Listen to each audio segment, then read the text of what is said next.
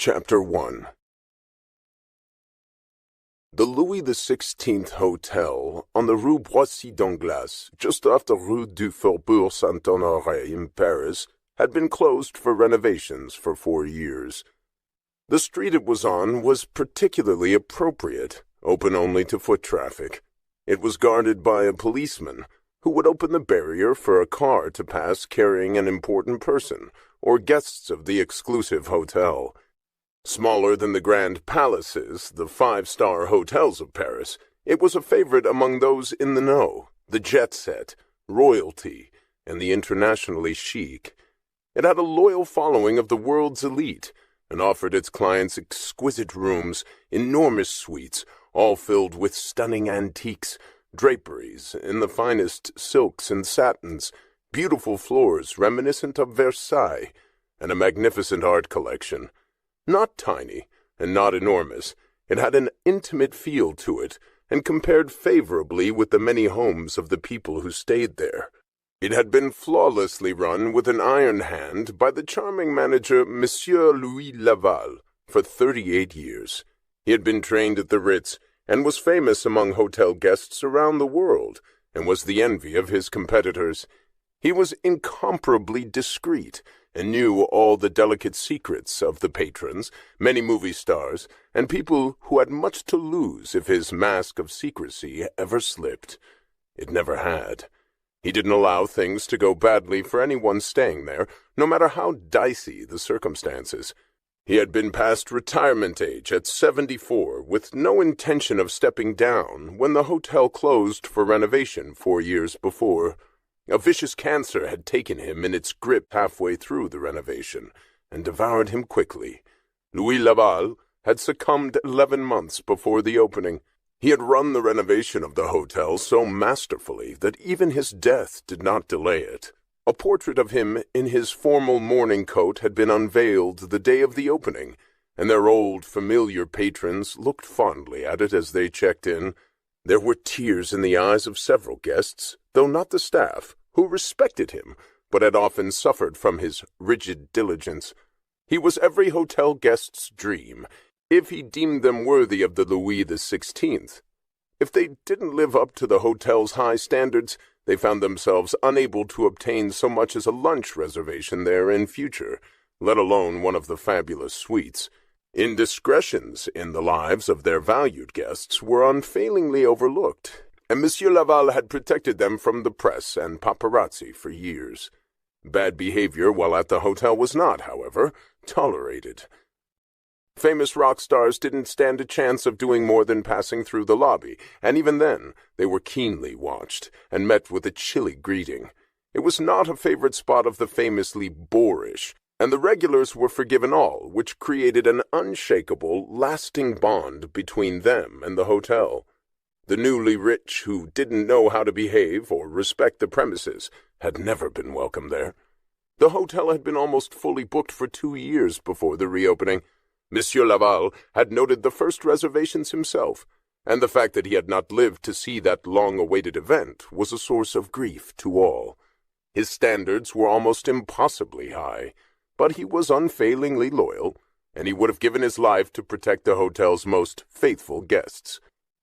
They'd had a few cancellations of the original reservations for the opening due to death, ill health, or unforeseen circumstances, like divorce or the arrival of a baby right at that time.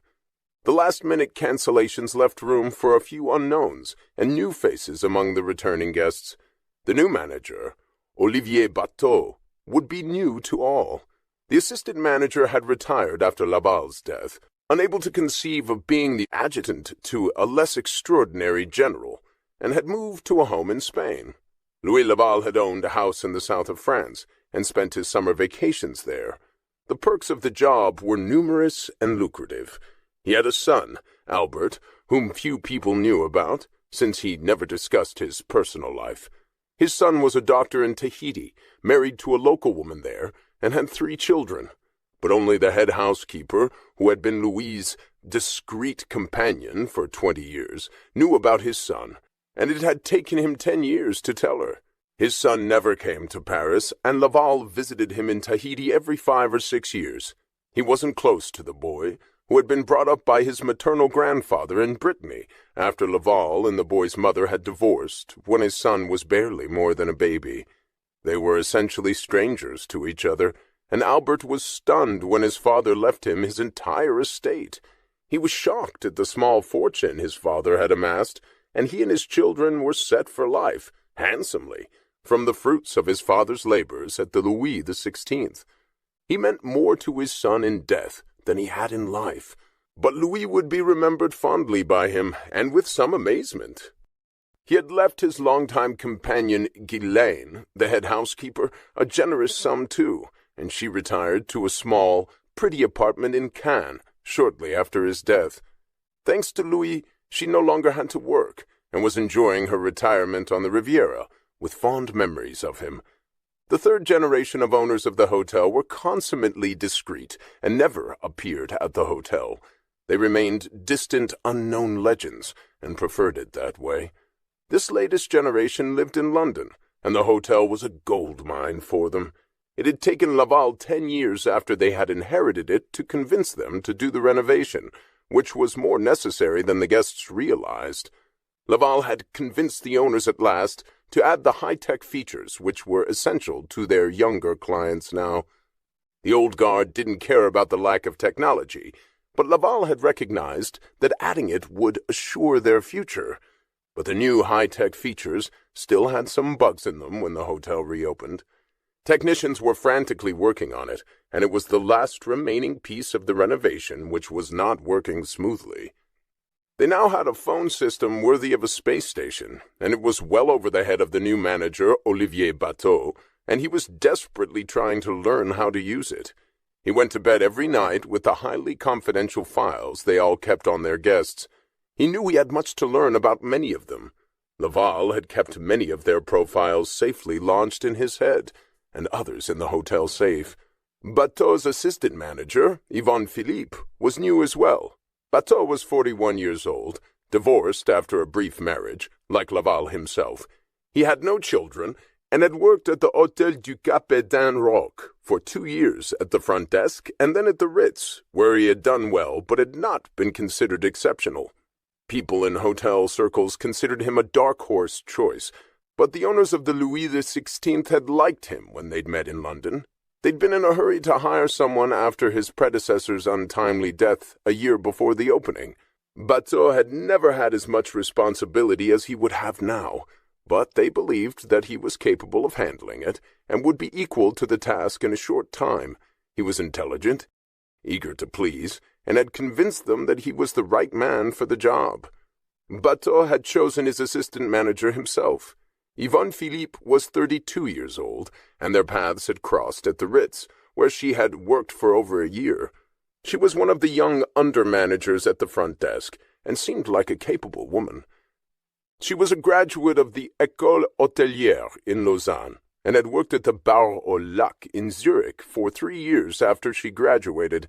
Afterward she had worked at Claridge's in London, and the Four Seasons in Milan. She spoke fluent English, German, Spanish, and Italian, as well as French. Bateau spoke English, German, Russian, and French. Yvonne had a confidence about her which he liked and reassured him. He suffered from anxiety, and was a worrier by nature, which Yvonne had already figured out about him.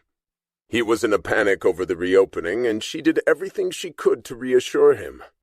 She had an unflappable quality about her. It was valuable in the hotel business, where a crisis could arise at any moment, among highly demanding, spoiled people who wanted their every whim catered to, and occasionally got themselves into awkward situations, which they expected the hotel management to solve. Yvonne handled crises of that sort well. Olivier had experienced his share of them at the Ritz, when 2 major American movie stars had died while staying at the hotel, one of an overdose of heroin, the other of a massive stroke at 57. There had been several jewel robberies, and serious bomb threats during his tenure there, and various minor diplomatic incidents, all of which had to be handled with the utmost discretion. He had done a good job, but in most cases had needed the assistance of a senior manager to calm things down. Now he would be that person, and he would have to prove himself capable with his assistant manager's backup. She was remarkably resourceful, and had dealt with all manner of crises at her previous posts, and already knew some of their regulars from their stays at the hotels where she'd worked in other cities. The regular guests of the Louis XVI were a distinguished crowd, but had many foibles, and were used to having their every whim indulged, which Olivier Bateau was determined to do for them, with Yvonne's help. His secret dream was to become even more of a legend than Louis Laval, a very ambitious goal. Unlike Olivier, Laval had nerves of steel, and if he was ever frightened or surprised, it never showed. Still, in the first week of the reopening, everything had gone well, with the exception of the Internet, which still had bugs in it, and the phone system, which was continuing to go down in various parts of the hotel with no reasonable explanation. It would come back on a few hours after it went off, as though a ghost were running it and playing tricks on them. "Maybe it's Laval," Yvonne had suggested. Her superior did not consider it amusing. Why would Laval want to torture him, just to remind him that he was still running the show, even from the other side? He didn't even like Yvonne saying it in jest, since anything was possible. As Olivier Bateau pointed out to her, hotels had a life and soul of their own, and there were already more than enough superstitions about them. From all he knew of him, he thought Louis Laval perfectly capable of haunting the phone system, just to prove a point and make his lingering presence known. Laval had acted as though he was the owner of the hotel, and he was possessive about it, although people knew he wasn't the owner. But in his discreet way, he had been very grand, and all the new technology had been his idea. Olivier thought it was much more complicated and advanced than necessary for a relatively small hotel. There were 3 shops and several vitrines in the lobby. There was the shop of a famous jeweler with a sampling of their very high-end, high-priced wares, a small Loro Piana shop, and a handbag shop carrying various brands, with its own vitrine of vintage Hermès alligator handbags, which sold in the 6 figures. All of the vitrines were rented by important luxury stores to show a small sample of what was available in their boutiques along the Faubourg. Occasionally, they sold a high-priced matching set of jewelry right out of one of the vitrines. People who came to the popular, well-known bar for a drink, or to their famous 3-star restaurant, enjoyed looking at the jewelry and other wares in the vitrines.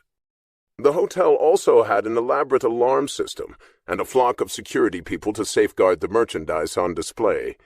The prices of the accommodations at the Louis XVI were appropriately high, given the magnificence of the decor and who their guests were, and they had raised their prices again before the reopening. No one of modest means could have afforded to stay there, and people with some of the largest fortunes in Europe, Asia, the Middle East, and a few from America were among their regulars, although the Americans seemed to prefer larger hotels, like the Ritz and the Four Seasons. The more discerning guests had been coming to the Louis XVI for years, and were begging to return now. Sold out by the time they opened, they already had a waiting list for the next 4 months, and a full house until then. They always kept a small number of rooms and suites in reserve, in case someone exceptionally important made a request at the last minute. But even those were in short supply. Halfway through their first week back, Olivier went down the list of people checking in that day, and told Yvonne at an early morning meeting who he wanted her to accompany to their rooms, and who he would be seeing to. All the others could be handled by the junior assistant managers on duty at the front desk.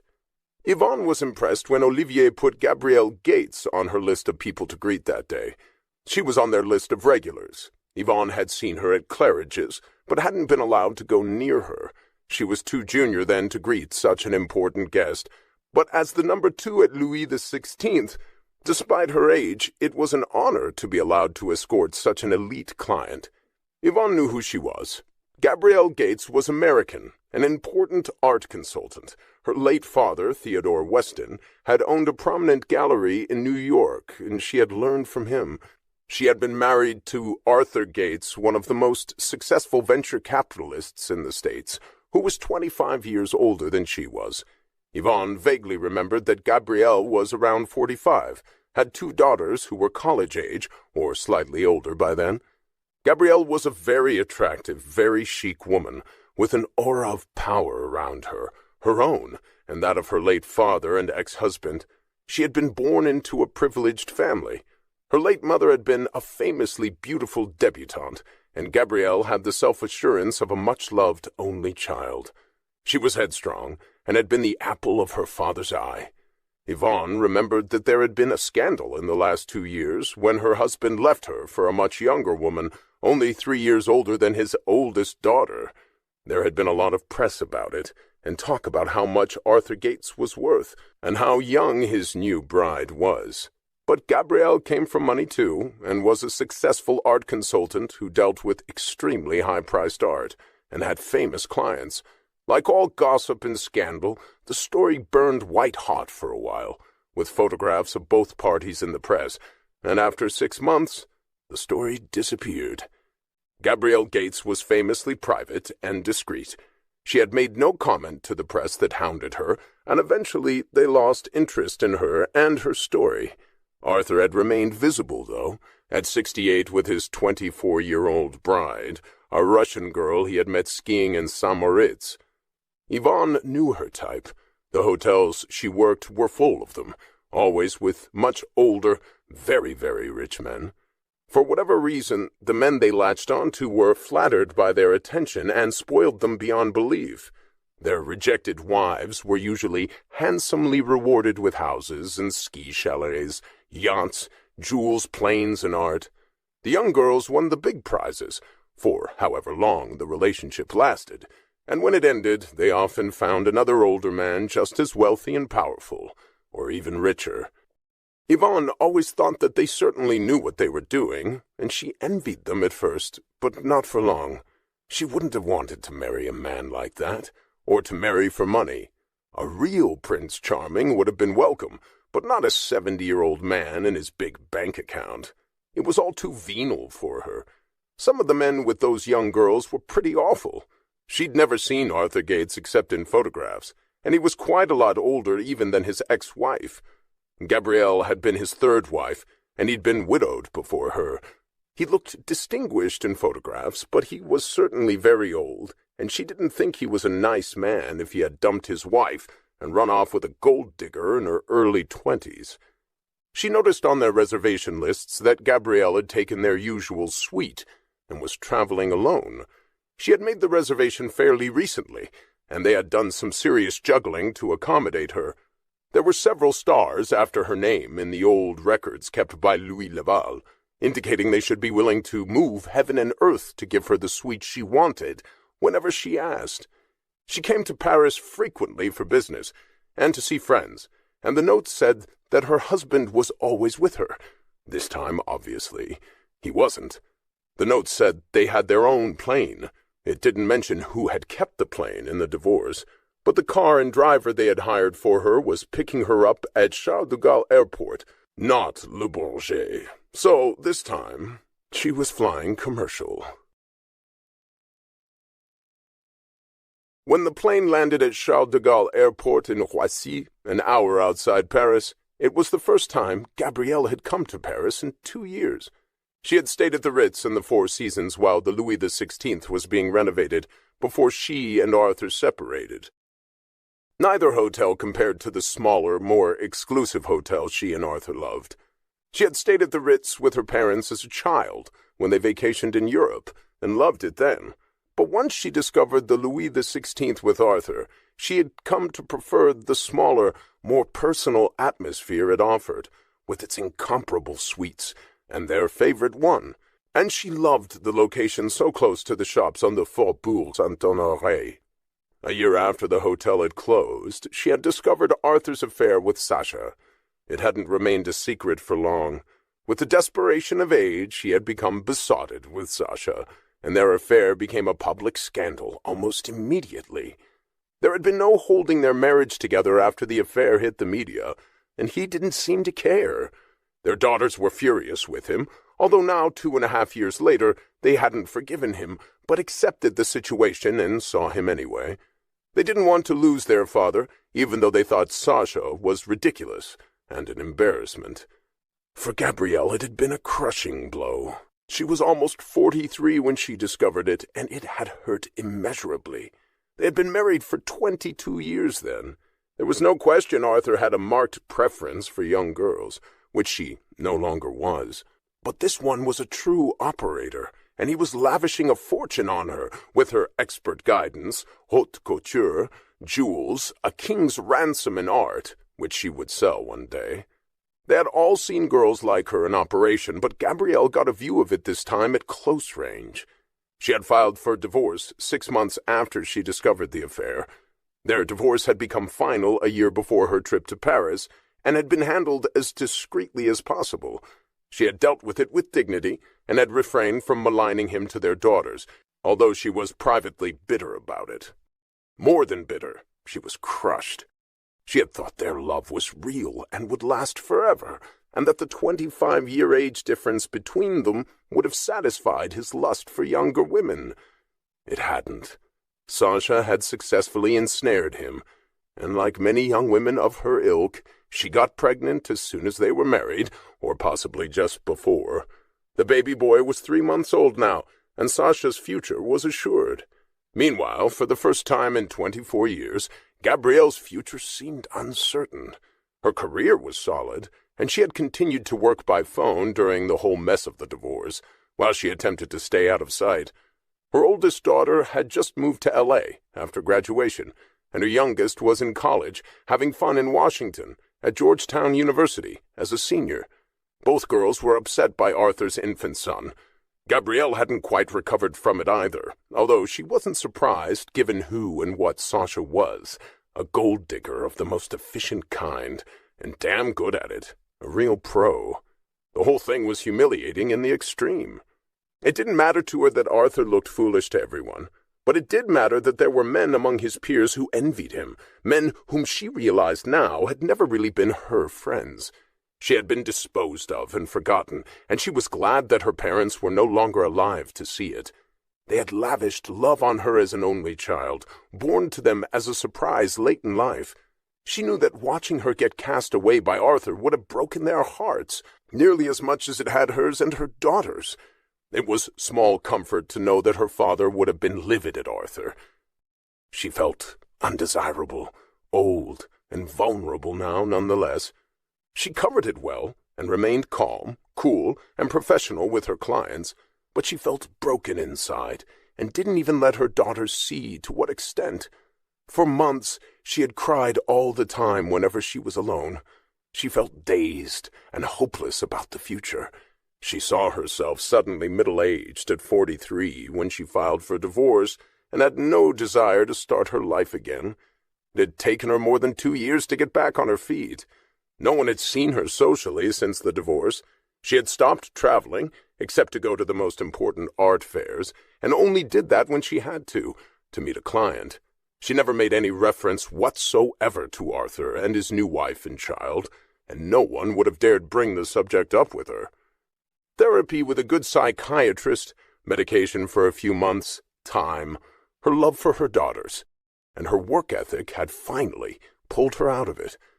Gabrielle had inherited her elegance from her mother and her passion for art from her father. Both traits had helped her survive. The trip to Paris was a somewhat last-minute decision. She opted to come to Paris for the Biennale Antique Furniture and Art Show in September, and an important Sotheby's auction which coincided perfectly with the reopening of what had been her and Arthur's favorite hotel. She was curious to see it, although a little worried about what ghosts would linger there for her. She hadn't been able to resist the urge to ask for their usual suite, and was afraid doing so might have been a mistake. She just prayed that Arthur and Sasha weren't going to the Biennale too, but she didn't think they would. Sasha's tastes were less sophisticated, and Gabrielle knew she preferred contemporary art. Arthur had spent a fortune buying the most expensive avant-garde artwork for her. Gabrielle flew commercial for the first time in years since Arthur had kept the plane. She hadn't wanted it.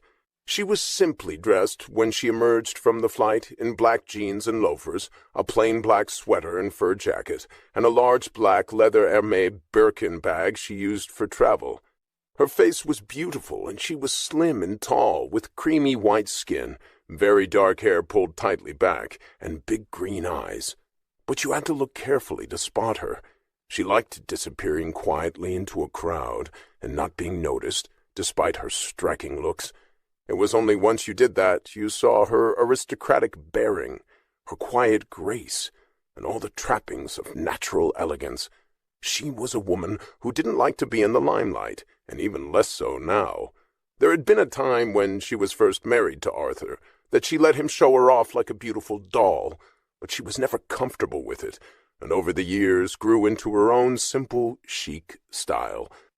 And now he had the dolly he had always wanted, a girl he could dress up and show off, oblivious to her vulgarity and content to highlight her youth, while she bled him for everything she could get out of him. Gabrielle had never done anything like that to him. She loved him, had inherited her own money, and had never been after Arthur's. He was in a very different situation now. Gabrielle had dignity and grace, unlike Sasha, who was common and cunning and very sexy. A ground crew agent from Air France met Gabrielle at the plane, helped her at baggage claim, and turned her over to the driver with a discreet black Mercedes the hotel had sent for her. Arthur had bought Sasha a silver Bentley. He drove a Lamborghini himself.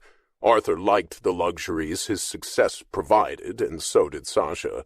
Gabrielle didn't care about that, although she had flown first class with the curtain of her compartment drawn so she could have privacy.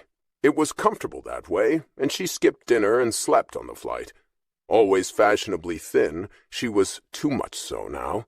It had been a hard 2.5 years in her life, and she was looking forward to staying at her favorite hotel again, as though everything would be fine when she got there, thinking mistakenly that she could turn back the clock. Gabrielle knew she couldn't, and kept telling herself she was better off, if this was who Arthur really was. More than anything, she was disappointed, but she didn't want anyone's pity, which was why she had stayed away from everyone she knew, and had known during her marriage. She neither wanted to malign the man she had loved, nor lament him, or feel sorry for herself. She knew she would have a good life without him, and reminded herself of it constantly. Intelligently and reasonably, she knew she would be okay, but it still hurt at times. This trip was the first evidence of her new life, and of her courage to go back to familiar places without him. She wasn't sure if she had bitten off more than she should have, but if it turned out to be too much for her, she could always leave and go home, or move to the Ritz. As they drove toward Paris, she didn't feel shaky. She felt brave, and was glad she had taken the trip. She loved Paris, and didn't want to give it up for him. He didn't own it, nor did Sasha. They had each other now. That was enough.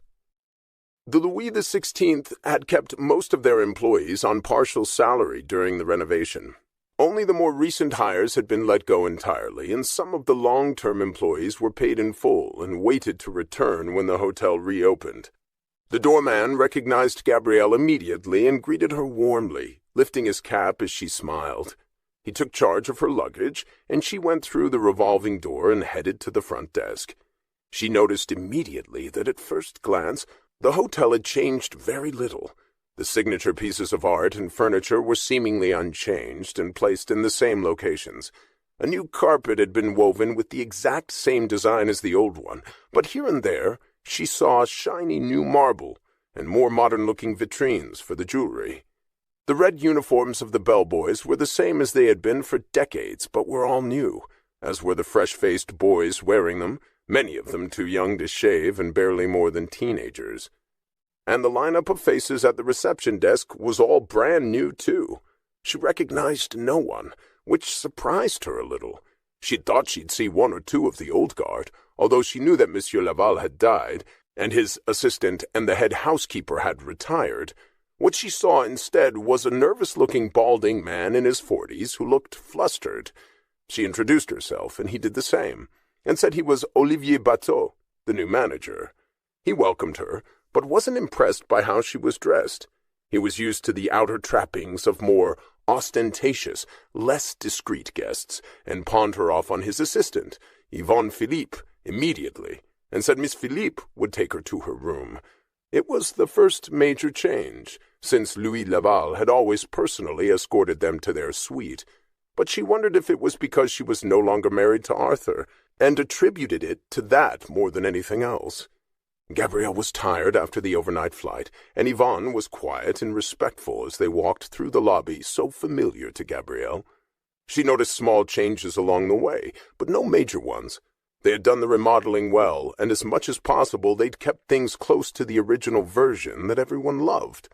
The elevator was all marble and mirror now, and looked less old-world but reassuringly modern and efficient, although they still had a liveried man to run it, which wasn't needed.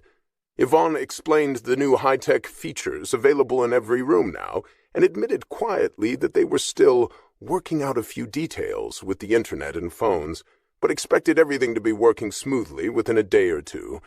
Gabrielle was planning to stay for a week. Gabrielle held her breath as Yvonne unlocked the room with a new electronic key system, and when the door to the suite opened as though by magic. At first glance, everything looked the same. She could see that all the fabrics were new, but the furniture and the color scheme remained unchanged in a soft, pale sky blue. There were satins and brocades everywhere, and the new curtains were magnificent, better than the old ones. They had replaced the Aubusson carpet with another one, but the effect was as handsome as it had been before. On closer inspection, there were some new pieces of furniture in the room, all antiques and a new mirrored minibar. The carved white marble mantelpiece that she and Arthur had loved was still there. The bathrooms in the suite, 2 full ones and a powder room, were stunningly modern now and very grand, but with an antique feel to them. Yvonne explained all the technology in the room then, and showed her how to work everything on an iPad, including the curtains. It was the best remodel Gabrielle had ever seen, rather like her own. She had considered a facelift when Arthur left her, and fortunately the plastic surgeon she consulted talked her out of it, and said she didn't need it. Instead, he suggested some injections, filler, some subtle changes, and an electrical treatment to surprise her face back to youth. The results had been very successful. She didn't look different or as though she had had work done. The changes were very subtle and made her look rested and healthy, and highlighted her features. It made her look more beautiful, and took a full decade off her age in her appearance. She smiled, thinking that she and the hotel had been subtly rejuvenated, without doing anything too invasive or destructive. Her daughters hadn't even noticed the changes to her face until months after she'd had them. But with Arthur's new wife being 19 years younger than she was, she felt so old that she wanted to do something, and was glad she had.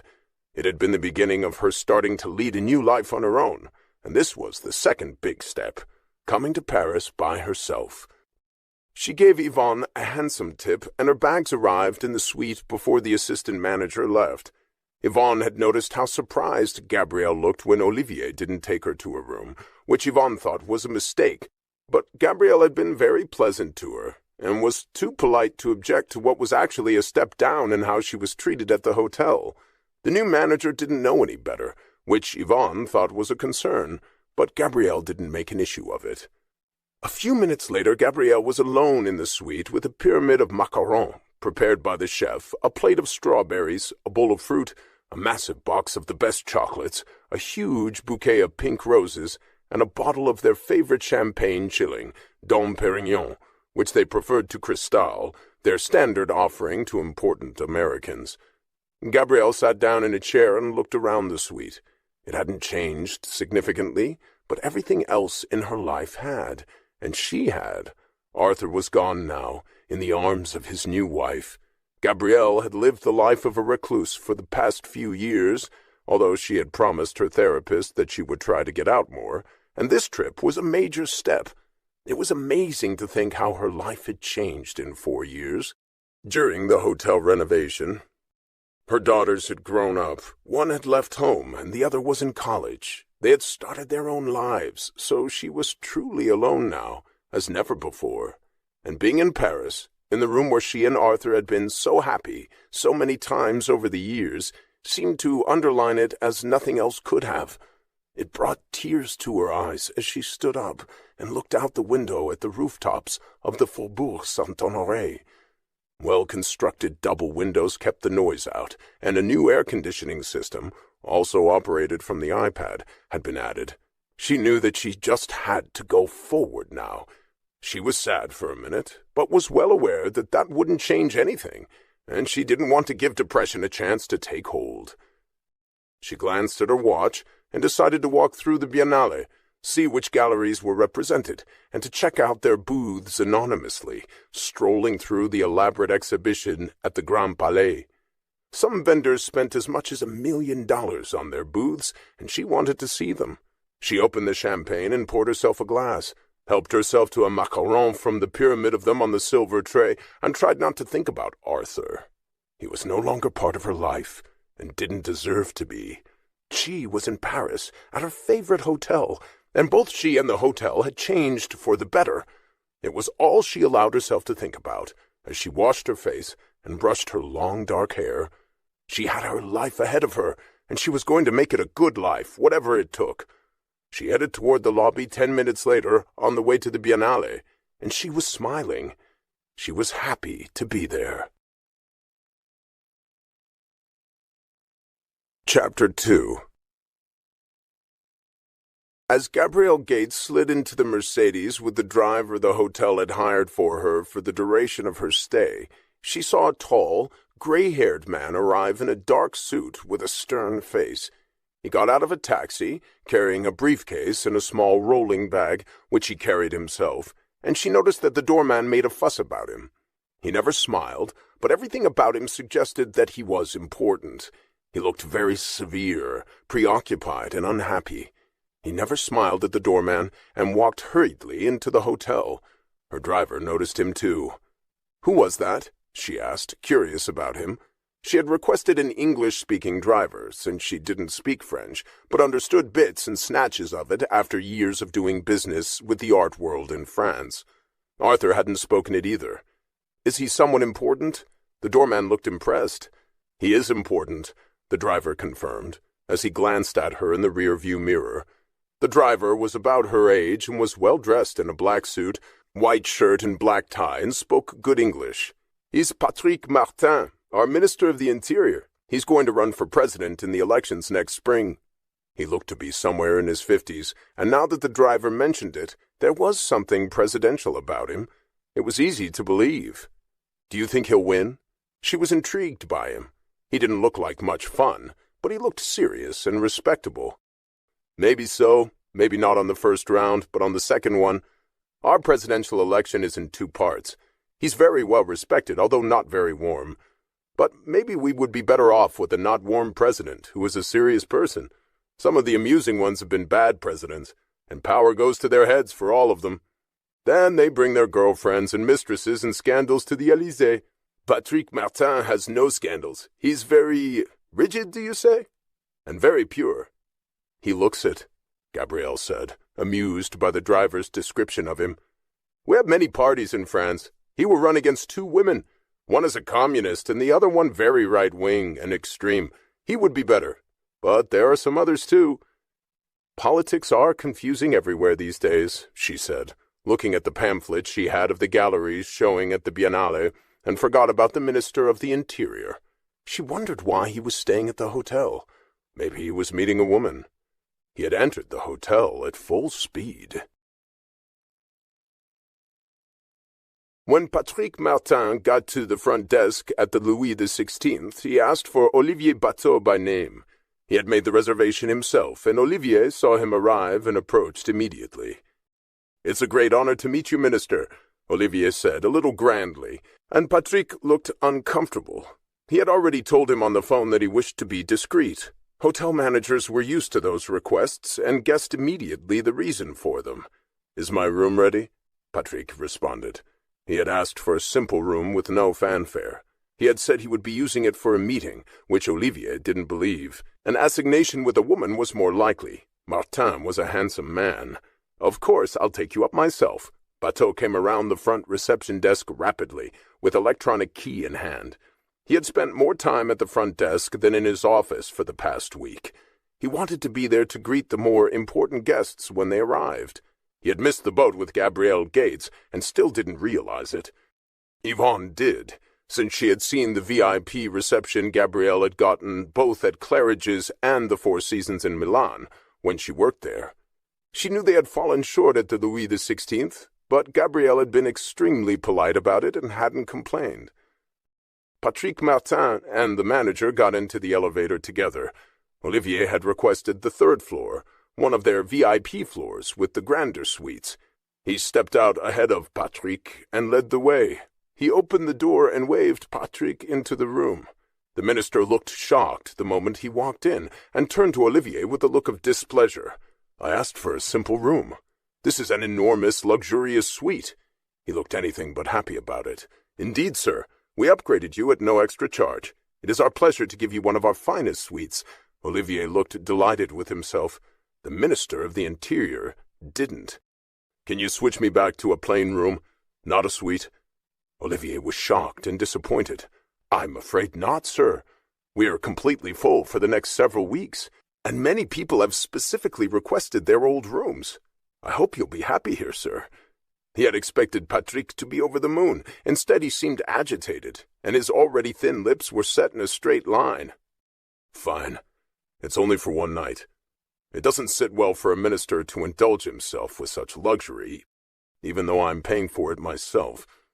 He had used a personal credit card when he checked in at the desk, not his government one.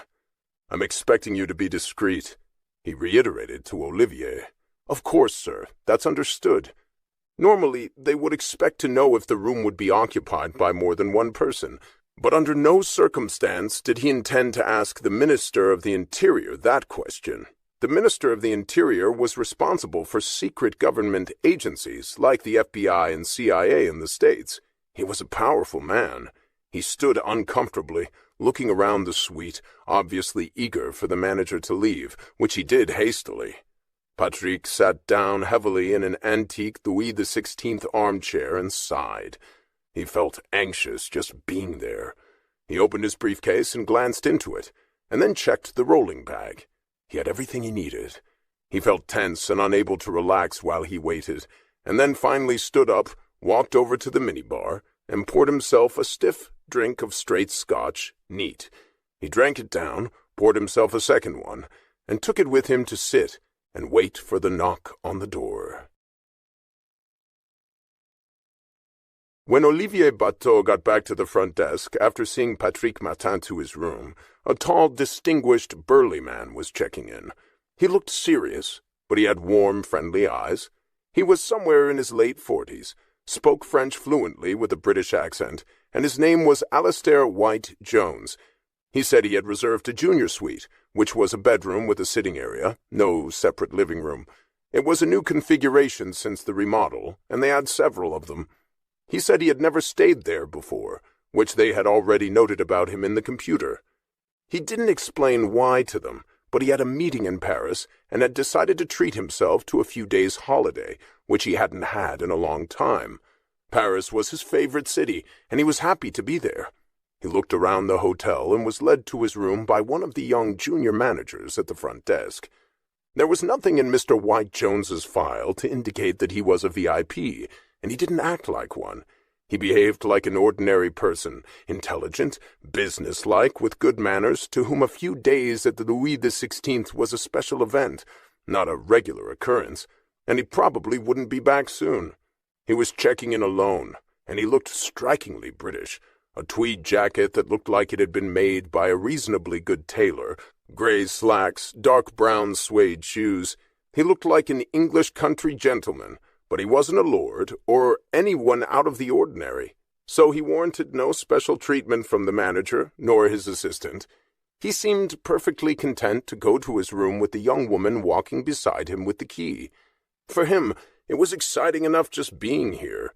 He never stayed at hotels like this, but had decided to treat himself to a brief stay in a fancy hotel. He had read about the Louis XVI and wanted to see it for himself, firsthand. He was only sorry he didn't have anyone to share the experience with, but he was grateful to be there and was savoring it. A young American couple checked in shortly after Alastair White Jones.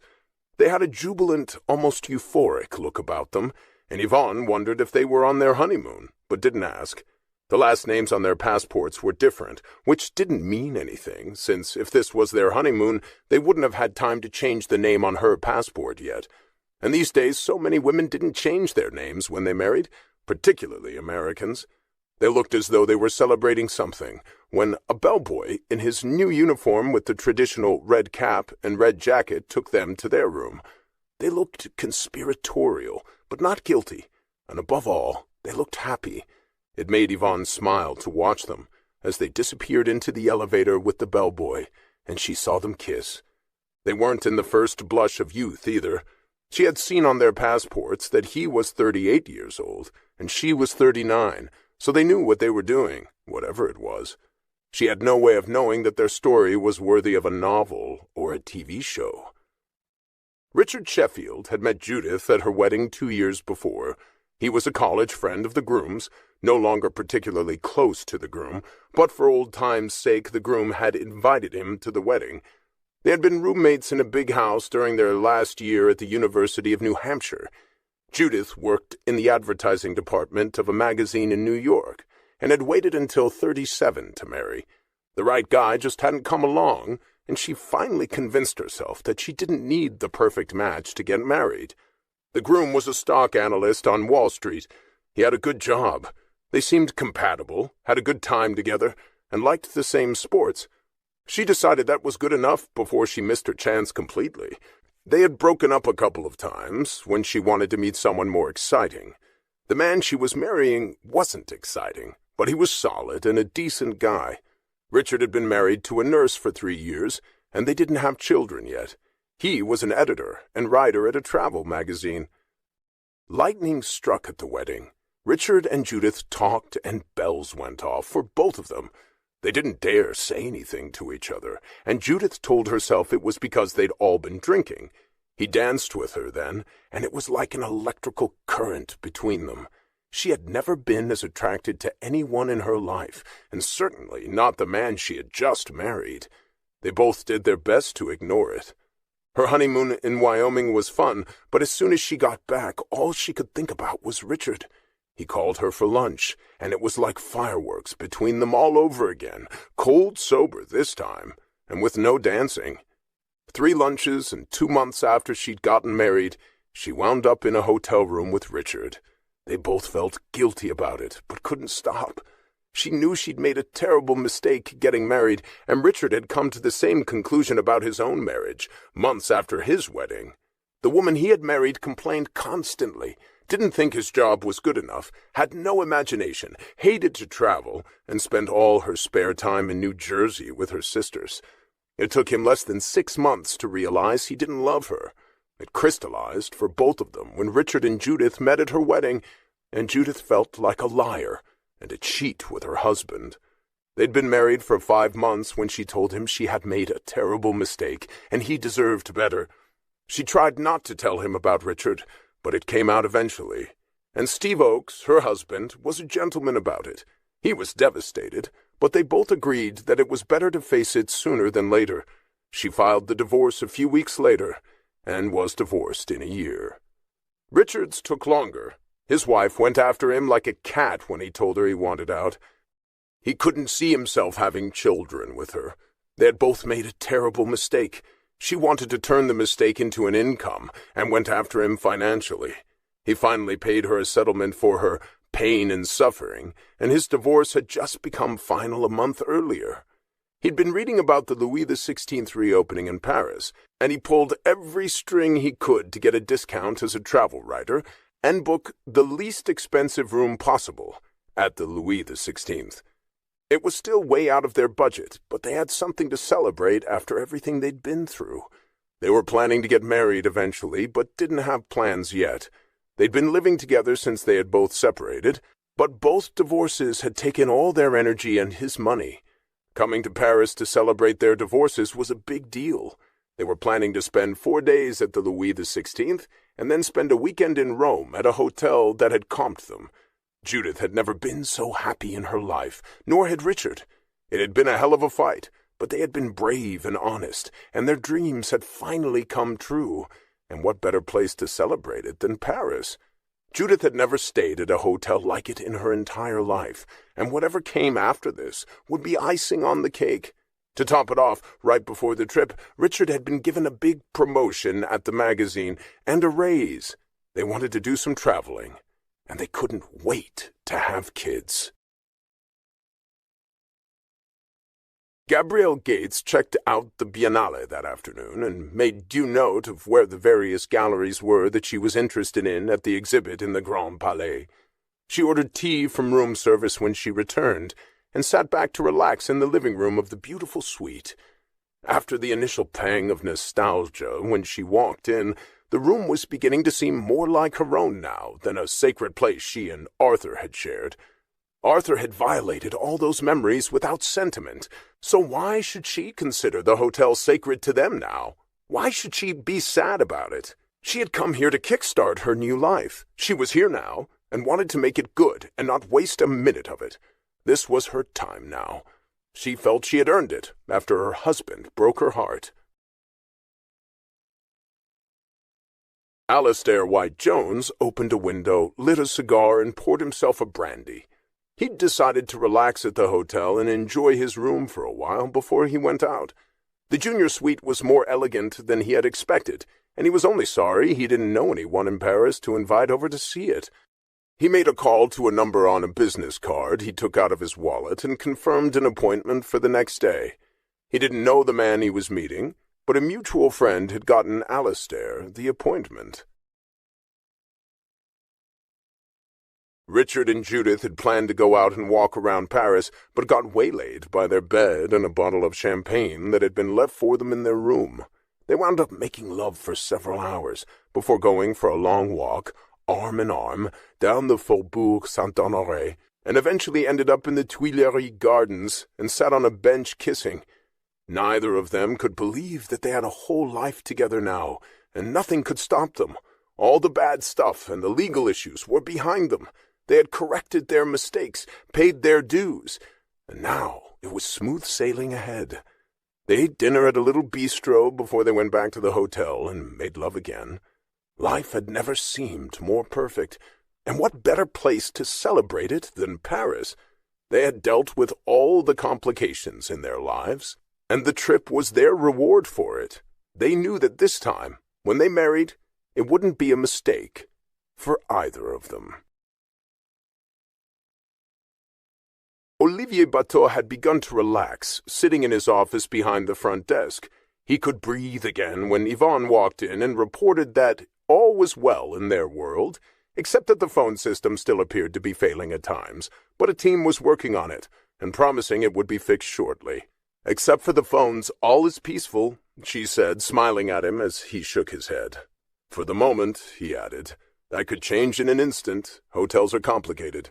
They're like living, breathing beings with a mind and life of their own." She had already learned that he was a pessimist, racked by anxiety, and he always saw doom lurking around the corner. "I think for a first week things have gone pretty damn well," she said. He hesitated and then nodded. It made him think of the Minister of the Interior and the glorious suite they had upgraded him to. Olivier couldn't help wondering who Patrick Martin was meeting there that night, and there was no doubt in his mind whatsoever that he was cheating on his wife. And whoever it was, Olivier was glad they had given him the big suite. He was sure that when Patrick became president, he would remember it. Chapter 3. Patrick Martin paced the room periodically while he waited for the person he was meeting to arrive. He stood at the window several times, but remained concealed by the filmy curtains, so he wasn't in plain sight. He had finished 2 scotches by the time he heard a knock on the door. He had texted the room number, and told his guest to walk straight to the elevator, and not make inquiries at the front desk. Patrick had received a brief okay in response. He felt certain that everyone at the desk would be too busy to notice a self-assured stranger arrive, and wouldn't stop him. When the knock finally came, Patrick opened the door quickly, and a breathtakingly handsome, truly beautiful, graceful young man entered. He was in his early 20s. He was Russian, and had trained as a dancer in Moscow at the state school. Since arriving in Paris 3 years before, he had been modeling, not dancing. He was strikingly good-looking, with straight blonde hair to his shoulders and an exquisite body with every muscle rippling. When Patrick looked at him, he felt the same things he always did: fierce, overwhelming attraction, anger, and revulsion all at once. His attraction to Sergei Karpov made him feel like a prisoner. As Patrick watched him move with the stealth of a cat or a long, lean leopard, Sergei smiled at him, reached for the bottle of champagne in the ice bucket, opened it, poured 2 glasses, and handed one to Patrick. "I like the room," he said with a wicked smile, and Patrick refused the champagne. "I'll stick with scotch." Sergei shrugged to indicate he didn't care. "They upgraded me," Patrick said. "You're an important man," Sergei confirmed as he continued to prowl and investigate the room, opening things and closing them, while Patrick sat looking uncomfortable and watched him. You never knew what Sergei would do next. "You're especially important now that you've decided to run for president next year." "That's not entirely sure yet. I was foolish to come here. It's too showy and too public. We should have met somewhere else. I thought they'd be too busy with the opening to notice us. But the upgrade proved otherwise. Bad hotels depress me. I deserve this. So do you." Patrick didn't comment. Sergei seemed totally at home as he settled in a Louis XVI chair, his long, graceful legs stretched out in front of him. He reached for the phone then, and before Patrick could stop him, he called room service and ordered foie gras, caviar, and vodka, and smiled at Patrick when he hung up. "I'm starving." As he said it, he reached over and grabbed Patrick roughly and kissed him. He taunted and tantalized him, which was his stock in trade, as he pulled off Patrick's clothes and his own. Sergei was an expert at sexual delights, which Patrick knew only too well. He could never resist him, and a minute later they were naked on the bed, which Sergei had pulled open, and engaged in brutal, raw, animal sex, as both men made guttural sounds, and Sergei finally roared like a lion. It had been quick and violent, as always. They had barely finished when the room service waiter rang the doorbell, and Patrick shoved Sergei roughly toward the bathroom, dumped their clothes on the floor, and grabbed a terry-cloth hotel robe. He looked disheveled and severe when he opened the door and let the waiter in, told him to leave everything on the rolling table, signed for it hastily, and prayed that Sergei wouldn't come out before the waiter had left. Sergei was unpredictable, wild, and unmanageable, which made him even more irresistible.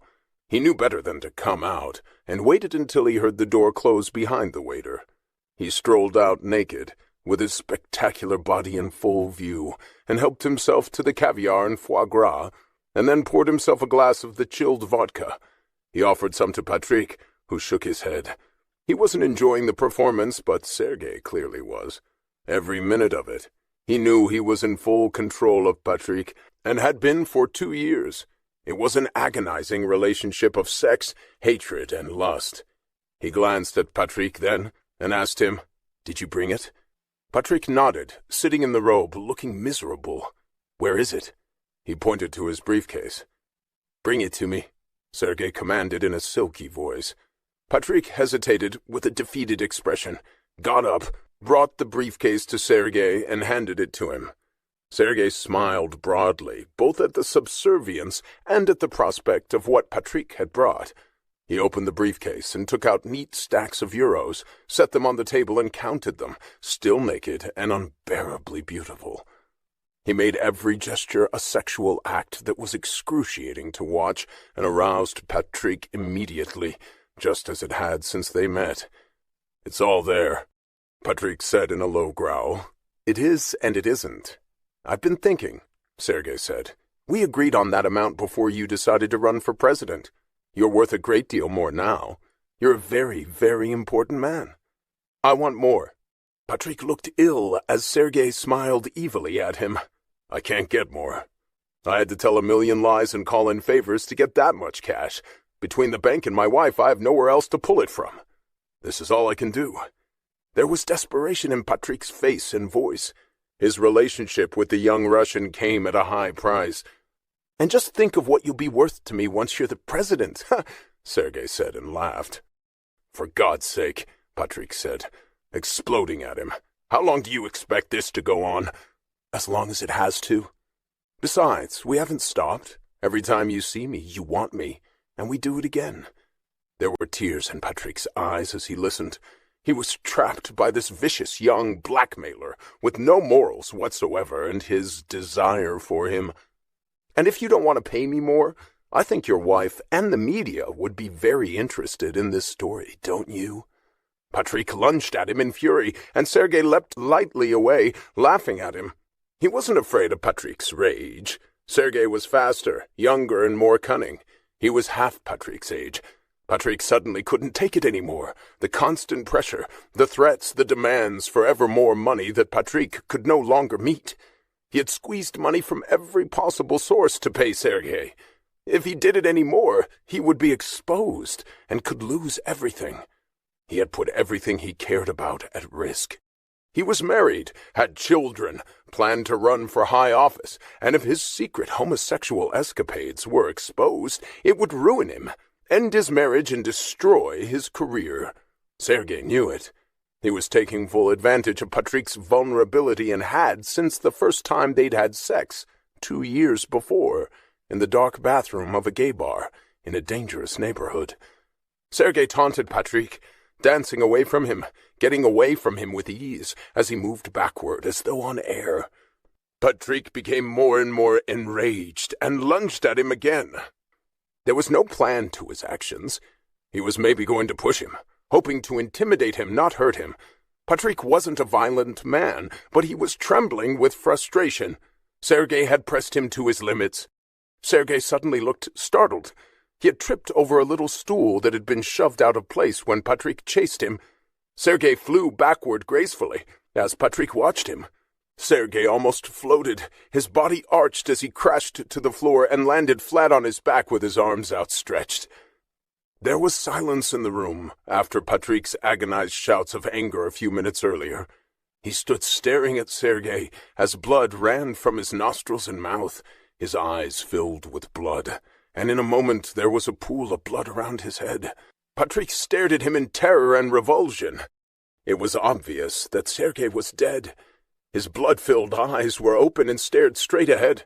The part of the floor he was lying on was marble, which was unforgiving. The little stool he fell over lay on its side, overturned, and even as he lay there dead, he looked graceful. Leaving Sergei lying in his own blood spreading around him, Patrick reached for the bundles of euros on the table and shoved them back in his briefcase. He didn't touch Sergei or try to cover him or move him. He had no idea what to do now. He had never intended to kill him or even hurt him. All he wanted to do now was run, but he had to think first. He flipped the switch at the door of the room to signal "Do Not Disturb" with a red light in the hall. Patrick was panicked. This would ruin him. He had accidentally killed the man he'd had sex with, and who was blackmailing him. Patrick dressed hurriedly and approached to stare at Sergei again. Patrick was crying out of sheer terror as the pool of blood around Sergei continued to spread. In her suite, Gabrielle was studying the room service menu, trying to decide what to eat. She tried to call room service, but the phone in her room was dead, which was annoying. She wasn't really hungry and ate a piece of fruit from the bowl on the table instead, wondering when the phone would be fixed.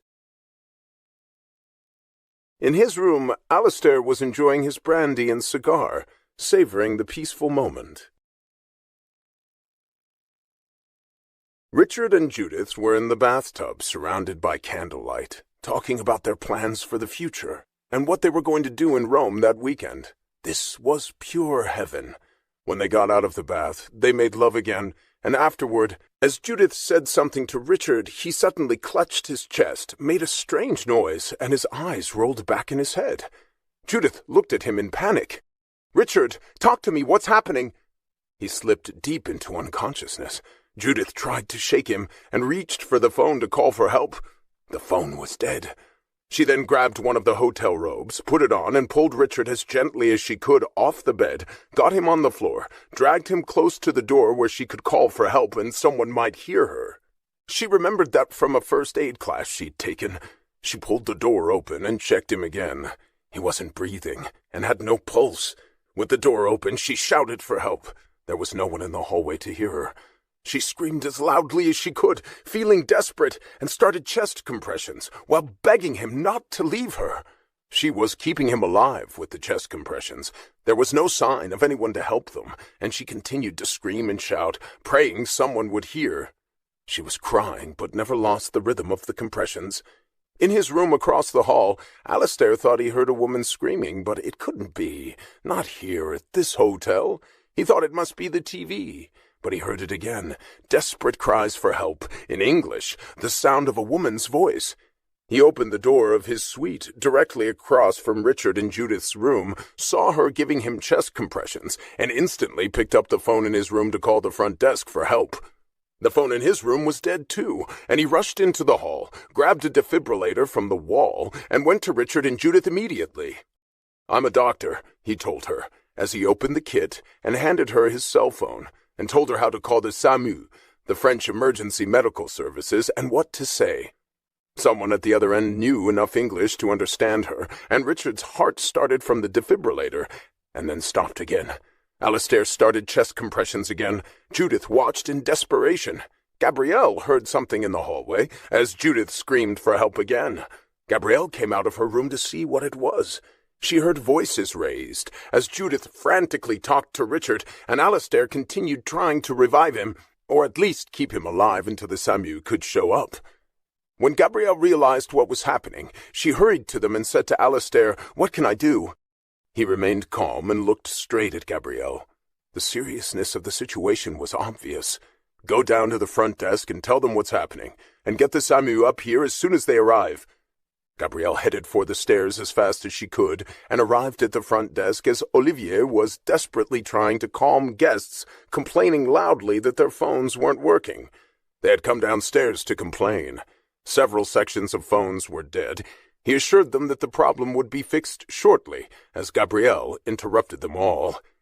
"There's a man who has had a heart attack on the 3rd floor. The SAMU is coming. We need help." "There's a defibrillator on the wall in the hallway," Olivier said as he came out from behind the front desk and left the irate guest to Yvonne, who had been about to leave for the day. Now she would have to stay, with the phone system down and a heart attack on the 3rd floor. She would escort the SAMU upstairs when they came. "There's a doctor with him," Gabrielle explained, as they ran to the elevator and got out on the 3rd floor. "The defibrillator didn't work." "Then he's dead," Olivier said bluntly. "No, he's not. The doctor is doing CPR on him and keeping his heart pumping." They saw the same scene continuing as they reached the doorway of Richard and Judith's room. Alistair was doing chest compressions, and Judith was giving him all the information she could. That Richard was 38 years old and had no history of heart trouble. "Could it be something else?" she asked Alistair, and he shook his head. "Unlikely. No history of diabetes?" "None." Alistair was well aware that what had happened to Richard could be due to any number of things, but he was in no position to discover them now in extremis. Judith had also said that he hadn't choked on anything before becoming unconscious. As Olivier stood there watching miserably, Gabrielle stared at the scene feeling helpless, and Judith knelt beside Richard, sobbing quietly. The 10-man team of the SAMU appeared in the hallway, led by Yvonne. They were carrying a mountain of rescue equipment. They spoke to Alistair and assessed the situation. They applied their own defibrillator, which worked only briefly, and they worked on him right where he lay, with the door to their room wide open and Richard naked. One of the SAMU team covered his body with a drape. Guests had begun to come out of their rooms by then, from the noise of the medical team, and were alarmed at what they saw. The SAMU team put up a privacy screen around him, and Olivier tried to reassure the guests and urged them to go back in their rooms. Many were loath to, and wanted to see what was happening, as Yvonne hurried downstairs to the front desk. "Why don't they pull him into their room and close the door?" Gabrielle asked Alistair as he stepped away from the heat of the action and allowed the French medics to do their work. "It's a philosophy," he explained to her. "They work on the patient where they find him, without moving him or her until the patient is stabilized. I know the Americans rush them to the hospital. In France, they treat cases like this where they occur. They don't want to waste time moving them or risk making them worse." "Do you think he'll be okay?" she asked in a whisper, and when he gazed at her, his eyes were bleak. "It's possible. I don't know. I've seen worse cases when the victims survived, and other cases when they didn't," he said in a low voice. "It's likely to be a previously undiagnosed problem with his heart. I think they're on their honeymoon. I saw them when they checked in. They were so sweet." They could still hear Judith crying behind the screen and the urgent exchanges of the medical team. Gabrielle didn't want to intrude, but she didn't want to just close her door and abandon them either. The British doctor from across the hall had been very helpful. "What sort of doctor are you?" she asked him in an under voice, as the team continued to work on Richard, and they stood a few feet away. The hallway seemed jammed with people and action with the SAMU there. The SAMU team was totally blocking the hallway and access to the elevators, and the other guests just had to live with it. They wouldn't allow anyone to pass and interrupt their work while they attempted to save Richard. They had gotten his heart started several times, and it failed again each time. "I'm a lowly internist," he said modestly, but he looked concerned and intelligent. He had been very kind to Judith and had rapidly taken charge of the scene when he told Judith to call the SAMU and Gabrielle to go downstairs to tell the hotel. He's young, which should help, but they both knew that it didn't always. It may be some kind of undetected congenital anomaly that he's lived with all his life, and it's finally surfaced. That happens, but not always with happy results, he knew. "I hope he'll be all right," Gabrielle said softly, waiting with him for news in the doorway of his room. She didn't want to leave the scene, nor did he. Her door was standing open, a little farther down the hall, past where the SAMU were working on Richard behind the screen. "They're so young. They deserve to be happy," Gabrielle said sadly. "We all do," he said with a wintry smile. But how many of us really were, Gabrielle wondered. She'd been happy with Arthur, too. A long time ago now. Things started out right, and then they got complicated. After an hour and a half spread out in the doorway to Richard and Judith's room, and pouring out into the hallway, the SAMU team continued to work on him, administering IVs, the defibrillator, chest compressions, giving him injections.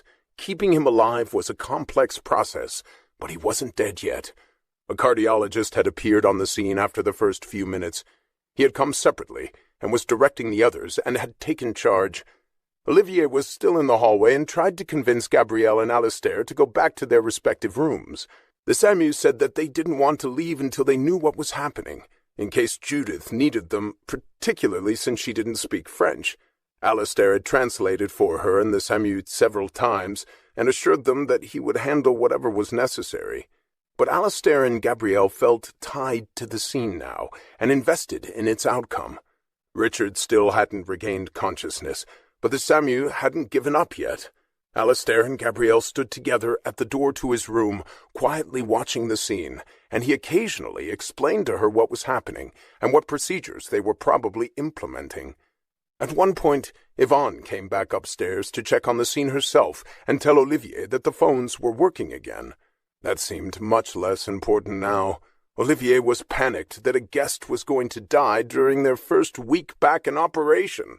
The owners wouldn't be happy about it, and if he died in the room, they would have to quarantine the room for 40 days, which wasn't good news either. "At least it wasn't one of the big suites," he whispered to Yvonne, and she gave him a dark look. He was perspiring and nervous, and periodically guests stuck their heads out of their rooms to see if the drama had been resolved. Patrick had heard the voices shouting from his own room since the commotion started. He had peeked out through the door after opening it a crack, and when he saw the hallway bustling with people and rescue equipment, he closed the door soundlessly and knew he'd have to wait. The blood from Sergei's head had crossed the marble and seeped into one of the carpets by then, and the fact that he was lying there naked seemed somehow obscene. Every time Patrick looked at him, he started crying again, not for the death of such an evil person, but for what it would mean for him now. The damage would be immeasurable. He had thought of a dozen different versions of the story he would tell, but above all he had to get out of the hotel and as far away as he could before Sergei's body was discovered. He had never intended for this to happen, although admittedly his death would mean freedom from the blackmail and even his own addiction to him. Sergei wasn't the first man he had met in a hotel room somewhere, but it was the first time he had stayed involved for so long, had become hopelessly addicted to a sexual partner and in his thrall. It was the first time he'd ever been blackmailed, and certainly the first time he had been involved in a man's death, even accidentally. It had been an accident, but who would believe that if they found out sex and blackmail were involved? What if the police thought he had pushed Sergei violently to his death? Patrick was fully dressed by then, and he was careful not to walk in any of the areas where there was blood, so he didn't leave bloody footprints when he left. When they discovered Sergei and would come to question Patrick, he was intending to say it must have happened after he left. Perhaps he could say he was mentoring him, but that didn't sound likely, even to him. He had no idea what he would say, but it couldn't be the truth, and he couldn't admit how well or how long he had known him, or that he was being blackmailed, or he would become a prime suspect. It was an hour and a half before the voices seemed to be dying down the hall. He looked again and saw that the medical team was leaving. They had Richard on a gurney, and were heading toward the elevators, away from Patrick's room. This was going to be his best opportunity, when everyone was distracted and looking in the opposite direction. He had taken all his belongings, and had checked that he had left nothing in the room. He was carrying both of his small bags, and had retrieved the money. He left the Do Not Disturb light on, and slipped quietly out of the room, leaving Sergei to be found later. Without a sound, Patrick slipped down a service stairway, emerged on the main floor, and found his way to the lobby. No one paid any attention when he left, or seemed to recognize him. He walked swiftly down the Faubourg to a taxi stand, and got in the first cab. He gave his home address and said nothing more. The African driver didn't recognize him. Patrick paid him and got out and let himself into his house. His wife, Alice, was out. His daughter, Marina, was at university in Lille, and his son, Damien, had recently gotten his own apartment, so no one saw him come home. He put the money in his desk drawer and locked it, and sat in the dark in his study, tears sliding down his face, terrified of what would come next. He had everything to lose if the police figured out the truth. Only lies could save him now. The death of the young Russian dancer meant nothing to him. Patrick was the victim, in his mind, not Sergei. Patrick had so much to lose, and Sergei was an opportunistic lowlife who had preyed on him. Patrick felt nothing for him now. Richard was in an ambulance leaving the hotel by then, with Judith beside him. His heart was beating, but he was still unconscious. He had never regained consciousness. The cardiac team was waiting for him at the Pitié-Salpêtrière, one of the largest, most efficient hospitals in Paris. Judith had promised to let Gabrielle and Alistair know what had happened when they got there.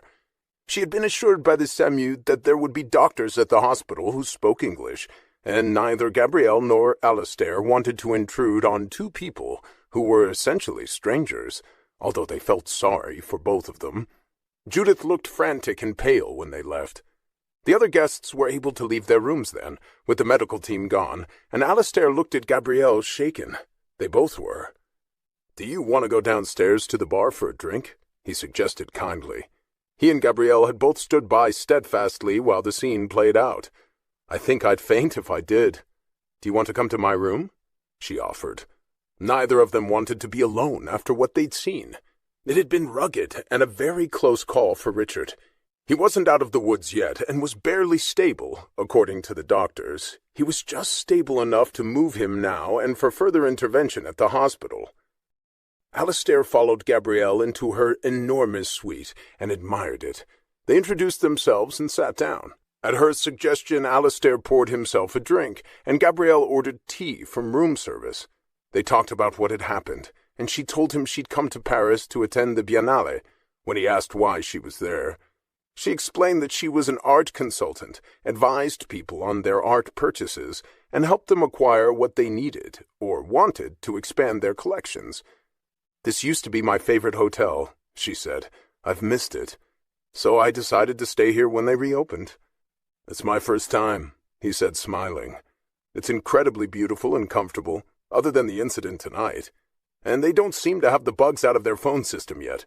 I thought I'd give myself a treat and stay here before a meeting tomorrow."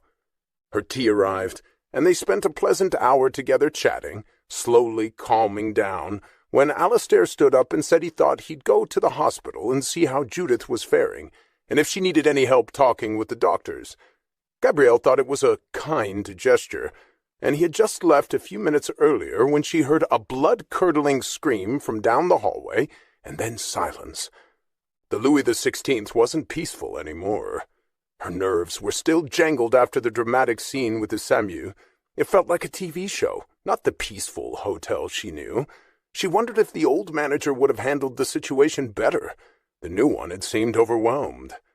In his office, Olivier was sheet white, and looked like he'd seen a ghost after he got the call from the head housekeeper to give him the shocking news. A new night maid had gone into Patrick Martin's suite to offer turn-down service and extra towels, disregarding the do-not-disturb light that was on, and she had found a dead man lying naked in a pool of blood. The police had been called. They were about to arrive, and Olivier could envision his career going straight down the tubes. He didn't know who the dead man was, or how it happened, or even if it was Patrick Martin who was dead, which would be unimaginably awful for the hotel's reputation. He was about to find out. They had been told by the police not to enter the room or touch anything. It was a crime scene now. Gabrielle saw the police arrive from her window, hordes of them, and she heard them going down the hall past her room. They filled the hallway, including a SWAT team, and when she peeked out of her room, she saw that several of them had their guns drawn, not knowing what they'd find. She didn't know what had happened, but one thing was for sure. With that many police involved, it couldn't be anything good. Her mind raced to the possibility of some kind of terrorist attack that was taking place or had occurred in the hotel. She double-locked the door to her room and prayed that she was safe there. The phones were working again, and Gabrielle and all the guests on the third floor received a call from Yvonne Philippe at the front desk. She explained that there was a minor problem on the third floor. The police were arriving on the scene to handle it, and the guests were not in danger. But they were asking the guests not to leave their rooms for the moment, until the police gave them the all-clear. Yvonne was quick to tell all the third-floor guests that for the inconvenience of the SAMU in the hall earlier, and now this incident, they would not be charged for their hotel accommodations for that night, with the sincere apologies of the management for any inconvenience. It had been Yvonne's idea to offer them a free night. Olivier was grateful as he saw the police arrive, fill the lobby, and rush up the stairs to the third floor as the guests in the lobby stared in amazement. It was an unfamiliar and alarming sight at the Louis XVI. They had no idea what had occurred or what would happen next. The reopening of the hotel was off to a very bumpy start. Chapter 4. Alistair had left the hotel minutes before the maid's piercing scream echoed through the third-floor hall. He was in a cab on the way to the hospital where Richard had been taken. He wanted to reassure himself that Richard was still alive and, if it seemed appropriate, to offer his help to Judith if she needed someone with her for support. She was far from home, didn't speak the language, and had been frightened when she left in the ambulance with Richard still unconscious, but at least alive. Alistair didn't want to be intrusive, but helpful to her since he was a doctor. When he reached the Pitié-Salpêtrière, he inquired about Richard. He was told at the main desk that he was currently being worked on by their cardiac trauma team, and they explained where to find the patient's wife. He followed the labyrinthian halls of the hospital to the location he'd been given, and found Judith sitting in a waiting area, white-faced and frightened. She looked up gratefully when she saw him. Alistair was a tall man with a young face, silver hair, and kind blue eyes. He slid quietly into a chair next to her, and she tried to smile as tears rolled down her face. "Any news?" he asked softly, and she shook her head. "Thank you for saving him," she said in a choked voice. "You did as much as I did," he reminded her. "You would have been fine without me. The SAMU does a good job here, and this is an excellent hospital. French hospitals aren't much for creature comforts, and it looked that way to her, too. The hospital was gloomy, with none of the warmer touches she was used to in American hospitals, but they're medically excellent, and this is one of the best in Paris, possibly Europe. He's in good hands." Alistair reassured her, and he looked hesitant for a moment. I thought I'd see if they'd tell me anything I could pass on to you. Would you like me to stay, or would that be an imposition? He was very polite and respectful. She quickly touched his arm, and he saw that her hand was shaking. Would you mind staying? The doctor taking care of him speaks English, but I'm too scared to understand half of what they're saying. They want to do a bunch of scans and tests. They said we kept his oxygen levels high enough while he was unconscious, but they don't know what caused it. We've both been under a lot of stress for the last year. We've both just gotten divorced, and his was particularly nasty. Mrs. Gates, the guest at the hotel, and I thought you might be on your honeymoon. You're both so young. He was careful to keep it in the present tense, and Judith smiled and nodded. It's not our honeymoon yet. His divorce just came through a few weeks ago. It's final now. We're going to get married very soon, or we were. She choked on a sob and looked at Alistair sadly. We met at my wedding 2 years ago. He was a college roommate of my ex-husband's, and things just happened. We tried to resist it at first, but we couldn't. So we both got divorced. We were finally free. And now this. She squeezed her eyes shut as tears slid freely down her cheeks, and he patted her hand. Things like this happen in life. It gets complicated. When they figure out the problem with his heart and why it happened, more than likely they'll be able to fix it, and you'll go on from here to share your lives together. You saved his life today. The brutal irony that he could die now, on the brink of starting their new life together, wasn't lost on him or on her. Maybe this is our punishment for destroying 2 marriages and hurting the people we were married to. I don't believe in that. And those marriages can't have been very solid if you and Richard fell in love, and were so willing to fight for the future you envisioned together. We shouldn't have married the people we did. At 37, I was afraid I'd never find the right person, so I married the wrong one so I could have children. And Richard said he always knew that his was wrong, too. She was the right person on paper, but not in real life. At least there are no children involved, and you can go on from here. He did not add if he lives, but they both thought it. He brought Judith a cup of coffee from a machine while they waited, and it was a full 2 hours before the doctor in charge of Richard's case came to find them in the waiting room. Richard was still unconscious, but the doctor said that all the necessary scans had been performed. The doctor's English was fluent, with a heavy accent, but he was easy to understand. We will need to do surgery on your husband, he said to Judith, since she had claimed to be his wife. We know where the problem lies, but we need to see more closely the extent of the damage. We believe it is a congenital anomaly that could have declared itself at any time, as a boy or later. It's unusual that it took so long to expose itself. In most cases, if we are right about our assessment, it is the kind of anomaly which causes a seemingly healthy 20-year-old to die while playing sports or in the shower at 25. He is fortunate that he has survived it, thanks to both of you. If I understand the role you both played before the SAMU arrived. Is the surgery very dangerous? Judith asked him. She had been told that he was a professor as well as a cardiac surgeon, apparently a notable one. There is no choice. What he has and what happened to him is very dangerous. He will not survive without the surgery. We believe that he has an ineffective valve in his heart, which held out much longer than normal in these cases. If we can, we will replace it and hope it won't trouble him again. We also need to determine if this episode damaged his heart irreparably. We cannot tell without the surgery. We will be a team of 3 surgeons consulting and operating on him with a full support team. It's a delicate surgery, and an important one. If we are successful, this event will have been a blessing for him. The valve could have failed at any time and place where he couldn't be saved, so the circumstances are optimal to do the valve replacement, if it's possible. Judith nodded. It will be an open-heart procedure, and he could lose a considerable amount of blood, but we are prepared for that possibility. We have done procedures like this many times. He's still a young man, he's strong, and he appears to be in good health otherwise. I believe that his chances are good. We need to replace the damaged valve as soon as possible, if he is to make a full recovery. If not, we will have to consider alternate strategies. We're hoping for the least amount of damage and consequences for the future. When will you do it? She asked, trying to process everything he had told her. The doctor had been very clear.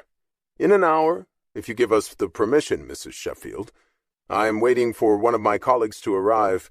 We have already consulted him and he agrees with our assessment. The other surgeon is already here and examined your husband with me." It occurred to Judith that she had no right to sign the permission for the surgery. But Richard had no living parents and no siblings, so she was the closest he had to next of kin. It was an awesome responsibility, and there seemed to be no other choice than to risk the surgery. The surgeon spelled it out for her again as she hesitated. "If we do not attempt to replace the defective valve, he won't survive." "You have my permission," she said in a barely audible voice, and the doctor thanked her and said that the nurse would bring her the appropriate papers to sign. He was cool and professional, and everything about him inspired confidence in his abilities. She turned to Alistair after the doctor walked away. "Do you agree with him?" she asked anxiously. "Yes, I do," Alistair answered quietly as they sat down again. They had stood to speak to the doctor. The surgeon appeared to be in his early 50s, a few years older than Richard. "I'm an internist, not a cardiac surgeon, so he knows what's needed far better than I do. But it sounds like Richard has a good chance with the surgery, and none without it. I don't think you have much choice here, Judith. The worst has already happened. This isn't an optional surgery now, it's a vital necessity to save his life and give him some kind of a future." It was how she had read the situation, too. The nurse arrived with the papers a few minutes later, and Judith signed them with a shaking hand. She signed her own last name, Oakes, and no one questioned the difference of last names. She felt as though she was signing his life away, and she asked the nurse if she could see him before the surgery. Her English was not as good as the surgeon's. Alistair translated her request, and the nurse responded that they were already preparing him for surgery, but Judith could see him for a few minutes. She explained that he was on a respirator and was now in a medically induced coma, and would be after the surgery as well. She left and returned a few minutes later to take Judith down a series of confusing back halls to a pre-surgical prep room, where several nurses were monitoring the various machines Richard was hooked up to. Seeing him took her breath away for a moment. She stood close to him and gently touched his hand. He was hooked up to IVs, and there were various mechanical sounds and beeps and lights from the machines and monitors. The head anesthesiologist came into the room and nodded to her, and with a last look at Richard, she followed the nurse out of the room. She felt like her own heart was in a vice, remembering that only hours before they had been strolling in the Tuileries Gardens, laughing and talking about their future, feeling lucky, and they had made love right before his heart failed. She felt guilty, wondering if that had caused it. She went back to the waiting room where Alistair was still waiting for her. He watched her approach. She was a beautiful blonde woman, with the tall, clean, healthy looks that some American women have. She and Richard made a handsome couple. She was still wearing the clothes she had thrown on hastily when she left in the ambulance with Richard. She sat down heavily next to Alistair. Richard didn't even look like himself, attached to all the monitors, and with the respirator tube in his mouth, while the machine breathed for him. She was relieved to have Alistair with her, although they were naturally strangers. It would have been even more frightening alone. The surgeon had told her that the surgery would take from 5 to 7 hours. Alistair offered to take her out for something to eat. It was almost 10 o'clock by then, and she hadn't eaten, but she couldn't have. "No, but thank you. You should go back to the hotel. I'll be fine." One of the nurses had brought her a pillow and a blanket, and she was planning to spend the night there. She wanted to be near him in case anything happened. She would have gone mad waiting in their room at the hotel. She wanted to be here, as close to him as she could be. "You don't need to stay," she reassured Alistair, grateful for the time he had spent with her. He had been inordinately kind to perfect strangers. He looked almost as tired as Judith did. "I have a rather important meeting tomorrow morning, or I'd offer to stay here with you tonight." He couldn't think of anything sadder than her being alone in a foreign hospital, not sure if her loved one would live or die, or if their future would end that night, after they'd fought so hard for it. Life was cruel at times. The surgeon said that they felt they had about a 30% chance for a successful outcome, which was both encouraging and terrifying, depending on how you looked at it. The battle was by no means won yet, and Judith was fully cognizant of that when she thanked Alistair again, and he left, after giving her his cell phone number, if she needed it, and promising to call her the next day after his meeting. He had told her to contact him at any hour if she needed his help, but there wasn't much he could do. He walked for a little while after leaving the hospital, thinking about Judith and Richard, and the future they had fought for, and their trip to Paris to celebrate their future, which might end in tragedy that night. Their lives had taken a turn that no one could have predicted. Suddenly, their chosen path had veered sharply and changed direction toward a very dark place. Alistair took a cab back to the hotel and texted Gabrielle about Richard's surgery from the taxi. At least he was still alive and had a chance. They could already have been mourning him if the SAMU hadn't arrived and interceded in time. He was startled to see several police cars and vans outside the hotel, a SWAT team standing by with their automatic weapons, and more police in the lobby. He wondered what had happened in his absence for the past few hours, if there had been a terrorist threat or some kind of attack. No one questioned him or stopped him when he crossed the lobby to the elevator, and when he got to the third floor, there were more police clustered in the hallway. He quietly slipped into his room and lay down on the bed. He was exhausted after his part in the drama around Richard. It had been a trying night, and his plans to have a good dinner on his own in Paris were long forgotten. He was worried about his meeting the next day, but he could already guess how that would turn out. He had very little hope about it, but was going to go to the meeting anyway. It was a good excuse for coming to Paris, although the trip so far was not what he had expected. Alistair knew better than anyone that life was like that, and how quickly everything could change and go wrong. The night so far had been incredibly stressful for Olivier Bateau. His assistant, Yvonne, had been helpful, dealing with both the police and the guests, but the responsibility rested on him. A grisly murder on the premises involving an important man was every hotel manager's worst nightmare. The victim's clothes and identification papers were in the suite. The police had run him through their computers.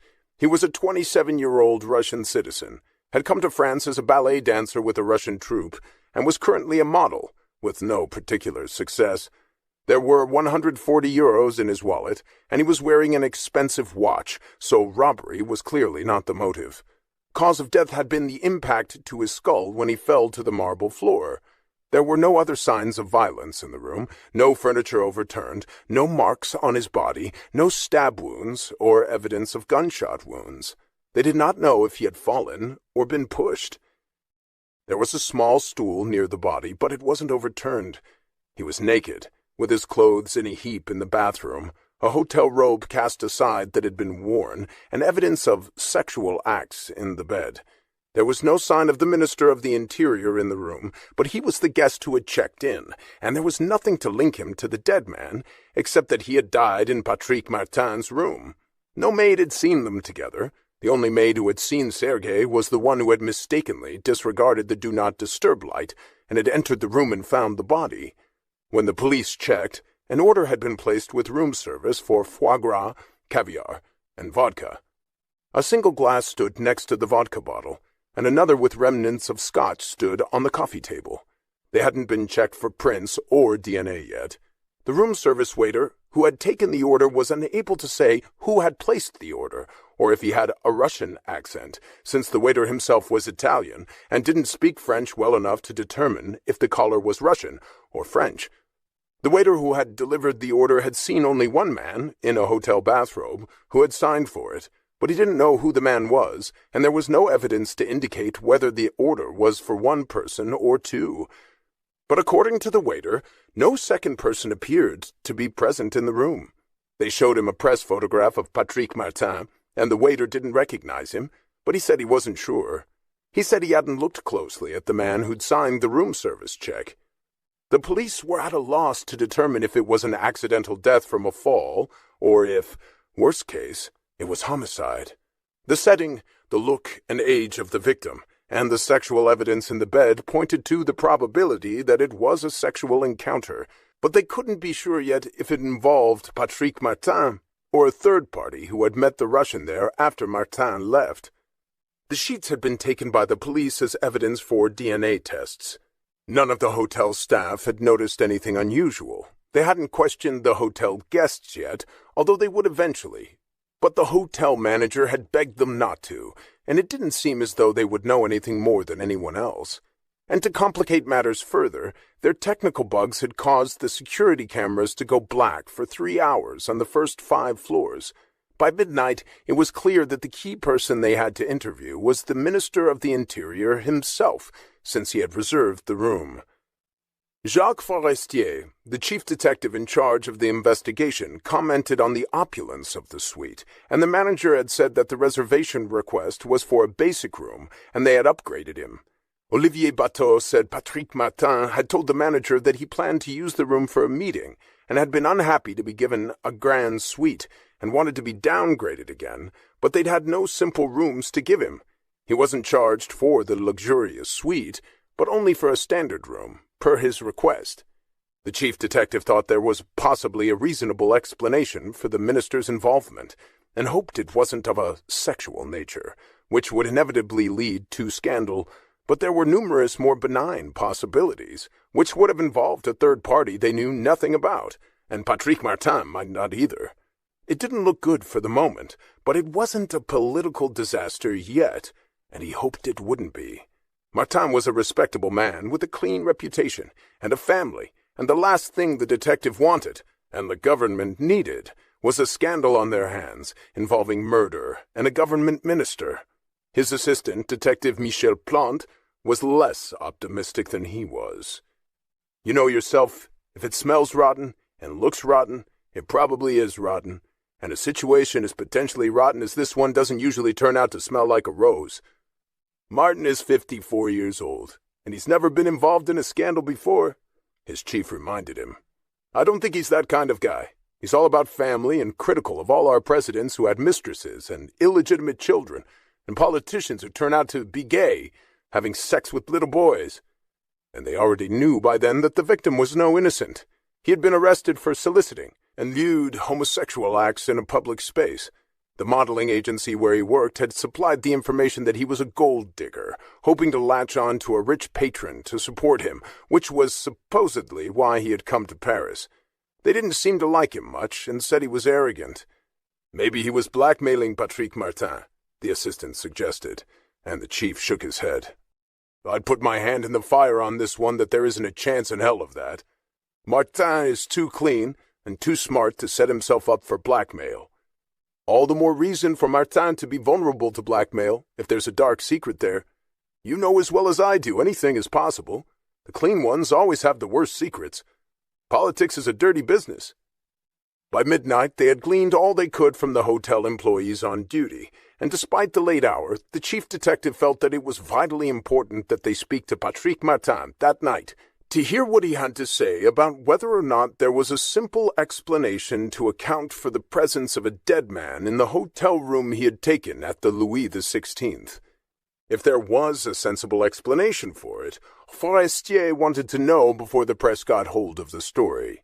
With a dead male model in one of Paris's fanciest hotels, in a room taken by the Minister of the Interior, the media would find it and have a heyday with it. Forestier just hoped there was an explanation they could all live with. After the two detectives left the hotel, they headed toward Patrick Martin's address in the 16th arrondissement. Some people from the police crime lab were going to go over the room meticulously the next day, looking for further evidence. The room would be quarantined for the next 40 days anyway, due to the death there, much to the manager's dismay. Losing that kind of income was a circumstance all hotel managers dreaded, particularly when they lost the use of very expensive suites. Hotels often went to great lengths to avoid losing a suite to quarantine, even sometimes hiring unscrupulous doctors who would put an IV in the arm of a person who had just died in their hotel room, claiming they were still alive, and then saying that death occurred in the ambulance, or once they reached the hospital. But in this case, there was no question about the Russian model's death. The evidence of it was in a pool of blood on the white marble floor of the room. Bateau was wondering now, too, whether the white marble floor the man had died on would be irreparably stained and have to be replaced. It was the least of their problems, but the owners would be upset about that, too, particularly since the delivery time for fine Italian marble could take up to a year, even longer than the police quarantine. The main question now for the police to find out was if foul play was involved. If so, the case was going to blow wide open, and if not, Patrick Martin was home free. The house was dark and silent when Patrick got home that night, with every fiber of his being reverberating after what had happened with Sergei. He had locked the money in his desk and sat for an hour in his darkened study, shaking and trying to work out the best story to tell the police. He knew they would inevitably question him since he had booked the room. He was going to tell them that he had met briefly with Sergei. The meeting had been uneventful. He didn't dare claim that he had also met with someone else. Perhaps he could say that Sergei was giving him information on someone and acting as an informant about a fellow Russian laundering money, which was common and highly illegal, and a credible story. He could say that Sergei was afraid of being seen, so Martin had booked the room. He would then say that he had left the hotel a short time later, at the conclusion of the meeting. Sergei had been unable to supply the proof they needed, but had promised to deliver it soon. Patrick left then and went home, but before he left the hotel, Sergei had asked if Patrick minded if he stayed in the room for a little longer. Everything that had happened after that, which led to Sergei being found dead in a pool of his own blood, must have occurred after Patrick had left, with a third person Patrick had never laid eyes on, possibly, or even probably coming to the suite to meet Sergei. It was the cleanest story Patrick could think of, and seemed to serve the purpose. He was worried about the cameras in the hotel, but they had been beeping with flashing light signals when he left, and Patrick was praying that they might have malfunctioned as well as the phones. If not, he'd have to explain leaving by the service stairs, but he could blame the SEMU for that, since they had blocked the path to the elevator for at least 2 hours.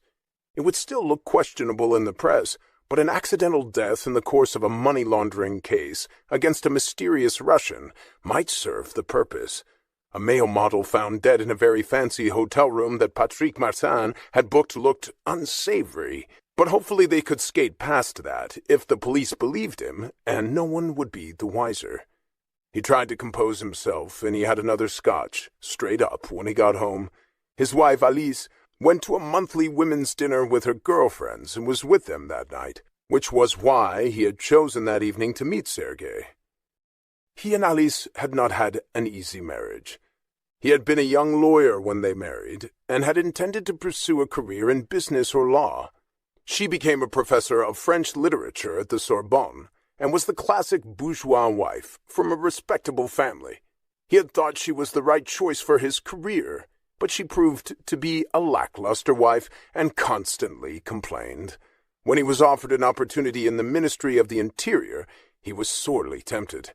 It sounded exciting to him, with numerous perks, none of which appealed to Alice. He took the job anyway, and she had been unhappy ever since. She had continued teaching at the Sorbonne, and their lives had become increasingly separate over the years. They had nothing in common, and their marriage was a habit neither of them had the courage to break, and it looked better for his job if he was married. Their 2 children, Marina and Damien, were born during the early days of his career. He worked long hours on matters he couldn't discuss with Alice, and he hardly saw his children. But in time his family gave him the perfect cover for the secret life he had only dreamed of, and eventually began to indulge in. Alice and his children never knew. No one he knew did. At first his sexual encounters with men were occasional, but the desire became insatiable. He had a raw hunger and need for young men, like a vampire in need of blood, and whenever a willing young beautiful man crossed his path, he would arrange to meet him in secret for violent, passionate sex. They weren't romantic liaisons. They were purely carnal and exciting, and they allowed him to continue his deadly, boring life with Alice. He hadn't loved her in years, if ever. He doubted now if he had ever loved her. He had known by the time the children were born that he had made a terrible mistake, but he could live with it, as long as he had his clandestine encounters, which were all the more exciting because they were forbidden. It had never backfired or gotten out of hand until he met Sergei, who was ambitious, greedy, and had a criminal nature. None of the young men Patrick met with ever knew who he was. The anonymity contributed to the excitement and heightened the passion for him. Sergei knew who he was. He recognized him at the gay bar where they met, but Patrick risked it anyway. After the second time he met him, Sergei began to blackmail him, and by then it was too late. Sergei had his hooks into him, and Patrick was addicted to him, like a drug. It had gone on for 2 years now. Sergei constantly upped the ante, as he had tried to do that night. Patrick could no longer keep up with Sergei's demands, but politically he could not afford not to. He had too much at stake now. The Russian knew it, and took full advantage of him. It had reached breaking point for Patrick. He could no longer afford to keep siphoning money out of the joint account he had with Alice. At first it had been easy to explain, but there was no possible explanation for the amount Sergei had wanted recently. The more powerful Patrick was becoming politically, the more money Sergei demanded. Patrick knew that Alice had been bored with him for years, and disappointed in her life with him. Other people were impressed by his title and power. She wasn't. She hated his job, and they had an aversion to each other. He knew she only stayed married to him because she was a respectable woman and didn't want to get divorced. Being married to him was the lesser of two evils, and she said she did it for the children. She would have preferred having a husband who was head of a bank or a businessman. As Minister of the Interior, she thought of him as a sleazy politician, or a policeman by a fancier name. Their sex life had ended years before. She suspected him of cheating on her occasionally, but never made an issue of it, since he appeared respectable. Never in a million years would she have guessed that men were his passion. In fact, he always made a point with his family, and among close friends, of being outspoken against gay men. His intimates accused him of being homophobic. He had known his preference when he married Alice, but thought he could keep it in control with rare encounters. In fact, he couldn't, and his appetite for men had grown over the years. He needed a male body next to him to feel alive and powerful. He liked the dangerous ones, like Sergei, not the tame ones. And now, look where it had led him. And what would he say to Alice? The same as to the police. He respected her as the mother of his children, but he hadn't touched her in years, and knew he never would again. All he wanted now was to get through this. He rehearsed the story over and over in his head, and tried to forget the image of Sergei lying dead in his own blood at the Louis XVI. He was slightly drunk when Alice came home from her women's dinner that night. She heard him in his study, but didn't stop by to say hello. It was late. She was tired. She'd had a good time with her women friends, and didn't want to spoil it with the icy, unfriendly exchanges she usually had with Patrick. Sometimes she thought he hated her, and most of the time she thought he didn't even care that much. They had been strangers under the same roof for so long that it seemed normal to them. She had no interest in his career, and he had none in hers. He thought her life as a French literature professor was intensely boring. They only warmed up a little when the children were around, and on rare occasions shared family evenings.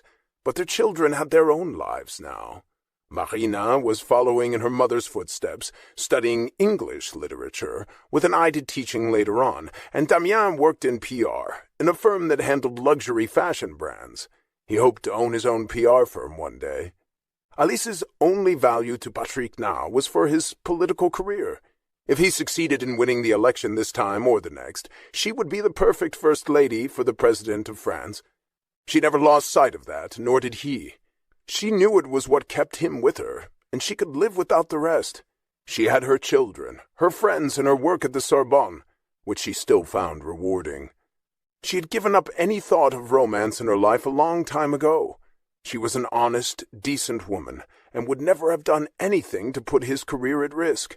She was 52 years old, not sexy or beautiful, but she had a quiet, distinguished style about her that the public would respect.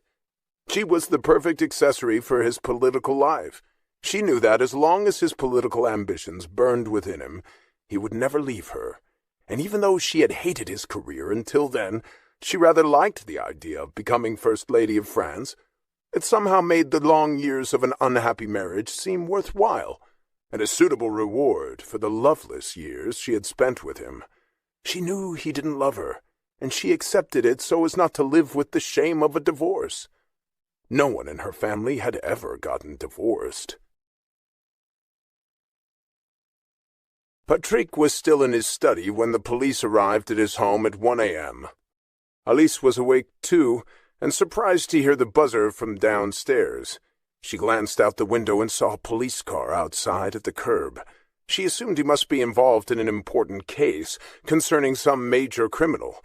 Patrick could guess what it was about, drained his glass of scotch and buzzed them in. He greeted Detective Forestier and Detective Plante with a surprised expression, still wearing his suit and tie, and let them into his apartment. "Is there an emergency, gentlemen?" He smiled pleasantly. Both detectives maintained their sober expression. "You may think so, Minister. Could we speak to you in private?" He led them to his study and followed them in. He closed the door behind him and indicated 2 chairs across from his desk as he sat down and looked at them. "It's late, so it must be important. What can I do to assist you? I assume it couldn't wait until the morning or you wouldn't be here." He spoke calmly and appeared unconcerned. The last scotch had helped steady his nerves. "No, it couldn't wait," Detective Forestier confirmed. He cut to the chase as Patrick waited expectantly. "It's about Sergei Karpov, a young Russian model?" Nothing in Patrick's expression indicated whether he knew him or not. He wanted to know what they knew before he said anything. "I assume you knew him. He was found dead in a hotel suite at the Hotel Louis XVI tonight, a suite registered in your name. We are investigating whether there was foul play involved or not. We'd like you to enlighten us about your involvement with him." Forestier was playing the same game as Patrick. The 2 men locked their eyes on each other across Patrick's desk. They were like 2 panthers circling each other, poised to strike if necessary, taking the measure of their opponent, waiting to know more, and determining which of them would win. Patrick was willing to fight to the death. Everything he cared about was at stake. All he had to do was come out of it unscathed, and whatever it took, he intended to do that. With Sergei conveniently dead now, he thought he had a chance.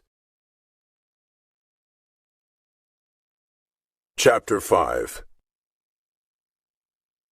The 2 police detectives spent an hour with Patrick that night, in the privacy of his study.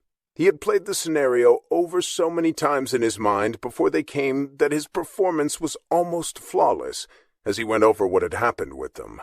Patrick explained to them in a slightly supercilious way that the government had been pursuing an important Russian from the underworld for nearly 2 years now on a highly confidential case few were aware of. They were seeking to prosecute him for money laundering and tax evasion, and vast amounts of money were involved. They were hoping to seize his many properties in France. Patrick informed them that the case was too sensitive to share the name of the subject yet, but Sergei had become an informant for them and had contact with the subject of the investigation. He was supplying them with information that could ultimately lead to the man's arrest. "Were you paying him for the information, Minister?" Detective Forestier asked. "Sometimes," Patrick said vaguely, and didn't disclose the amounts. "And you were handling the case yourself?" "I met with the victim a few times myself. He said he had fresh information for us, but wanted to meet in a secure location where no one in the subject's circle would see him. I suggested we meet at the Louis XVI and booked a room for that purpose for tonight. I asked for a simple room, and was rather annoyed when they upgraded me to a much larger one, a suite." What he said had already been corroborated by the manager of the hotel, who had been startled by Patrick's displeasure at being given a much larger room, one of their best suites. "We met earlier this evening, in the room at the hotel. The meeting turned out to be disappointing, and in fact he had no new information of significance to give us, but promised he would soon. I think he was hoping for another payment. The meeting didn't last long and wasn't worth my time. I suggested he leave before me, but since it had taken less time than expected, he said he needed to stay out of sight for another hour or so. He asked if I would mind if he left the room after I did. I said it was fine. I left, not wanting to waste more time with him. He was very much alive when I left and came home. How was he killed? Was he shot? Did he shoot himself? His mask of innocence seemed perfect. Given the kind of people he consorted with, I can't say I'm entirely surprised that he died. The cause of death appears to have been a fall, backward onto a marble floor. Fractured skull. And you think he was pushed?" Patrick was hungry for the answer to that question. "We don't know yet. It's early in the investigation. But he was alive when you left?" the senior detective confirmed. "Yes, he was. I'm afraid that's all I know. It was a futile meeting. Perhaps the reason he wanted to stay was to meet someone else there after I left. Or show off to someone. It's a possibility, and we have no evidence of another visitor to the suite. Unfortunately, not all of the cameras were functioning. They seem to be having technical problems. The chief detective looked annoyed at that. Videotapes would have simplified everything. That's bad luck in this case, but very good luck for Patrick. He was relieved that his guess had been right and they were malfunctioning. He wondered what he might have overlooked, but couldn't think of anything. His fingerprints would be on the glass of scotch, but he admitted he was there. The detectives didn't seem skeptical about his story. It all made sense. He consorted with some very dangerous people in his line of work. I'm not surprised he came to a bad end, as I said, but it's bad luck to lose an informant. It sounds like bad luck for all of us, Detective Forestier said, looking tired. It had been a long night. We're going to keep it from the media for another 24 hours if we can, to see what turns up. That seems wise, Patrick said, looking thoughtful. I'm sorry not to have more information. Did you order any food while you were there? Detective Plant asked him, to see what he would say. No, I didn't, Patrick said in a brave moment, feeling confident. It had gone well so far. I suppose Karpov may have charged something to me after I left. Nothing too extravagant, I hope. Plant nodded, but didn't comment. He didn't remind him that he'd signed the check for room service. Patrick seemed to have forgotten. Or maybe he didn't want to admit to ordering extravagant items like foie gras and caviar. There was an open bottle of champagne, one of vodka, and scotch in a glass. A lot of alcohol for a short meeting between two men. The two detectives left shortly afterward, and Patrick went to his bedroom and was surprised to see Alice still up. She glanced at him as she got into bed. They still shared a bedroom despite the cold relationship they shared. It looked better to the children. Why were the police here? She asked him. Nothing important. An informant we've used was found dead. It all seemed unsavory to her, and she never asked about his work, nor did he about hers. They spoke of the children mostly when they had anything to say to each other. They weren't unique in that. They knew others whose marriages had lost their luster years before, and the children were the only bond they had between them now. It was enough, and in Patrick's case, his presidential aspirations were a bright shining star in their shared sky. As far as he could tell, his meeting with the police had gone well. He hoped there wouldn't be another, and he had satisfied them adequately. It was just rotten luck that Sergei had fallen and died in a hotel room Patrick had booked in his own name. Ordinarily, he used a false name and paid in cash when he met men in hotels, but he couldn't do that at the Louis XVI. But at least he was rid of Sergei now, and if nothing more came of it, then it had turned out well for him in the end. He wouldn't have to scrounge up the blackmail money anymore and lie to his banker and his wife. Alistair woke at 6 the next morning, before his meeting with the professor whom his friend had referred him to. He didn't expect any earth-shattering revelations, but he was clinging to a thin thread of hope. At 9 o'clock sharp, he was ushered into a barren, badly decorated office that looked more like a cheap motel with shabby furniture. The professor in question had an illustrious reputation, but was primarily a researcher now, and saw as few private patients as possible. He preferred research work for the greater good than demanding, unhappy, desperately ill patients who needed the kind of reassurance he had never been good at, and liked even less as he got older.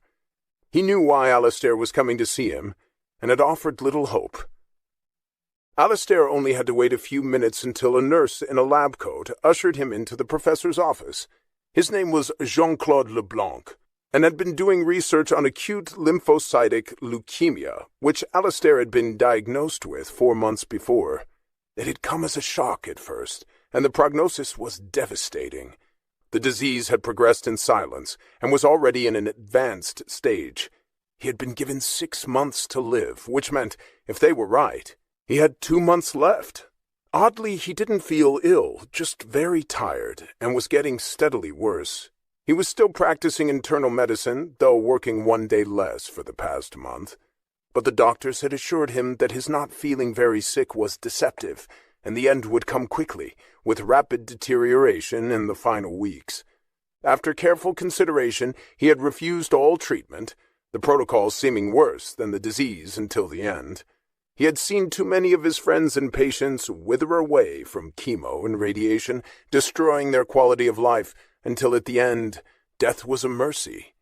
One was never quite sure if they died of the treatment or the illness. They had also recommended a bone marrow transplant. He refused to go that route, and if he slept what was left of his life away in the final weeks, or even now, what did it matter? He had no children, no wife. He had been divorced for years. He had had passing affairs for the last 15 years, but never an important relationship. He had made a decision within weeks of his diagnosis that when the end appeared to be near, or if he began to suffer, he would make a silent, dignified exit. It had been surprisingly easy to acquire the means to do so.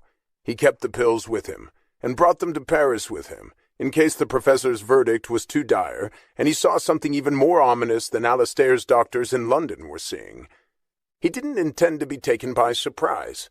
There was absolutely no doubt in Alistair's mind about what he planned to do. He wasn't depressed about it. In fact, knowing that he had his escape route mapped out made him feel better about the entire situation. It was early to die, at 49, but he had led a good life, and if he wasn't destined for more, then that was how the game had shaken out. He felt oddly peaceful about it now. Professor Leblanc pronounced the same death sentence he had heard from his physicians in London, and outlined the same extreme treatment of chemotherapy and a bone marrow transplant, and possible immunotherapy to give him a few more months. He had pretended at first in London that he would go along with the treatment. He didn't bother to do that now in Paris. "I've decided not to go that route," he said calmly as the professor observed him. "You can, of course, try experimental treatments, and there are some unusual ones out there, if you have access to them, but none of them have worked so far. Or you can decide to do absolutely nothing. You may buy a month or two with some of the experimental drugs, if that. But this form of leukemia is particularly tenacious and moves quickly. I've done some work on it myself. You're welcome to try a format of treatment that I've been working on. I can't promise you a miracle with it, but I managed to stretch 2 months to a year for one of my patients, and 6 months to 2 years for another. That's something, I suppose, though not nearly effective enough.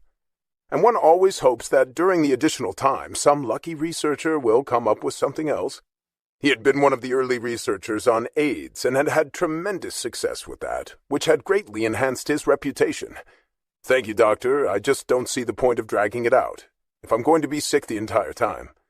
Another 2 months spent in my bed, wishing I was dead, isn't much of a prize.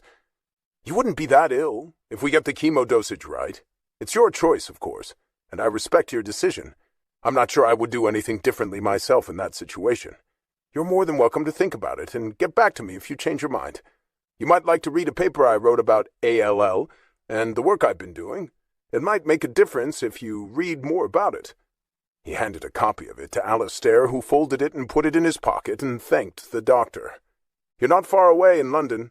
You could come over once every 4 weeks and get an interim dose mid-month in London. It won't debilitate you as much as you fear, and if it does, we can adjust the dose, or stop, if you prefer." He gave Alistair his personal cell number to call. The 2 men shook hands, and then Alistair left and walked back to his hotel from the left bank. It was a beautiful day, and he felt oddly buoyed by the meeting and more determined than ever to choose his own exit path, and the timing of it. The pills he kept nearby now gave him a sense of some control over his own destiny. He had no regrets about the choice he was making. It gave him a sense of freedom, knowing that he wouldn't wither away as so many people he knew had. He felt oddly at peace as he walked through the Paris streets and crossed the Alexandre III bridge to the right bank. He walked past the Grand Palais, where he knew Gabrielle Gates was meeting with art dealers at the Biennale. He walked for a long time and felt at ease when he got back to the hotel. He was surprised to see Gabrielle crossing the lobby toward him as he headed back to his room to rest.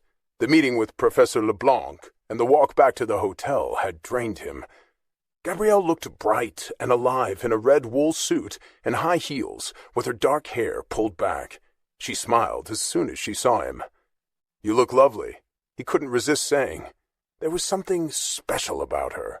It was something warm and compassionate in her eyes, like a woman who had suffered acutely and had come out the other end without a trace of bitterness.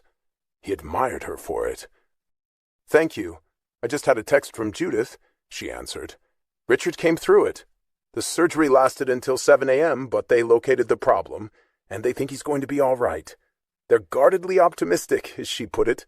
They're going to keep him asleep all day, and she said she'd come back to the hotel to shower and change." Gabrielle looked relieved, and Alistair smiled broadly. Richard was 11 years younger than he was about to get married, and wanted children. It seemed right that he get a new lease on life. But he didn't have a degenerative illness that would eat him alive from the inside. "Did you have your meeting yet?" she asked him. "I did. I just finished," he said with a smile. "I walked past the Grand Palais on the way back and thought of you. I assumed that you were there. I'm on my way now," she said, glancing at her watch. "Would you like a pass to join me there this afternoon?" He thought about it, and the idea appealed to him. There was something very attractive about her. "I'd like that," he said. "Can I interest you in dinner tonight in exchange?" She hesitated for only a fraction of a second, and then nodded. "That would be nice." Then she lowered her voice conspiratorially.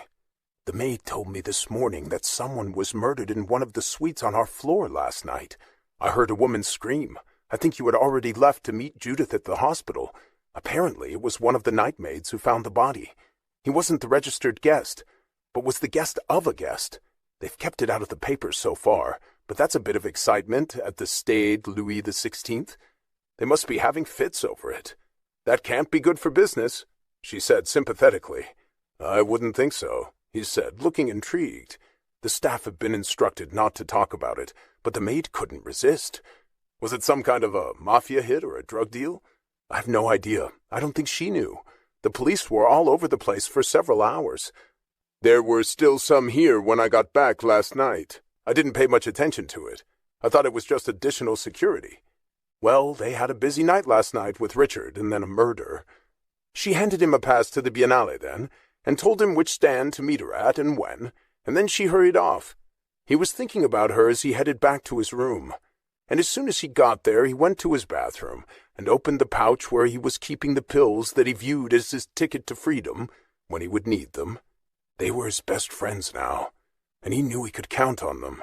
He lay down on his bed then and thought about what the professor had said that morning. He knew he could try the professor's particular protocol if he wanted to, but he didn't. He couldn't see the point of dragging things out. If he would be sick as a dog for his last months. He didn't believe the professor that he wouldn't be as ill as he feared, and would even be able to continue his medical practice if he wanted to, as long as he didn't overdo it. He thought his own solution was better, to sail out into the open seas slowly, unmedicated, and take the pills in the end. In any case, he still had time. A couple of months anyway. It was why he had come to Paris while he still felt well. He wanted to see it one last time. Patrick checked the papers carefully that morning, but there was no mention whatsoever of the Russian male model who had died the night before at the Louis XVI. They were keeping it quiet for now, but Patrick was sure the investigation was still going full force, and would continue until they came to some conclusion about whether it was an accident, or if someone had murdered Sergei. For the moment they had no suspects, as far as Patrick knew, and no motive he was aware of. And in truth, it had been an accident. Sergei had tripped on his own. He had never intended to kill him, and hadn't laid hands on him, and even if he had been furious at Sergei for upping the ante on the blackmail money again, he would never have killed him. Sergei's fatal fall was an accident, even if he was a slime of the worst order. It was a relief not to see it in the paper, though, although Patrick knew some mention of it would be made eventually. Olivier Bateau knew it too, and was also praying that it had been an accident and not a homicide. He had felt sick since the night before. Alistair slept for 2 hours when he got back to his room, ordered a light lunch from room service, and put on a tie to meet Gabrielle at the Biennale. She had been so nicely dressed when he saw her in the lobby that he didn't want to embarrass her. She was very chic and had an understated style he liked. He met her at the booth she had mentioned, and they walked around the Biennale Art and Antiques Fair together, past booth after booth of museum-quality antiques and important paintings. Booths set up by reputable dealers, and half a dozen major jewelers were represented too. It was an art fair of major proportions, and they enjoyed it. Most of the bigger dealers who dealt in high-priced art seemed to know Gabrielle, and she introduced Alistair to all of them. They went to the Bar Vendôme at the Ritz afterward for a drink, and from there he took her to one of his favorite restaurants for dinner. They had a lovely evening, and found plenty of things to talk about. The conversation never lagged for a moment. On their way to dinner, Judith called Alistair and reported that Richard was doing well, still asleep and heavily sedated, but they had already taken him off the respirator, and his new heart valve was performing well. She still sounded worried about him, but less so than she had the night before. She thanked him again profusely. They walked home from the restaurant in the balmy September air. The city looked exquisite at night. They parted company finally, outside the door to Gabrielle's suite. They were both pleasantly tired, and Gabrielle had more meetings planned for the next day. She was staying for the week, and Alistair was too. He had assumed it was the last trip he'd be able to take, and wanted to savor it. He said they'd have to do dinner again, which sounded good to her. He had been surprised to feel energized for most of the day. He wasn't as tired as he had been lately. Paris had a magical effect on him, and Gabrielle said the same thing at dinner. She was feeling excited about her life and her work again at 45, and said she had finally come out of the doldrums after her divorce. She was still young enough to have fun and a full life, and intended to do that from now on. She wanted to do some traveling, and she was pleased with the art purchases she had made for some of her clients that day. It had been a good day for both of them. When Patrick got home that night, he didn't notice the two detectives waiting in an unmarked car outside his home. He let himself into the apartment, and Alice was there. She had prepared dinner, and they were going to eat together, which was rare. The doorbell rang before they could sit down. It was Detectives Forestier and Plante, who asked to speak to him again. He took them into his study and told Alice he wouldn't be long. She didn't ask who they were, and assumed it was something related to his work. She was used to agents and detectives showing up to see him. He closed the door behind him and sat down at his desk, as they took the two seats across from him, as they had the night before. "I really have nothing to add," he told them, convinced that what he'd told them previously was airtight, and the case was nearly closed, except for whatever they found out about Sergei Karpov and his unsavory connections. "We came across a discrepancy in your story, and I want to make sure we understood you correctly," Detective Forestier said quietly. "You mentioned that you didn't order any food while you were at the hotel. The room service records show that someone ordered caviar, foie gras, and vodka to the suite. You said you assumed if food was ordered, it would have been Karpov ordering it after you left, and that possibly he had used the suite to meet someone else once you were gone." "I think that's probably what happened. Maybe they had an argument, and that person pushed him." Patrick volunteered the scenario he wanted them to believe. "We checked again with the room service waiter on duty for your floor last night. He said he served the items I mentioned to an older man with gray hair who was wearing one of the hotel robes when he signed for it. He didn't recall the man's face, but the description sounds like you, Minister. We showed him one of Karpov's modeling photos and a photo of you again, and he wasn't certain, but he tentatively identified you as the man who signed for the caviar and foie gras, wearing the bathrobe. What intrigues me about it is that he said you appeared to be alone in the suite, wearing a bathrobe. Did you shower before you met with Karpov? But if so, then why did you tell us that you hadn't ordered food? Or was Karpov actually there with you in another room, the bedroom or bathroom of the suite? I'm puzzled by the lie about the food, and why you had your clothes off if he was there."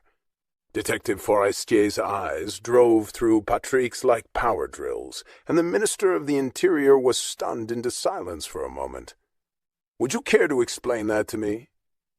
"I must have forgotten about the food. I had other things on my mind," he said in a dull voice. His story was beginning to unravel. He had lied to the police about at least part of the story, and they knew it. When he spoke to them the night before, he had forgotten about the food Sergei had ordered. "Was there, in fact, another reason why you met with Karpov at the hotel?" If so, it made Patrick a possible suspect for the sperm spilled in the bed. They had taken the sheets as evidence, to test later, but hadn't done so yet. Had you ever met Sergei Karpov at hotels on other occasions? Patrick was stunned into silence again, and he realized that he had to come cleaner with them than he had the night before to save his neck. The first story hadn't worked, and the truth might be his only option, or at least part of it. He felt like a cornered animal, and was almost panting in terror, in contrast to his cool exterior. He could lie and claim that someone else signed for the food, another older man who was there after him, but he didn't want to get in any deeper than he was, with more lies. He sounded breathless when he answered the detective, who hadn't taken his eyes off him for a second. It's something I've never wanted to admit to anyone. I got myself into a bad spot with Sergei Karpov. In confidence, I will admit to you that I committed indiscretions with him on a few occasions. He almost cried when he said it. He had never exposed himself like this before, but now he had to. It's not something I'm proud of, and no one has ever known. My wife doesn't know, certainly. It would destroy her and our marriage if she knew. It's just something that has happened once in a great while, and I was foolish to commit a few of those indiscretions with Sergei Karpov.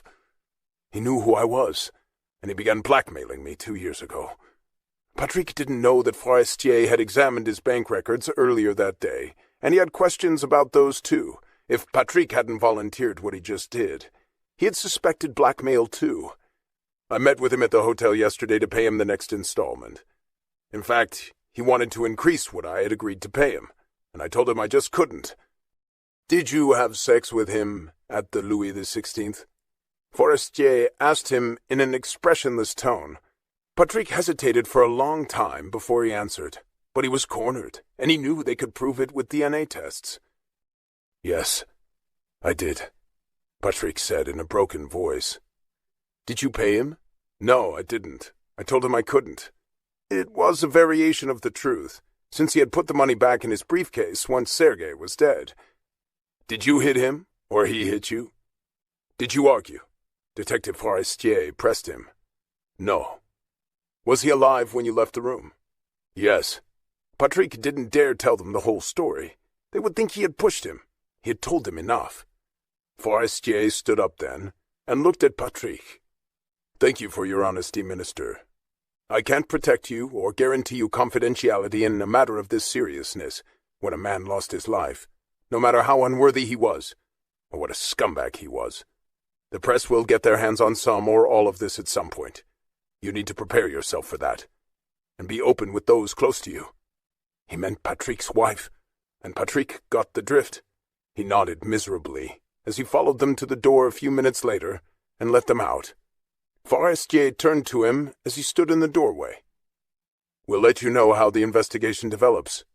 Patrick just prayed it would stop there, but he had started a tidal wave and he knew that it could drown him. Forestier was right. He had to tell Alice now. He owed it to her. He couldn't let her read something like this in the newspaper. However disconnected they had become, he owed it to her to prepare her for the worst.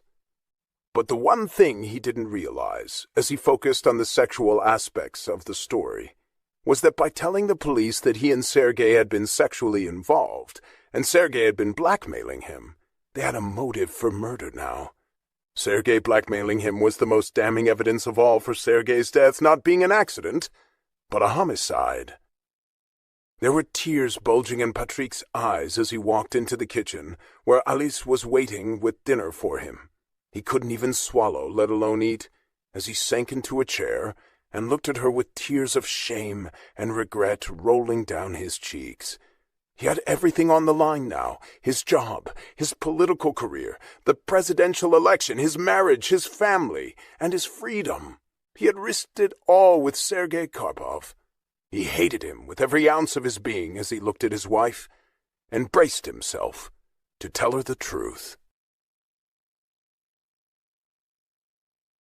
Chapter 6. Patrick knew he would never forget the look on his wife's face when he told her that there had been times, rare, infrequent, impossible to explain, when he had succumbed to some of man's baser instincts and had gone to hotels, usually anonymously, to commit sexual acts with partners he scarcely knew. There had never been anyone he had cared about, though. He tried to put it as delicately as he could. She stared at him in astonishment. "You mean prostitutes?" she said, with an expression that was puzzled as much as shocked. The real shock to her was that he was confessing his guilt to her. She had suspected his infidelities for years, presumably with other women. "Yes, prostitutes, sometimes, or just strangers. I never got involved with them.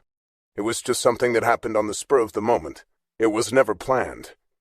"Why are you telling me this now?" She had always guessed that he wasn't faithful to her, but at least he was discreet. Whatever he did, he kept it away from her. But she had always sensed that there were others, right from the beginning. She tried not to think about it much, but felt that it had killed their marriage for her. "I think I have to tell you," he said grimly as she sat down at the kitchen table with him and stared at him with the same confused expression. "Why now? I don't need to know who you cheated on me with. I always assumed there were other women. Most of the men we know aren't faithful to their wives. I've always preferred to look the other way." She knew her mother and grandmother had done the same. Most French men weren't faithful. "There weren't other women," he said in a low growl. "You were wrong about that." "But you just said—" "They were men, Alice. Not women." Her mouth literally fell open when he said it. She looked like a fish, silently moving her mouth with no sound coming out. "They were men? You cheated on me with men?" It was the last thing she would have suspected him of. He was totally masculine, a man's man. She had never dreamed he would be attracted to his own sex. He always made his disgust for homosexuals clear. He was vocal about it, with no apology for his narrow point of view. "I never guessed that you were gay," she said, still trying to absorb it. She felt like she was going into shock, but she wasn't. She was entirely lucid and had heard him correctly. Alice lived in a black-and-white world with very traditional views, which he had always claimed to share, both publicly and privately. He said during his campaigns that family values were essential to him and governed his life. "I'm not gay," he shouted at her. "Men who have sex with other men are gay. Even I know that," she said angrily. Why had he married her if he was gay? It explained why he hadn't touched or desired her in years. They were sexual acts, aberrations, that deviated from the norm or the average person's behavior, but that doesn't make me gay. They were isolated acts. They didn't mean anything to me. He insisted as though it made everything right, but he knew better. And he also knew that what he was telling her could ruin him if it got out, if she exposed him to get revenge for his rejection of her. "Why are you telling me now?" she asked again, her eyes narrowing. Their marriage was already nearly dead, or in a deep coma, so why did she need to know these sordid details? She couldn't guess what was to come next, but sensed that there might be more. "I'm telling you because one of the men has been blackmailing me for the past 2 years. "And you paid him? With what? Our money? Our savings? An inheritance I don't know about? His job was prestigious, but his salary wasn't enormous, and they had community property, as was the norm in France. She tried to save money and put it in a joint account, and he had spent it to buy the silence of a man he had slept with? The thought of it made her feel sick. The rest came out in a rush. I met him at a hotel yesterday to pay him off. Apparently, after I left, he fell and hit his head in the hotel room. They found him dead after I left. He either had an accident or someone killed him. I didn't. I was gone by then. But the story will probably break in the press in the next day or two, and I didn't want you to read it in the newspaper. There's an inquiry going on and an official police investigation. They kept it quiet today, but they won't be able to for much longer. I had to tell you. Once they deem the cause of death accidental, the whole thing will die down. But the shocker in the story will be that I've met men in hotel rooms. If that part of the story gets out, it depends on how much is in the police report and what part of it is open to the public. The news channels and papers love stories like this. The police can't control what the media says, and neither can I.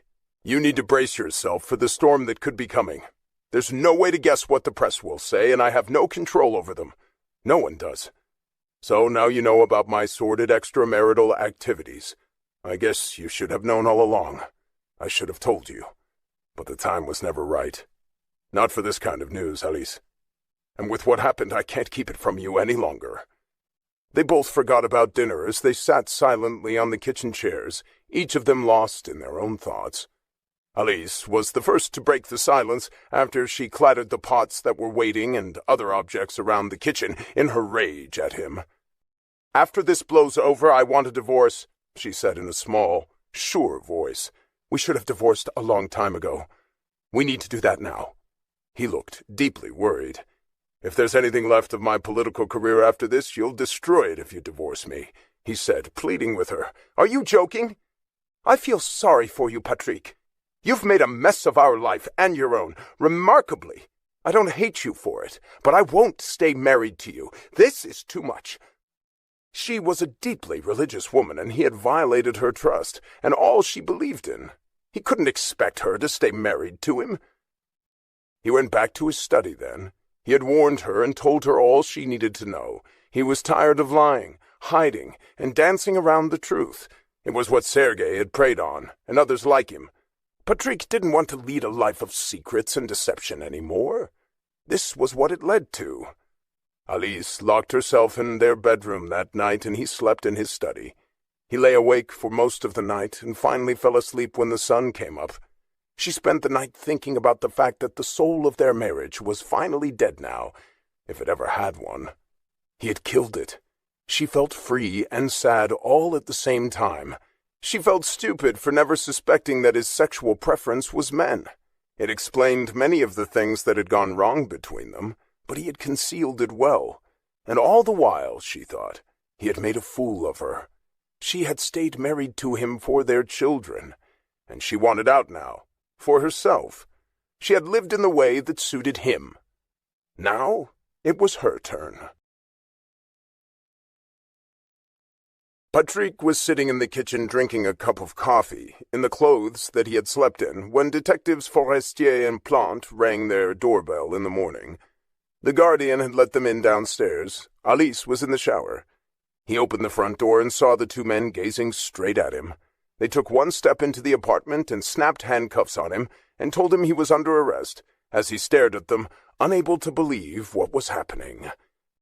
"You're under arrest for the murder of Sergei Karpov," Inspector Plante said expressionlessly. Forestier explained that they were putting him in garde à vue, a form of detention initially for 24 hours, which they could stretch to 6 days, while they continued to gather evidence against him to build their case. The prosecutor had not yet decided if they would ask for a charge of manslaughter or first-degree murder or something in between, or the investigating judge could ultimately decide it was an accidental death. They didn't have all the facts yet. But Patrick had a clear motive.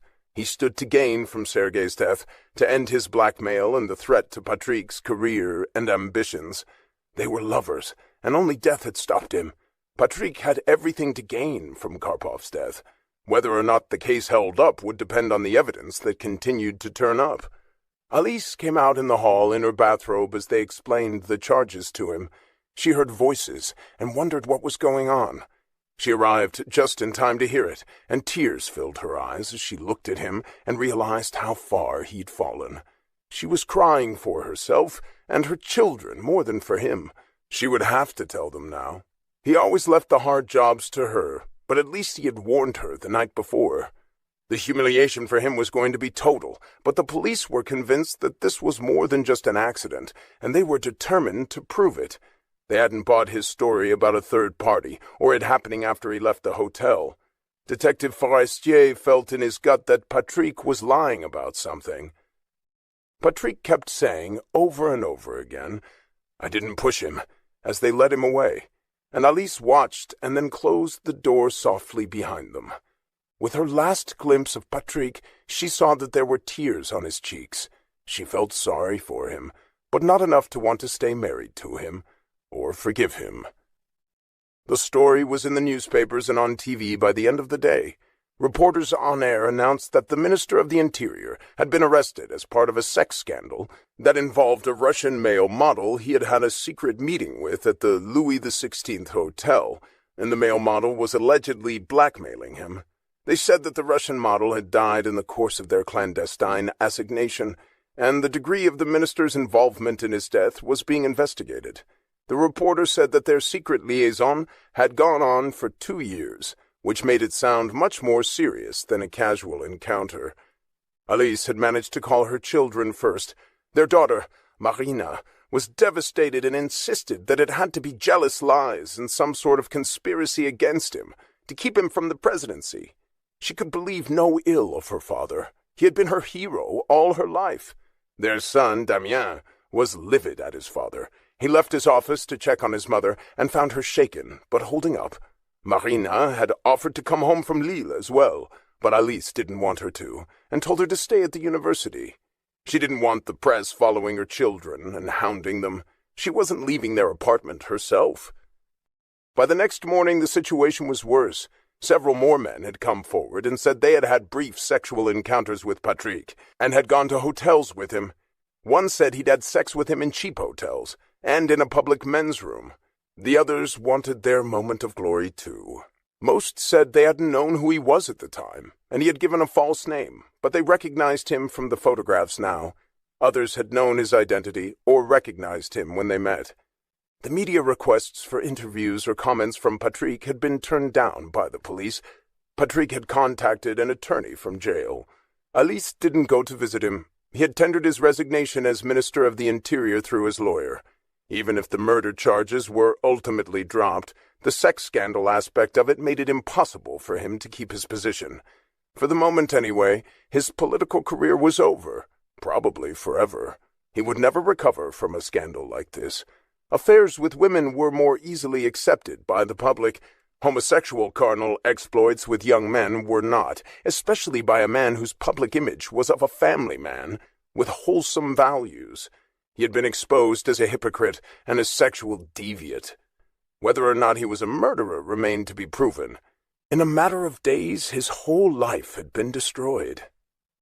At the end of 3 days in jail under observation, a judge accepted the police's theories about him, set the charges as involuntary homicide, i.e. manslaughter, and having fled the scene of the death he had caused. A trial date had not yet been set. The judge, after considerable negotiation, agreed to allow him to go free until the trial, with the proviso that he could not travel anywhere, and he would be checked on regularly by the police. All Patrick wanted was to hide in his apartment, shielded from view and public criticism. Reporters were camped out in front of their apartment building. He had asked Alice to allow him a week or two to find a place to live. She was adamant about his moving out as soon as he was released from jail. He looked like a broken man when she saw him again, and she kept to herself in the apartment in order to avoid the press. She hadn't been out in days herself. Whatever they needed, like food, they had delivered. On Patrick's first night home from jail, their son, Damien, came to see his father. The visit was traumatic for all of them. In the white heat of a barely controlled rage, Damien accused his father of being the scum of the earth, a hypocrite, a lowlife without morals, and a source of shame and humiliation for all of them. He had lied to the entire world. "How dare you!" Damien roared at him. "With all your high and mighty, hypocritical, pompous, homophobic bullshit. You have something vicious to say about every gay person you see on the street. I've known I was gay since I was 16, and I could never tell you because I was so afraid you'd hate me for it. And look at you. All the while you were meeting sleazy guys in hotel rooms and public bathrooms. It's all over the press. You're worse than anything you could say about me, Papa. And you're a murderer on top of it. How could you do this to our mother, to us, and disgrace us like this?" Patrick had no answers for him. He didn't even try.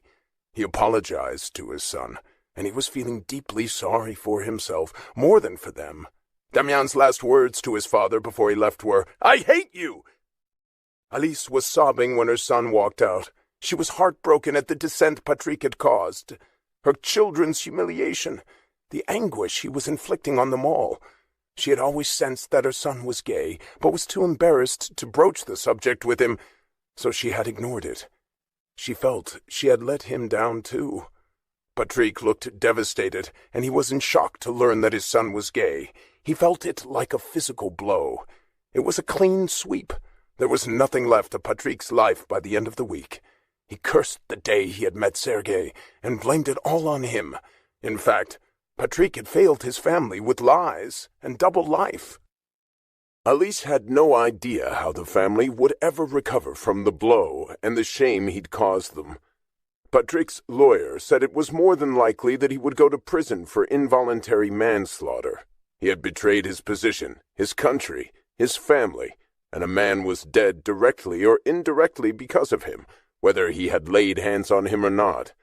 He warned Patrick that if they could find the evidence to prove premeditation, or that he had pushed Karpov before he fell, he would be charged with first-degree murder, and he would go to prison for a long, long time, as long as 30 years. As it was, he was facing a sentence of up to 10 years. Patrick sat locked in his study, day after day, staring out the window and thinking of all he had lost. He wished that he had the courage to commit suicide, but he didn't. It was all he could think about. After a brief break, Alice was continuing to teach her classes, which her colleagues and students thought was brave of her, and they admired her for it. She found a furnished apartment for Patrick nearby and helped him move out. He wasn't capable of doing anything at the moment. She felt sorry for him, and what his bad decisions, self-indulgence, and compulsions had cost him, but she no longer wanted him in their home. She couldn't forgive the lies that she realized had gone on for years, and for Patrick, the black cloud around him obscured everything. All he could think about was what he had lost, more than how badly he had hurt them. Alice saw now how ego-driven and narcissistic he was. She told him she would wait to file the divorce until after the trial, but there was no question in her mind. She was going to end the marriage, and was sorry she hadn't done it years before. There was peace for her in the decision she had made. She had nothing left to give him, after having forgiven so much for so long, and tolerating how little he had given her for years. She had made excuses for him to their children and to herself. One of his campaign slogans was, "The Family Man." He had turned their life and their marriage into a cruel joke. He was paying the price for all of it now, or he would.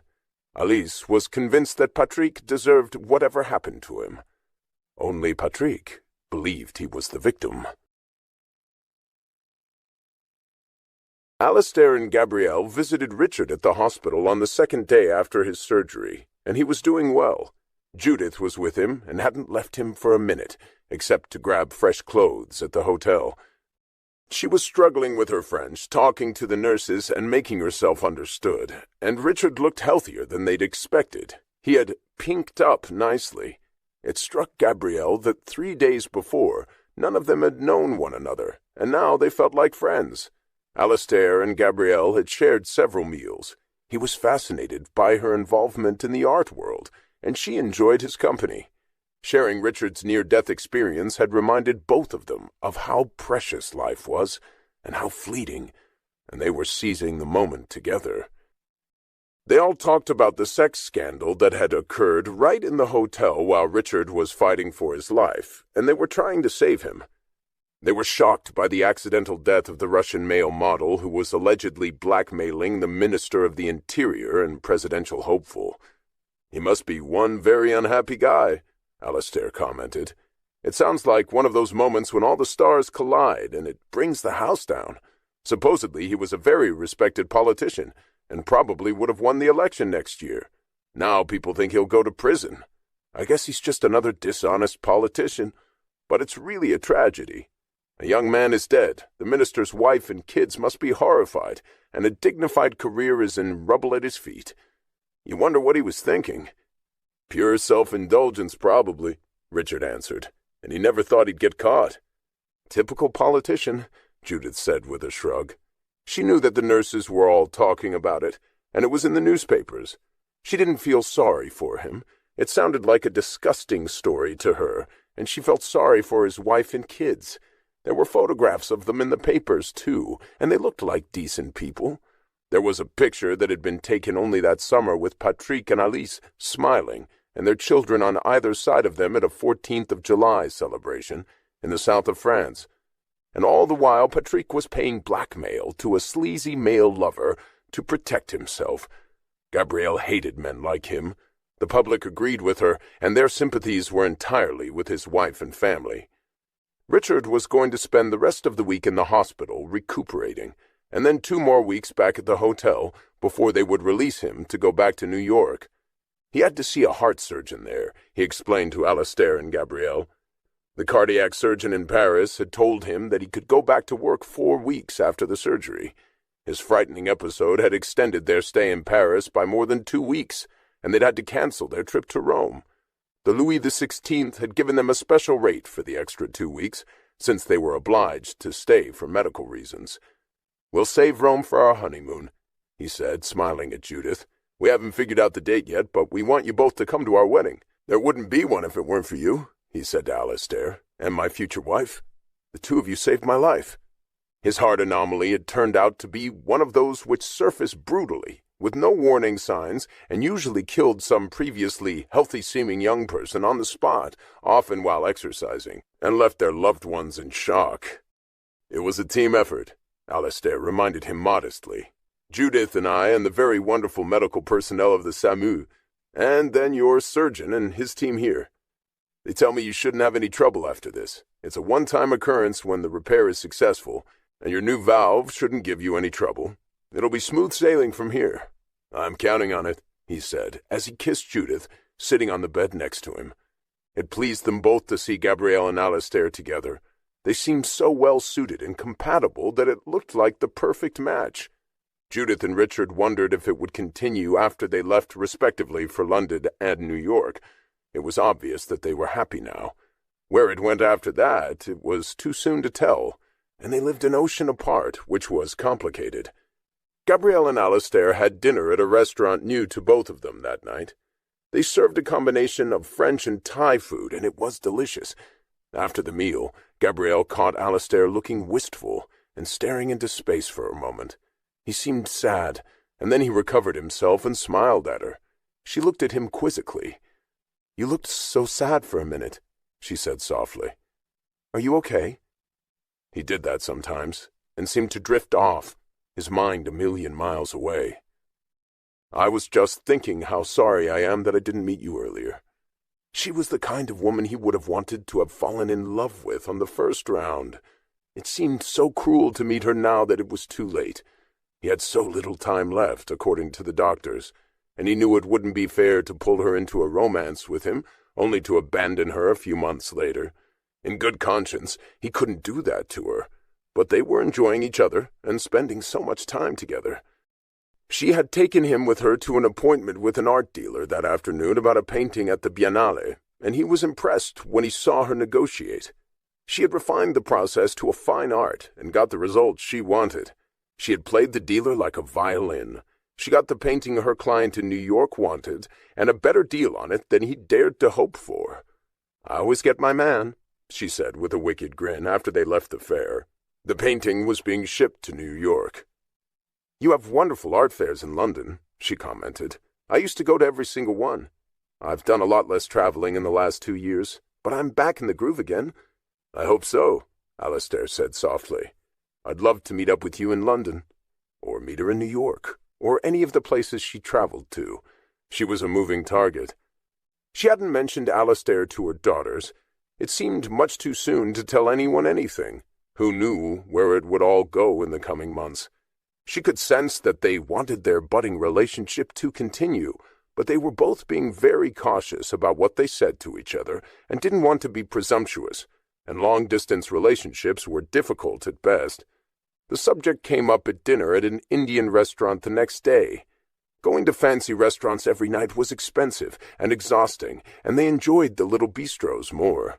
Alastair insisted on paying for the dinners, and Gabrielle was touched. They had both held back about saying too much about the future. They lived worlds apart, across an ocean, and had demanding careers. Gabrielle's work was more flexible. Her clients were all over the world, but Alastair had patients counting on him daily in London. "Why is it that I get the impression that there is something you're not telling me?" she asked him cautiously, and he took a long time to answer. And suddenly she realized the most likely reason for it. He was European, after all. "Are you married?" she asked him, looking worried, and he smiled. "No, I'm divorced. I have been for 15 years. But she could sense that there was something he wasn't saying. Maybe he had a serious girlfriend. It wouldn't be surprising. He was a good man. Sorry, I just had a feeling. I didn't mean to pry. You're welcome to pry or even ask me, although he wasn't sure what he'd answer. He didn't want to lose her before they had a chance to get to know each other better. I've been sick for the past 4 months, he finally admitted. Seriously sick? I guess you could call it that. At least my doctors say so, although doctors can be wrong. I came to Paris to meet with a very famous research professor to discuss a rare form of blood disease they say I have. The tests have been pretty conclusive. I was probably wasting my time. I went to see the professor on Monday. And Gabrielle's perfectly smooth skin furrowed on her forehead. He thought she was exquisite, beautiful and smart. He couldn't have done better if he'd looked a lifetime for her. Instead, he had found her across the hall in a Paris hotel. The professor agrees with my doctors in London about the diagnosis. He uses a different protocol to treat the disease. He's developing it, supposedly with good results. The treatment is very aggressive. I've seen too many of my friends and patients suffer the agonies of the damned and destroy the quality of life they have left. I've decided not to do that. I'm going to enjoy the coming months for as long as they last, and then I'm going to ride quietly into the sunset. No fuss, no bother, no hideous treatments and ghastly end of life. I'm not willing to sign on for that. Can it be cured? There were tears in her eyes when she asked him. She felt terrible for him. Sometimes.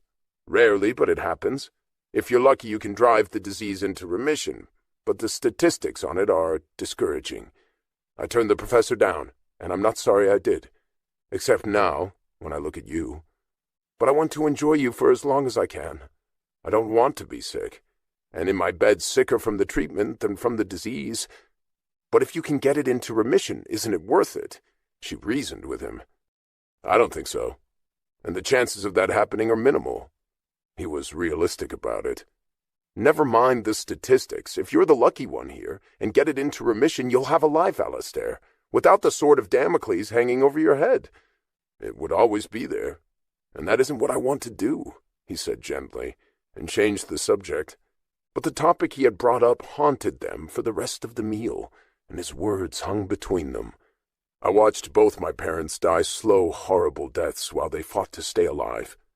I don't think the awful treatments they endured gave them more than a few days or weeks, under terrible conditions. I'm not going to do that, Gabrielle. So what are you going to do? Just ignore it? There was an edge to her voice when she asked him, and he smiled when he answered. I'm going to enjoy my life and spend every moment I can with you until we leave here. Then I'm going back to London to see my patients, and you'll go back to New York and buy spectacular paintings for your clients. And we'll remember these days forever. I know I will. She could see that he meant it. And that's all. We won't see each other again? This is just a memory you're building? Don't you want more than that, Alistair? Why won't you fight for your life? You're bigger than this disease. I doubt that I am. There's some battles you can't win. Sometimes you have to know that. She looked angry when he said it. If that was true, I would have just curled up and died when Arthur left me for that little idiot. He took all the joy and fun and love and my future with him, along with all our happy memories. I thought my life was over for about a year, and then I realized that he doesn't own my happiness. It doesn't belong to him. He can share whatever he wants now with his child bride, but I still have a right to be happy and fulfilled, even without him. I have a right to a good life, too.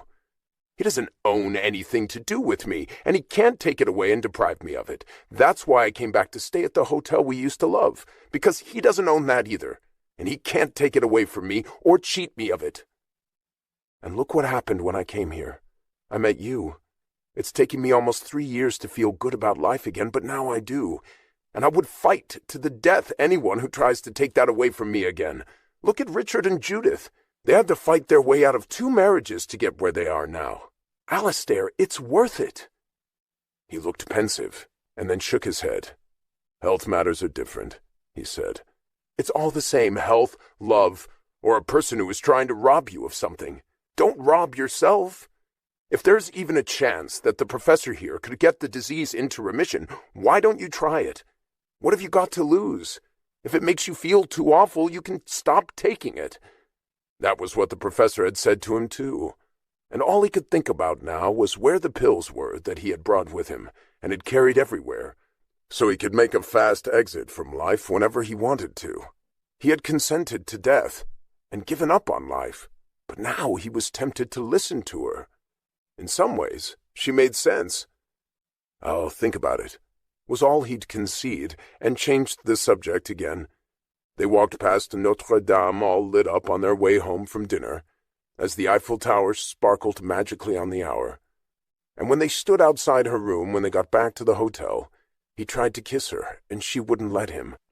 "I'm not going to let you make me fall in love with you, Alistair, and break my heart because you won't fight for whatever chance at life you have. I won't let you do that to me. I'm willing to take a chance with you and see what happens, but not if you just throw it all away." It was a lot to ask, but he was touched by what she'd said. He nodded and took a step back, and she slipped quietly into her room and locked the door behind her. She had a right to make that decision. When he got back to his own room, he walked into his bathroom and looked at the pill bottles he had lined up on the shelf. They were his exit plan, his escape route to end a terrible fate. Until now, they had been his friends. They would help him avoid an agonizing end of life. She was asking him to turn his back on them and cast his lot with life again. It was so much to ask, and it was already so late in the day. He didn't know if he had the strength to do what she was asking for. The little bottles of pills would be so much easier, and he knew he could count on them when the disease took over and he wanted out. He could feel Gabrielle pulling him toward her, but she was afraid to reach out. And she'd been wrong about one thing when she said he had nothing to lose. He had everything to lose, now that he'd met her. Chapter 7. Gabrielle and Alistair shared a last dinner together on Friday. She had to have dinner with a group of art dealers the next day, on her last night in Paris. They had spent some wonderful evenings together and had many interesting conversations in the city they both loved. There was a bittersweet feeling to their last dinner. She knew now that he was sick and didn't intend to fight it. He had a right to make that decision, but she had a right not to enter into it with him. She didn't want to stand by and watch him let himself die or commit suicide as his exit plan. It was just rotten luck to have met someone she liked so much and was so attracted to, whose fate was sealed by a fatal illness he probably couldn't beat and refused to fight. He thought it was more dignified to accept his fate and not engage in a battle he couldn't win. Neither of them mentioned it again at their last dinner. They lingered for a long time at the bar at the hotel when they walked back, and they both noticed a famous rock star in the lobby surrounded by his entourage. He had given a concert the night before and was on a world tour. He looked like a wild man, with long blonde hair to his waist, tattoos up and down his bare arms, and a tattoo of a gun on his face, and his long, lean body was encased in black leather. He was bare-chested and wearing a leather vest. He was about Gabrielle's age, and she commented as they walked into the bar that Monsieur Laval, the manager who had retired, would never have allowed Declan Dragon into the hotel, let alone to stay there. Alistair smiled at her comment. Dragon was Irish, and one of the biggest punk rock stars in the world. It would be hard not to let him stay here. The waiter who brought my breakfast this morning said that they have 12 rooms on the top floor, and the biggest suite in the hotel. That's big money to turn down. He looks like he just got out of prison, she said primly. He laughed, and they walked into the bar, sat down at a cozy corner table, and spent 2 hours talking. She hated to say goodbye to him. Their meeting in Paris had been serendipitous, and she had enjoyed every minute of it. It had reminded her that there were still wonderful people in the world, and attractive men, even if she never saw him again.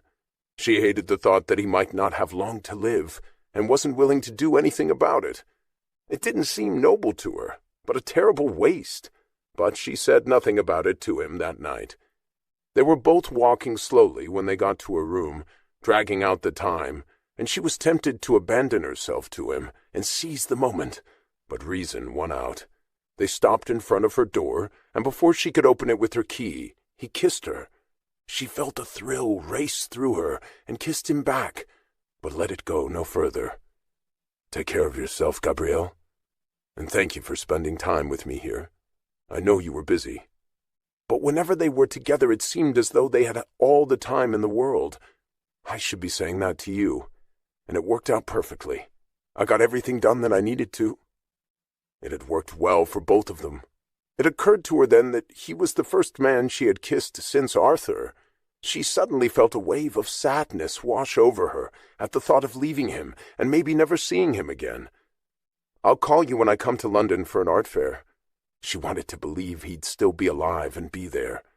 "I'll call you long before that," he promised. And a moment later she slipped into her room, and he went to his own, thinking about her and everything she'd said to him. She left early the next morning for meetings and was busy all day. She called Judith and wished them luck, and they said they'd call her and get together in New York. The trip had been so much better than Gabrielle had hoped, and she was glad that she had decided to do it. It had been the most fun she'd had in a long time. She felt free and independent after traveling alone and making new friends. Dinner with the art dealers went late that night, and she finished packing when she went back to the hotel. Alistair called her on her cell phone in the cab on her way to the airport the next morning and wished her a safe flight. He said he had decided to stay another day and had some things left to do the next day. They hung up when she got to the airport. He walked along the Seine for a long time that afternoon, and when he got back to his hotel room, he made the call to the number he'd been given. There had been an army of ragtag-looking people in the hotel lobby when he walked in. They were surrounded by mountains of band equipment. There were 20 or 30 people and Declan Dragon at the center of it. They had a bus waiting outside. There were hotel management personnel standing in a long line of frowning faces, and the next morning in the paper, Alistair discovered why. Declan and his entire group had trashed their rooms to the point that the rooms would have to be put out of service for several months and redone. They had torn fabrics from the wall, broken picture frames, and lamps in drunken brawls. The curtains had been torn down, and it had become a game in their inebriated, drugged-out state. They had flung food at the walls and burned the carpet. The hotel management had asked them to leave, but they were leaving for London anyway. When Alistair went to his appointment the next morning, Olivier Bateau and Yvonne Philippe were in a meeting with their construction crew. They wanted an estimate of all the work that had to be done, and were going to send it to Declan Dragon's production manager. They were figuring it at just over $100,000. They had even set fire to an antique rug they'd rolled up and put in a bathtub.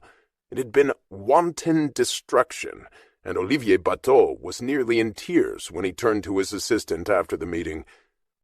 "We've been open for less than 2 weeks, and we've had a heart attack, an accidental death which was possibly murder, and nearly a whole floor destroyed by a rock star. I don't know if I'm up to this," he said. "You'll get used to it," Yvonne reassured him. "We had worse at some of the hotels I worked for. Rock stars are a bad business. They always destroy their rooms. We even had a herd of goats delivered to a Middle Eastern royal family who wanted the chef to slaughter them and serve them for dinner. I hope it calms down after this, before I have a heart attack, or the owners kill me," Olivier said nervously. "They know what this business is like, even in a 5-star hotel." Olivier Bateau also knew now why the famous Louis Laval had run the place with an iron hand. He would never have allowed the Irish rock star to stay there. "I was trying to be modern and cool." The story of Dragon's destruction was all over the press, and the owners weren't going to like that either. Olivier had a brief conversation with the owners that afternoon.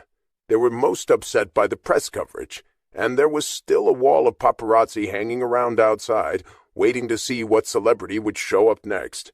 The owners of the Louis XVI had told Olivier in no uncertain terms that the next time a rock star, no matter how famous, tried to book rooms in the hotel, they were to be told that there were no rooms available, and he had promised to do that. They were very distressed about Sergei Karpov's death there earlier in the week as well, although they knew the Minister of the Interior personally and were shocked by the stories about him and the fact that he was being tried for homicide. It had been a very stressful week. Alistair was back in his room by then, The professor had been surprised to get his call early that morning, but had agreed to see him. The treatment had gone smoothly, and they established a schedule for his future treatments. He was going to come to see the professor every 4 weeks for treatment and evaluation, with an additional dose of the medication given every 2 weeks, administered by his oncologist in London. "We'll see how you do on that schedule," the professor said kindly. His bedside manner had proven to be warmer than expected. "May I ask what made you change your mind?" he asked, curious. He always liked to know his patient's motivation, and thought that their state of mind had a marked effect on the treatment and how well it was tolerated. "I met a woman," Alistair answered honestly, and the professor smiled. "That sounds like an excellent reason to me. She's had a good influence on you. I think you made the right decision. Did you tell her?" Alistair shook his head. "No, I didn't. I wanted to see how things go first." "That's a wise decision, too." He was going back to London and his own practice the next day. He thought about Gabrielle as he sat on the Eurostar and watched the countryside slide by at high speed. He wondered when and if he'd see Gabrielle again. All he could do was wait and see now, about her, and if the treatment worked. If not, and he got worse, he wasn't going to call her. So far there had been no ill effects, but it was too soon to tell. But he felt energized and more hopeful after the trip to Paris, and after they arrived at St. Pancras Station, he went straight to his office. He had more compassion for his patients now that he was sick himself. Gabrielle had called her daughters, Georgina and Veronica, once each during her week in Paris. Georgie was a senior at Georgetown in Washington, D.C., and loving it. Veronica had graduated from USC the year before and had stayed in L.A. to work at the Getty Museum. She shared her mother's passion for art. Both girls were close to each other, though very different, and they were close to their mother, but hungry for their independence. They were very attached to their father, too, and despite their initial anger over the divorce and their dislike for Sasha, his new wife, whom they found unbearable, they had forgiven him. They simply ignored their 26-year-old stepmother when they were with her, and their infant half-brother. Their loyalty was to their mother, but their father had always been their hero. Handsome, sophisticated, successful, brilliant. They had worshipped him, with their mother's encouragement, since they were very little, and Gabrielle knew they loved her too. She had never been jealous of their relationship with their father. She had encouraged it. During the first year of strife after the divorce, they had kept their distance from both parents and embraced their newfound independence. They wanted their own lives now, separate and distant from their parents' problems. Their living away from home now had given Gabrielle new independence too. It was not always welcome, and she was lonely at times in the apartment alone, but it was forcing her to develop her own life, without Arthur and the girls for the first time. She had distanced herself from their old friends during the divorce, and she was hungry to meet new people and repopulate her life. She called Veronica and Georgie the night she got back to New York and told them about the trip, without mentioning Alistair. He was the first man who had appealed to her in years, but they didn't need to know that. And she had no desire to share that with them and open herself up to criticism. And how could she explain that she had fallen for a man who had a potentially fatal disease and possibly only months to live? It was much too complicated for a 21 and 23-year-old. It was even complicated for her. No matter how well-suited they seemed for each other, he was still a stranger to them, and Gabrielle knew that they would see him as their father's rival. She hadn't challenged them with a dating life of her own since the divorce, and didn't intend to now. She and Alistair didn't live in the same city, and they had no plans to see each other. It was just something very lovely that had happened to her during a week in Paris. That was enough for now, and maybe forever. Gabrielle wasn't thinking about the future, and in the circumstances, he would have been the wrong man to do that with. He didn't appear to have a future. She got busy with her work immediately, and she met with the clients she had purchased art for at the Biennale. In several cases, she had bought pieces that weren't on display there, but had been shown to her by galleries she did business with regularly. The girls had no plans to come home before Thanksgiving. Georgie had just gone back to Washington, D.C., before Gabrielle left for Paris. For Christmas, they were planning to go to the Turks and Caicos with their father, or possibly St. Bart's if he chartered a boat there. The girls had grown up in golden circumstances, but both had a serious social conscience, encouraged by their parents. It was Sasha, Arthur's new wife, who was the spoiled brat in their midst, who they chose to overlook. They considered her their father's folly. She was beautiful and cunning, and knew how to look out for herself, which she had learned on the streets of Moscow, but her lack of upbringing and manners showed in every situation. They couldn't understand why their father wasn't embarrassed by her. He found her charming, and treated her like an additional daughter, since she was almost the same age as they were, and only slightly older than Veronica. Sasha was their contemporary, not their father's.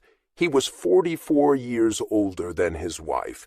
The baby she'd had with Arthur was a transparent ploy for financial security. She had 2 nannies for the infant, so she never had to spend a minute with him. Arthur was excited about having a son, although he spent little time with him too. But the baby was well cared for. They had named him Graham. Gabrielle thought of them at times, although she tried not to. She remembered how different it was when she and Arthur had had their babies. Gabrielle was devoted to them, and they had been the hub of her life, the center of her universe. His marriage to Sasha was very different, the indulgence of an old man. She wondered at times how long it would last, but reminded herself that it was none of her business. He had a much fuller life than she did now, with a young wife, a baby, 2 older daughters, and his venture capital firm. Gabrielle had her work, her daughters when she saw them, and a solitary life now since the divorce. She had gotten used to it, but it had taken time. She was more alone than lonely and recognized the difference. Being on her own didn't frighten her now as it had in the beginning. She had refused to let it destroy her when Arthur left. The trip to Paris was the first major evidence of that, and she was glad she had gone. Meeting Alistair had been icing on the cake, not the main event, and she had concluded some very impressive deals while she was there. Arthur had never been particularly interested in her business, but he hadn't objected to it either, and now she was glad she had it. She would have been lost without it, with nothing to fill her days and occupy her. Once back in New York, she rapidly settled into the routine of talking to her most important clients regularly, calling her daughters every few days and catching up on their news, following major auctions and doing a great deal of reading to keep abreast of developments and events in the art world. She thought of Alistair frequently at night after the trip, but didn't call him. He had said he'd call her, and she assumed he would. If he came to New York, or she contacted him when she went to London, she'd be happy to see him, but she couldn't count on it, given his health and the death sentence he'd been given.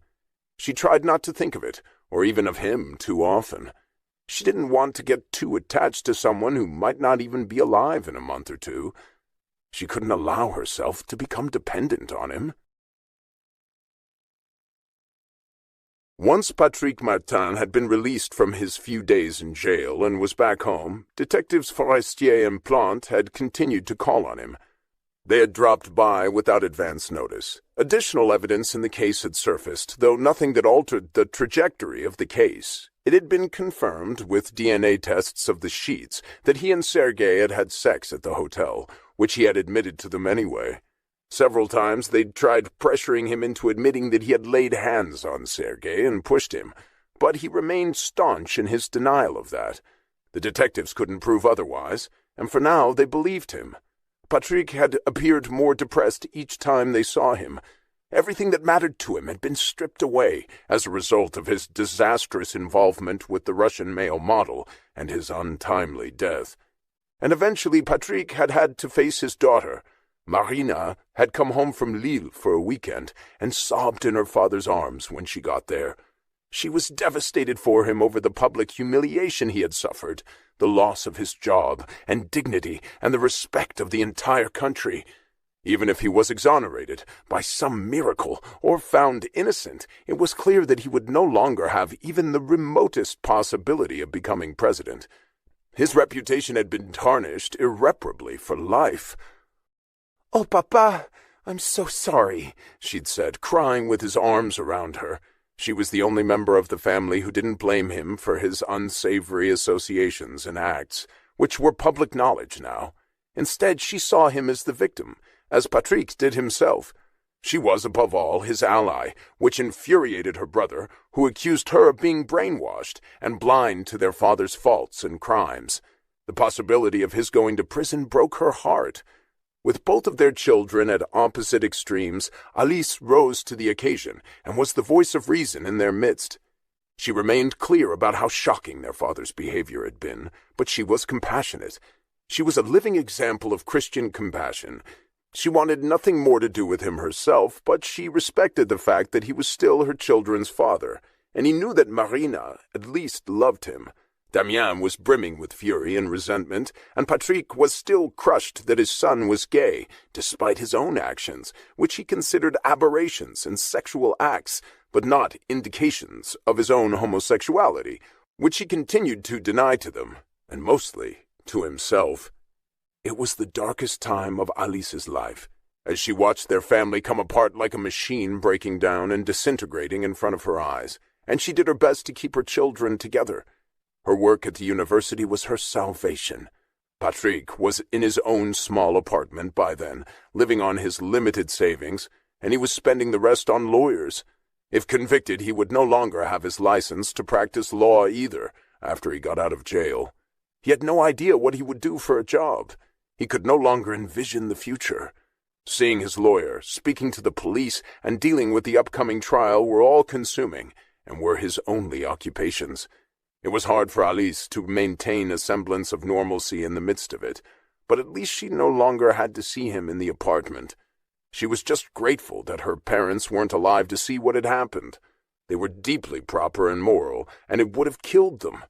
She constantly asked herself how she could have married a man like him, but he had deceived her right from the beginning.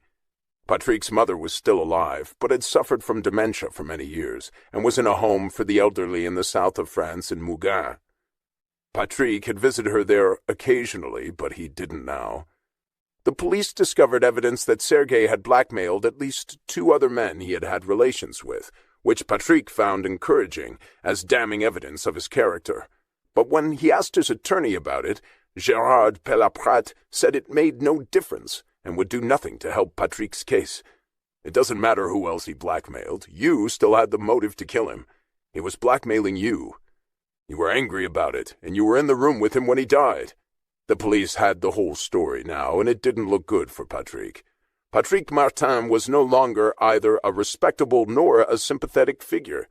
He had lied to his wife for years, had a seamy life, with dubious sexual practices carried out in secret, and he had hidden his homosexuality from his family and the public, and had consorted with distasteful, dishonest criminal people.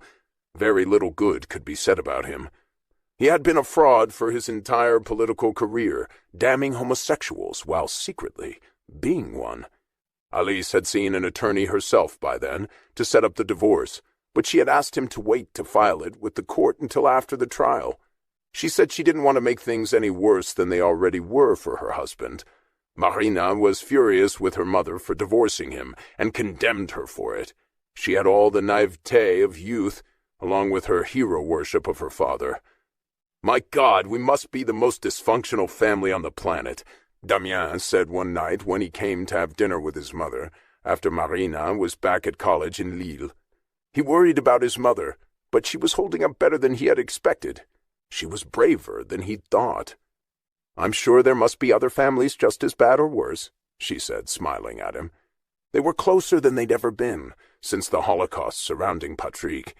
It was a relief for both Damien and his mother to acknowledge the fact that he was gay. There were no secrets between them anymore. "Not really," Damien commented. "My father's been secretly gay all his life, sneaking around in cheap hotels. He's going on trial for the murder of one of his lovers. He lied to you, and my sister still thinks he walks on water. Could it get any worse?" he said ruefully. "Probably," Alice said. "I just hope it doesn't. You have to play the hand you're dealt, Damien. We'll get through this.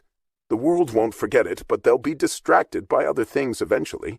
This won't be the hot topic forever, and sadly, one day Marina will have to accept that her father made some terrible mistakes, and wasn't fair or honest with any of us. You in particular. I'm sorry, Maman, that you have to go through this," Damien said with feeling. "It won't kill me. I'm worried about him. He has nothing left that he cares about or to live for. That's dangerous." Damian nodded and didn't comment. He had thought of it himself and worried that his father might be a suicide risk. As angry as he was at his father, he didn't want anything worse to happen to him, although he was putting them all through hell now. But Damian was proud of his mother for her strength and dignity. She never complained or bemoaned her fate or maligned their father to them, although Damian could see how deeply hurt she was. He knew it couldn't have been easy for her to realize that their entire marriage had been fraudulent, and Patrick had lied to her since the day he married her. Other than her children, she had wasted half a lifetime with him, as she saw it. She had started going to church every day, and it brought her some comfort, but you could feel the tension in the house mount as they wended their way slowly toward the trial. It had been set for January. It was going to be the longest 4 months of their lives, and somehow, she had no idea from where, Alice managed to dredge up the strength she and her children needed from the deepest part of her.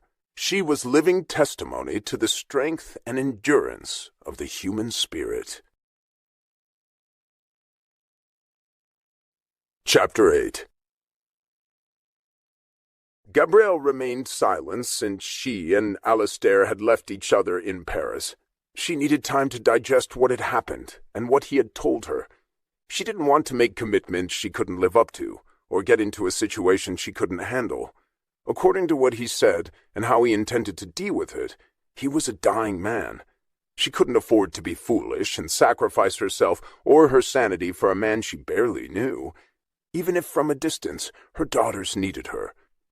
Arthur had shaken her to her core when he left her suddenly, and it had taken almost 3 years for her to recover from it. She couldn't risk herself again now for a man she had known for a week, no matter how lovely he seemed. She liked everything about him, except his rigid refusal to fight the battle at hand, and his determination to go down with the ship, perhaps sooner than necessary, by refusing treatment. Alistair called Gabrielle 2 weeks after she left Paris. She could hear how tired he was. He sounded exhausted when he called, but in good spirits. She wondered if his condition had worsened, but didn't want to bring up painful subjects and ask. He said that his medical office had been busier than usual with an outbreak of flu, which had hit early this year. "Is that dangerous for you to be exposed to your patients?" she asked him, trying not to sound like she was unduly worried or mothering him. She didn't know him well enough to do that. "I've been wearing a mask," he said, smiling at her concern. "I brought in an assistant to see the worst cases. I'm spending most of my time with the healthy patients, for vaccines and routine checkups. I feel like a bit of a wimp, but it's just smarter, especially now." "Because of your illness?" she asked gently. "Because I'm in treatment," he said quietly. "I'm not a total idiot. Everything you said made sense. You were right. I need to at least put up a fight. How can I expect my patients to if I don't set an example for them? For years I've referred them for treatments I was too cowardly to face myself when confronted by the same challenge. I went back to see the professor the day after you left Paris." She was stunned and had tears in her eyes. "You did that? Oh, Alistair, you're a brave man." "No, I'm not, but you gave me courage. I was being a coward." And now he had something to live for. On his solitary walks along the Seine, he had realized that he had been coasting for years. His divorce had disheartened him years before. It had never been a great love or the right marriage, and they both knew it. But his having misjudged it so badly had taken something from him, his sense of hope and faith in the future, and in an astonishingly short time, Gabrielle had helped him to find it again, within himself. "It may not work, but I decided to give it a try. He has the best success rate in Europe with the particular form of leukemia I have, and he's done the most thorough research. There are 1 or 2 very good men in the States too, but Paris is closer to home. I'll be seeing him once a month for 6 months, with a slightly milder cocktail administered in London mid-month. It's a nasty business, but if it works, it will have been worth it. You gave me the courage to do it, Gabrielle. Somehow, not having children and no one to depend on me, I thought it didn't matter. But I was wrong. It always matters. Life is precious, and every day is a gift. Thank you for reminding me of it. I was actually calling to ask you something. I don't know how you'll feel about it." No matter how pleasant their time together had been in Paris, they hardly knew each other. I have to go back to Paris in 2 weeks for the next treatment. Would you meet me there? I know you're busy, but I thought I'd ask. If it makes you uncomfortable, I understand. I just hate to waste the time in Paris without someone to share it with. That someone being you. His unexpected invitation broadsided her completely. She hadn't expected it and didn't know how to respond. It was one thing to urge him to be responsible, not give up hope, and give the treatment a try. It was another thing, and a much bigger one, to stand by him while he did it, even if she didn't go to the doctor with him and take on a role she didn't feel ready for. She hardly knew him. It was more than just a few days in Paris. It was a deep commitment to be his ally and support system.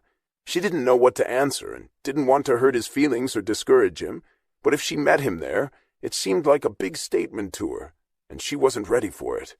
He had taken her entirely by surprise with his announcement that he had started the treatment he had been so violently opposed to before, and attributing his change of heart to her. There was silence at her end for a minute, as she thought about it. I thought we had something very special when we were together, he said gently, reaching for the moon. It had started with his saving Richard's life, and all the emotions that went with it, as she stood by and watched. It was almost like watching the miracle of birth. He had given Richard his life back while they waited for reinforcements. They both knew they would never forget it, nor would Richard and Judith, and now he felt she had done the same for him. It was a bond that joined them. Whether she felt ready for it or not, it had happened. He was such good company.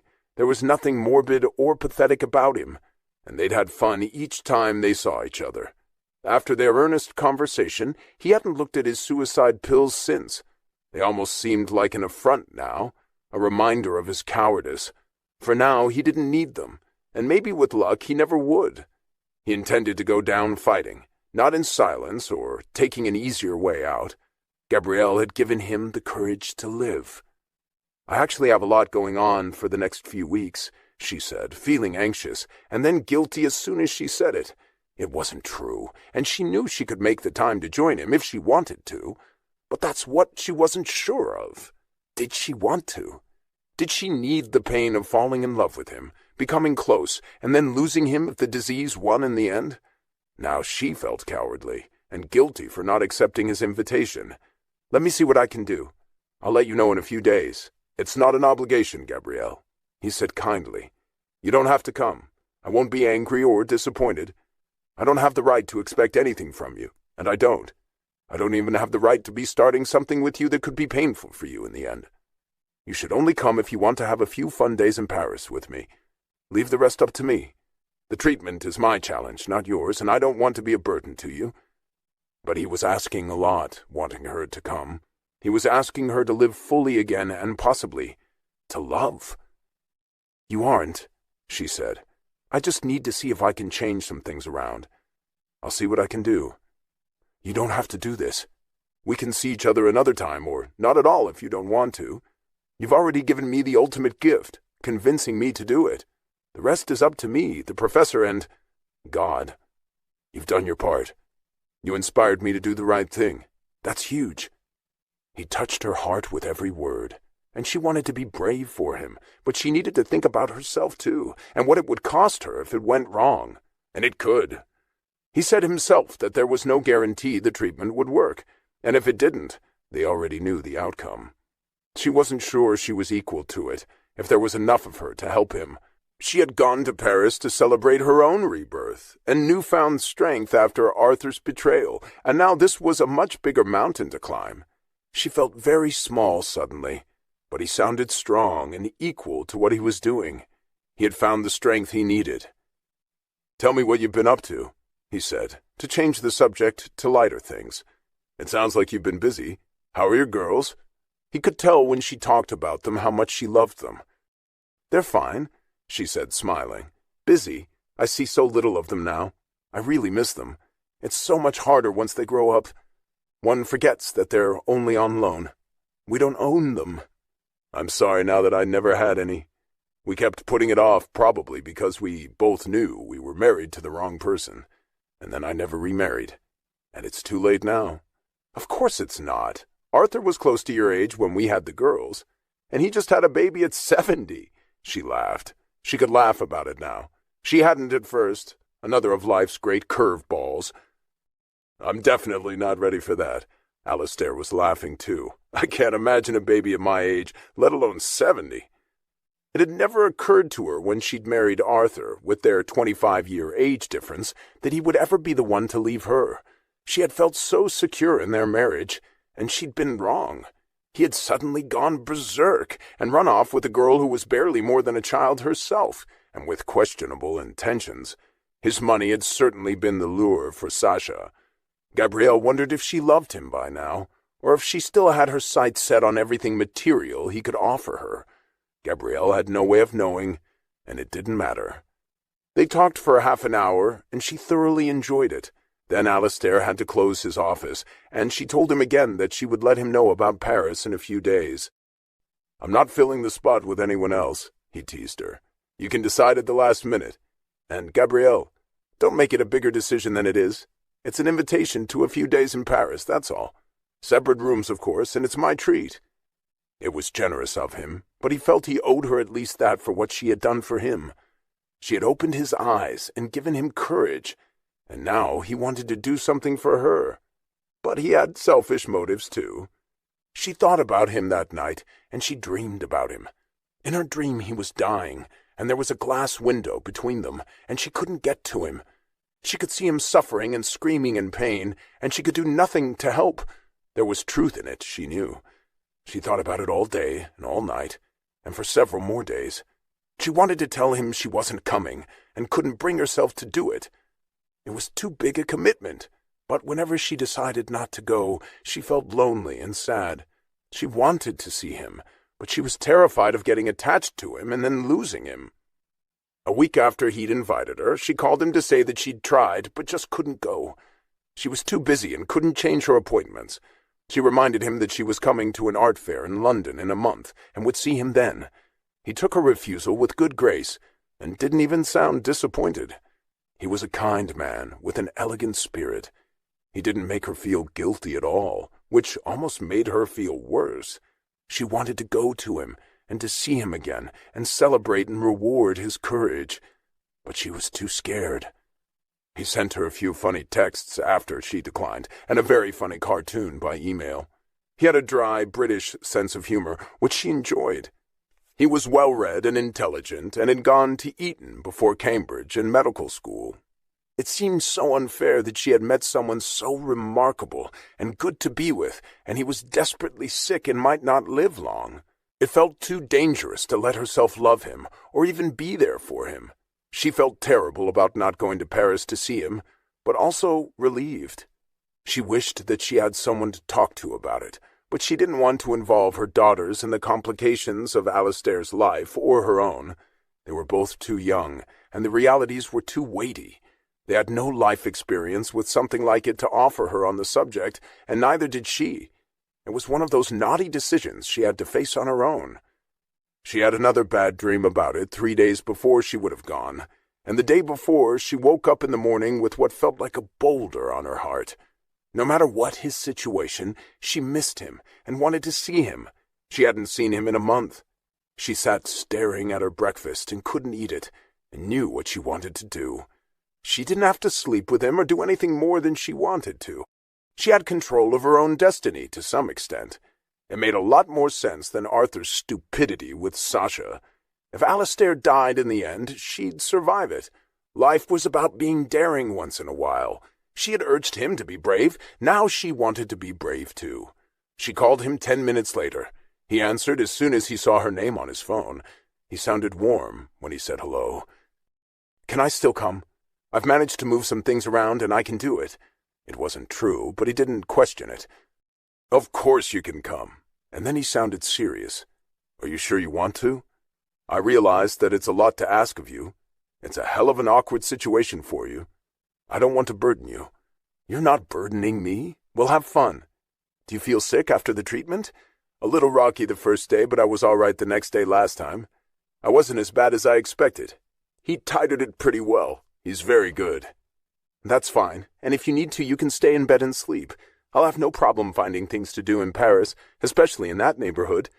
The best shops in Paris were all within a few steps of the hotel. I'll call the hotel right away. And Gabrielle, thank you. It's an incredible gift that you're coming. I've missed you. I missed you too. See you the day after tomorrow. Her flight would arrive early in the morning if she took a night flight from New York. He sounded jubilant when they hung up, and she felt light-hearted all day. She had thought about it carefully and knew she was doing the right thing. It was what she wanted to do, and she was fully cognizant of the risks. She wasn't walking into it blind. Whatever happened, happened, and they'd deal with it. She rushed to see a client that morning and came home and packed after that. He had suggested they spend 5 days there. She got a seat on the flight she wanted, and the following night she couldn't stop smiling when she checked in. Her fears about going had lifted. She couldn't wait to see him. They would have the weekend together, and he would go for his treatment on Monday morning, and they'd have 2 more days after that, longer if they needed it, and 2 weeks after that she would see him again in London when she went to the art fair. But she'd have to work then. Paris was just for them this time, a holiday for her. She slept on the flight as she always did, watched a movie, ate a meal, and felt fresh and excited when they landed at Charles de Gaulle. She could hardly sit still as the car drove her to the hotel. The Louis XVI looked like home when it came into view. In the end, she had booked her own hotel reservation. She didn't want him to pay for it. It didn't feel right to let him do it.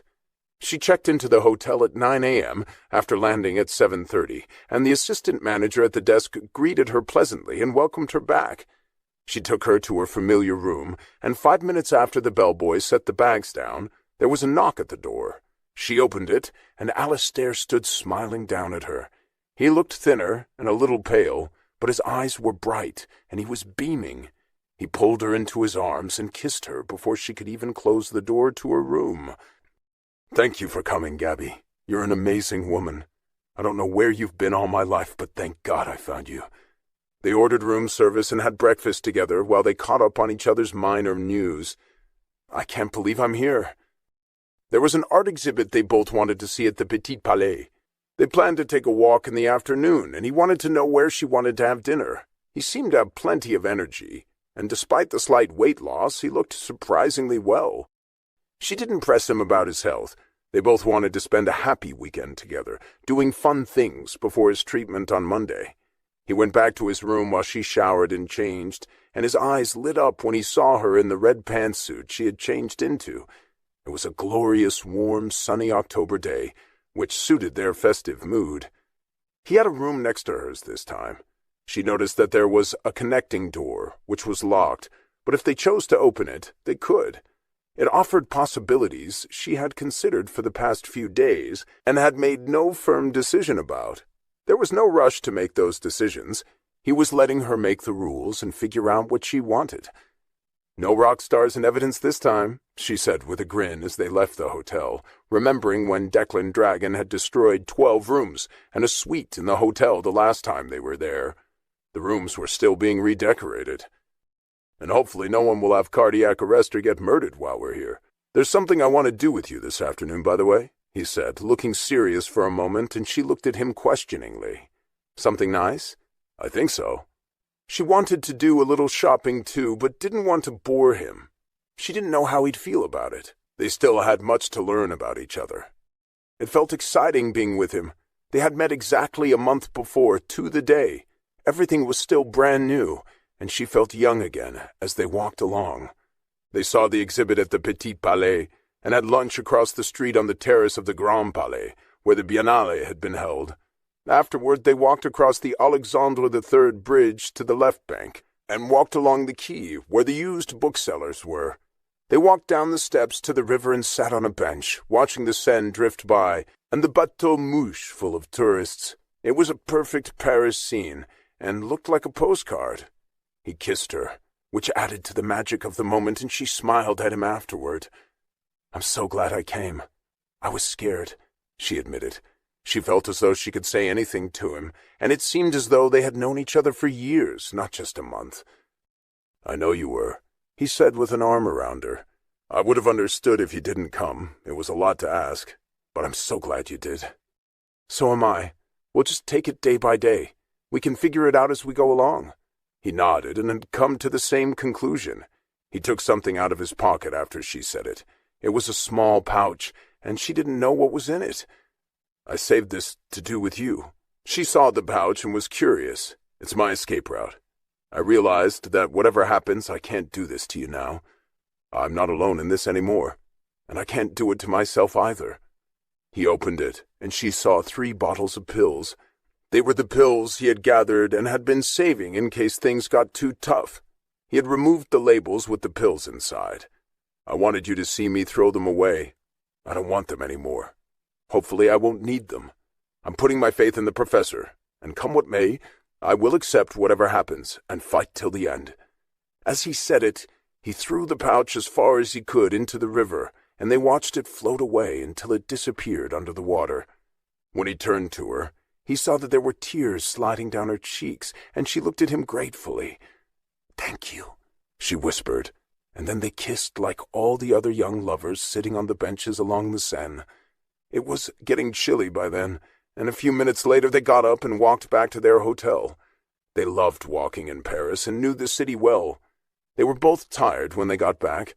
They'd had a nice day, and his throwing away the pills was deeply symbolic to both of them. When she opened her door, she turned and smiled at him. "Do you want to come in for a cup of tea?" she asked, and he smiled. "I'd love that." He followed her into the suite and put his arms around her after she closed the door, and suddenly everything they felt for each other and the decision she had made to come to Paris overwhelmed them.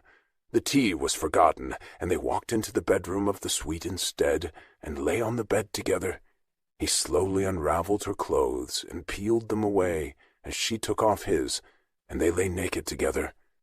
His throwing away the pills he had intended for his suicide was another bond between them. He had chosen life instead, and all because of her. As he began making love to her, he remembered that he had so much to live for, and whatever happened, they would face it together. Chapter 9. Their second day together in Paris was even more fun than the first. They did a little shopping, went to an auction house, drifted through a number of art galleries on the left bank while they talked about their childhood and families. Alistair came from a long line of doctors. His grandfather had run a field hospital in France during the war, and his grandmother had been a nurse. Gabrielle and Alistair were both only children, and their parents had died relatively young. Gabrielle knew that Arthur had been a sort of father substitute for her, after her father died when she was still young. Arthur had betrayed her terribly when he ran off with Sasha. He was chasing his lost youth and panicking in the face of old age, but knowing that didn't make Gabrielle feel any better. I was determined not to let it break me. It came at a bad time, just when the girls were leaving home. I was devastated, but you get over it. I feel sorry for him now. He's stuck with her, and a baby at 70. "I just don't want that to be me," Alistair said. "I missed the boat on that, but I've made my peace with it. The wrong relationships, women hell-bent on their careers. I've always liked strong, independent women, but these days, or in recent decades anyway, most of them don't want children. And I guess I was lazy, and stayed where I was instead of looking for a girl to have children with. Time moves a lot faster than one expects, and now this. I can still have children, technically, but even if I beat my disease, it wouldn't be fair to have a child. If I had a relapse or things went wrong, I don't want to leave a wife burdened with bringing up a child alone." He was an honorable man, and she loved that about him. She had been shocked to discover that Arthur wasn't. His own needs had come first, no matter how great the damage to others, even his daughters. It had been more than disappointing. She knew who he was now, and their daughters had seen it too. They didn't admire him for abandoning their mother. Gabrielle was young enough that it should have satisfied him. He didn't need to go to extremes with a girl more than 40 years younger than he was. It was all about his ego and the pursuit of youth. His children were embarrassed by how common their stepmother was. No matter how expensive the clothes were that he bought her, some of it haute couture, she always looked cheap or downright vulgar. Georgie said openly that Sasha looked like a hooker, and she wasn't wrong. It had been a terrible blow to their mother, and the girls knew it. They were protective of her now, in theory, and their father's remarriage had hurt their relationship with him. But they weren't around to keep Gabrielle company, and she knew she had to learn to live without them. It was written in invisible ink somewhere in the book of motherhood. Thou shalt not hang on to thine children. At the right time you must let them fly free. She was trying, but it wasn't easy. Nothing would ever take the place of the precious years she had spent with them when they were growing up and still at home. She tried to explain it to Alistair, and was surprised when he understood. It touched her since he didn't have his own. I've always thought that must be the hardest part of parenting, letting them go. I'm not sure I'd have been good at it. I was in boarding school for years as a boy, and I always remember my mother's face when I went back to Eton after school holidays. She looked as though someone were tearing her heart out. She went to work in my father's office to keep busy, and she did a lot of charity work. She would have preferred having me at home, driving them mad, getting into mischief, and stealing my father's car at every opportunity from the age of 15 on. I was always madly in love with a girl in the next village. He smiled as he said it, and she laughed. You didn't live in London. We did, but we had a house in the country. My parents loved it. We spent weekends there and summers, in Sussex. I sold it when they died. The place was much too big for me. It didn't make sense for a young man in medical school, and the money was useful. I kept the dower house and a little cottage and a small piece of land. The dower house was always intended for a widowed mother or mother-in-law. Families stayed together in the days when it was built. The manor was quite grand, a big, drafty place with a great hall. My grandfather bought it, and my parents loved it there. They would never have sold it, but times have changed. I'd be lost in the place now, but I always felt guilty about selling it. But the dower house suits me. I go there almost every weekend and play gentleman farmer. I haven't gone much since I got sick. I'd love you to see it sometime. Maybe when you come to London for the art fair, if you have time. It's quite charming. She loved the fact that he had a history that mattered to him. He was very English about the land, history, and traditions. He came from a genteel background of landed gentry. They didn't have a title, but there were aristocrats in his bloodline. As he said with a certain amount of embarrassment, "It's all very English, I'm afraid," he said in his modest, self-deprecating way. He saw everything with a tinge of humor, which made difficult things more bearable. Her family had their traditions too. Their family origins were not so dissimilar. Arthur had been a self-made man, which was different. He had less respect for past relatives and family history, and thought them unimportant. It had been a big difference between them. We had a summer house on Long Island. I loved going there as a child, but I sold it too. Arthur didn't like it. He wanted something bigger and fancier, so he bought a horse farm in Connecticut. I never liked it, and he kept it in the divorce. But I was always a little sorry, too, that I didn't keep the house on Long Island. It needed some work when they died, and Arthur didn't want to do it. He liked what was new and shiny, not old with the patina of years and history. That's how he ended up with a flashy young wife instead of staying with me as I got older, she said with a smile. It was one way to look at it. I was very hurt by it at first. Now I just feel sorry for him. He's stuck with her, which is great luck for me. Alistair said quickly and hugged her. You're hardly older, Gabby. You're still very young. She was about to turn 46, and Alistair was 3 years older. I have a good hairdresser, she said modestly, and he laughed. That's not it. I hate the obsession with youth these days. My worst nightmare would be being with a woman in her 20s. Your ex-husband must be mad. I'd rather like having children, but I would hate to date one. He'll rue the day he indulged that fantasy. She'll take the money and run sooner or later. Women like her don't stick around forever, and there's always a richer man just around the corner in that world. If she finds one, she'll go for it. Or if he starts to slip at some point. He's still active and youthful for his age, but it is what it is. He looks ridiculous with her. She said it in a matter-of-fact way, without bitterness. She had never been bitter so much as bruised by what he'd done. Alistair was putting balm on old wounds the way he looked at her, with what he said to her, and the way they made love. He was the first man she had gotten involved with since her ex-husband. She had had some dinner dates, but no one had appealed to her until now. In the give and take of life, there was a hitch.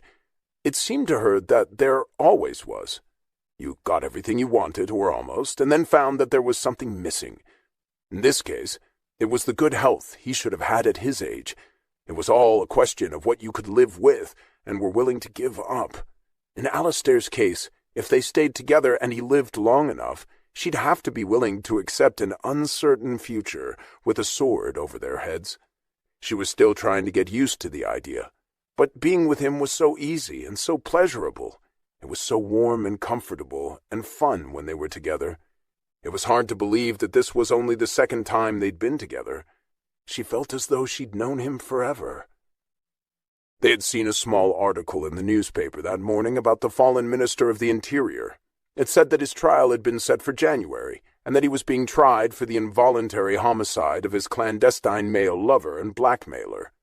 And his crime had been compounded by fleeing the scene of the death. "This must be awful for his family," Gabrielle commented, when Alistair had pointed out the article to her at breakfast, since they'd been in the hotel the night it all happened there. There was a photograph of the minister's wife, looking bleak and austere as she tried to hide her face from the photographer. The brief piece had said that he had a wife and 2 children. "Can you imagine the shame of it?" Alistair said sympathetically. "Look at the poor woman. And why should she be hunted by the press because her husband created this mess?" There was a photograph of Sergei, too, from his modeling portfolio, given to the paper by his modeling agency. He looked young and very beautiful, blonde with delicate features. The piece mentioned that he was Russian and had come to France with a ballet company and stayed to become a model. He reminded Gabrielle a little of Sasha, with her high Slavic cheekbones, but he was prettier. People do some bloody awful things to each other, don't they? And make terrible mistakes. When you think of all he risked, he might have been president of France a year from now. Instead, he slunk off to a hotel room with that piece of trash, lied to everyone, and brought the roof down on all the people who presumably loved him. I wouldn't want that on my conscience. He must feel like a damn fool now, and rightly so. We so often do the worst harm to ourselves, he said soberly. And for sure the Minister of the Interior's career had gone up in flames, and he was likely to end up in prison. They spent the rest of the day doing things they both enjoyed and had a delicious dinner at a bistro owned by a famous chef. They were tired when they got back to the hotel, and Gabrielle felt guilty for running him around all day, but he insisted that he'd had fun. They were going to spend the next day taking it easy before he had his treatment the following morning. From what she could see, he was doing well, considering his condition and the therapy he had started. They went to bed at midnight after making love, and she sank into his arms with a happy sigh and fell asleep instantly. They were both in a deep sleep 2 hours later when the phone rang.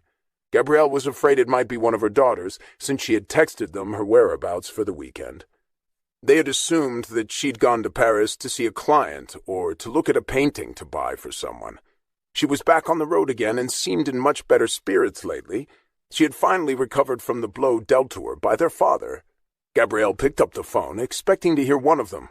It was an unfamiliar voice instead. Alistair woke up quickly, too. He was used to emergency calls at night from his patients. He had left a hotel number with the doctor covering for him. It was one of the assistant night managers from the front desk, speaking quickly and clearly to Gabrielle in English. "Mrs. Gates, I'm very sorry. You must leave your room immediately.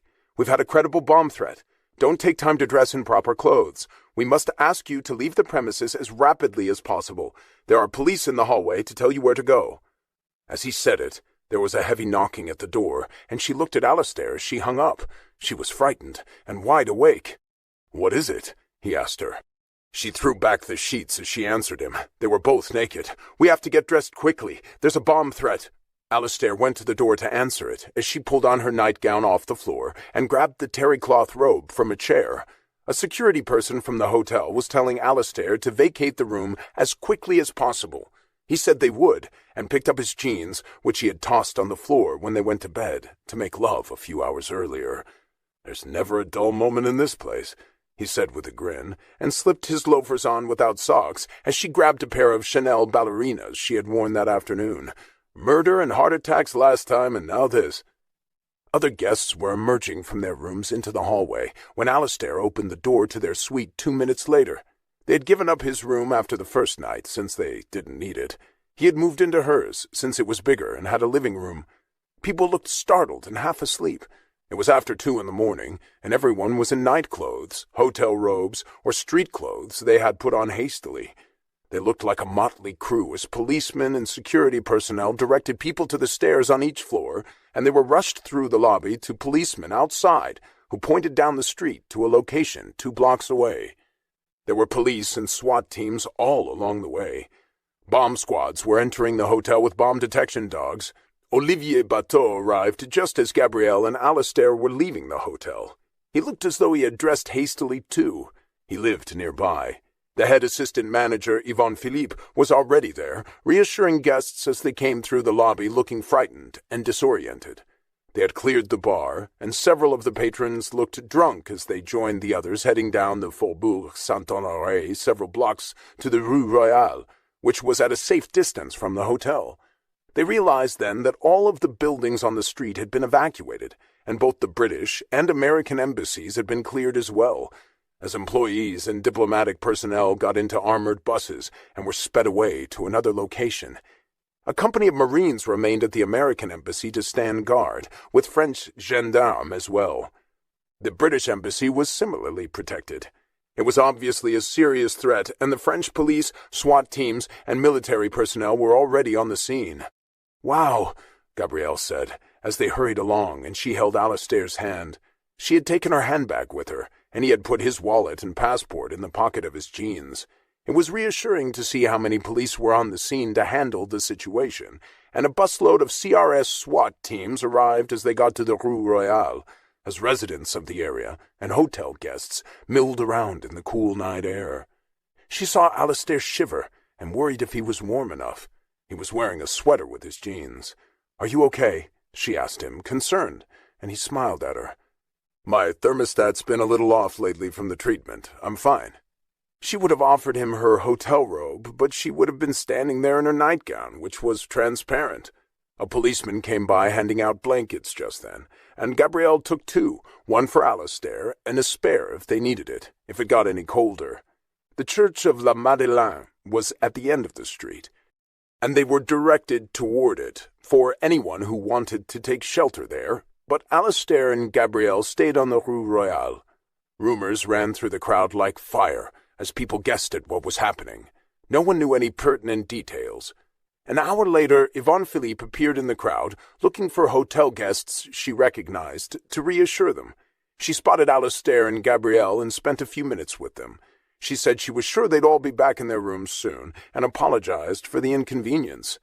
"She should be the manager," Alistair commented after she left them and moved on. "She's always on deck when something happens. She's young but very efficient. The other guy, Bateau, is a nervous wreck." "It can't be an easy job," Gabrielle said, not disagreeing with him. "Monsieur Laval was fantastic until he died. But things are different now. The world is a more dangerous place. There had never been a bomb threat or terrorist at the hotel only a few years before." More and more people were pouring into the street, and there was almost a festive atmosphere as another bomb squad arrived. People were talking and chatting and wondering what was going to happen. A huge area had been blocked off, and automobile traffic had been stopped. They weren't taking any chances. As the dawn streaked the sky with mauve and pink and orange, police with dogs circulated through the crowd and told people they could return to their homes. A small homemade bomb had been found and disabled. It wouldn't have done as much damage as they feared initially, but they hadn't taken any chances. Alistair was impressed by how thoroughly the police had reacted, and they slowly made their way back to the hotel in the crowd. When they got back, coffee, tea, and pastries were being served in the lobby, with stronger drinks being served discreetly for those who wanted them. Yvonne Philippe greeted the guests when they came in, and Olivier Bateau stood off to the side, wringing his hands. The guests were good-humored about it, and grateful that they had been protected. Members of the SWAT teams, the gendarmerie, and the military and bomb squad dogs were evident inside and outside the hotel. It made the guests feel safe to see them, and a surprising number stopped for a cup of coffee, a pastry, or a brandy on their way back to their rooms. "Well, it certainly wasn't boring," Alistair said good-humoredly, and Gabrielle laughed. "This hotel has gotten a lot more exciting than it used to be," she commented, as they both had a cup of coffee, and Alistair helped himself to a chocolate croissant. Everyone seemed to be hungry in the relief of the moment, and people chatted with one another before they went back upstairs. The elevators were running again, and people seemed to feel as though they'd had a grand adventure. The embassy personnel returned then in the same buses. But within minutes, people were coming back down to the lobby looking puzzled. None of the electronic keys were working, and people couldn't get back into their rooms. There had been a systems failure while additional alarms were being activated. Bellmen, office staff, security people, everyone they could lay hands on had to go door to door with skeleton keys and open each door manually. The guests were tired by then and not amused. Yvonne Philippe went to the third floor herself and let Alistair and Gabrielle into their room with an apology, while Olivier Bateau went to the sixth floor, where members of the Saudi royal family had taken over the entire floor. The whole key system had to be reset, and Alistair smiled at Gabrielle when they finally got back to their room. "What's next?" "Hopefully nothing," she said, taking off the robe and climbing into bed, and he slid in next to her. All the guests had to leave their doors unlocked until the key system was rebooted. "If the hotel catches fire, don't tell me. I'm too tired to get up again," she said, as he cuddled up next to her, and they fell asleep. By 7:30, the lobby had been cleared, and Olivier went to his office with Yvonne. His hands were shaking, and he was pale. "Christ, it never stops, does it?" he said. He felt sick to his stomach. Yvonne looked calm and in control. "There's always something." The hotel opening started a month before with a dead man in one of their best suites, resulting in one of the most important politicians in France accused of murder, heart attacks, medical emergencies, technology that didn't function properly for an entire month, a destructive rock star, and now a bomb, and all the guests locked out of their rooms. It was way more than Olivier had bargained for when he took the job. "I'm too old for this." He was only 41, but his nerves weren't as steady as Yvonne's. She was only 32, 9 years younger than he was, but nothing seemed to rock her.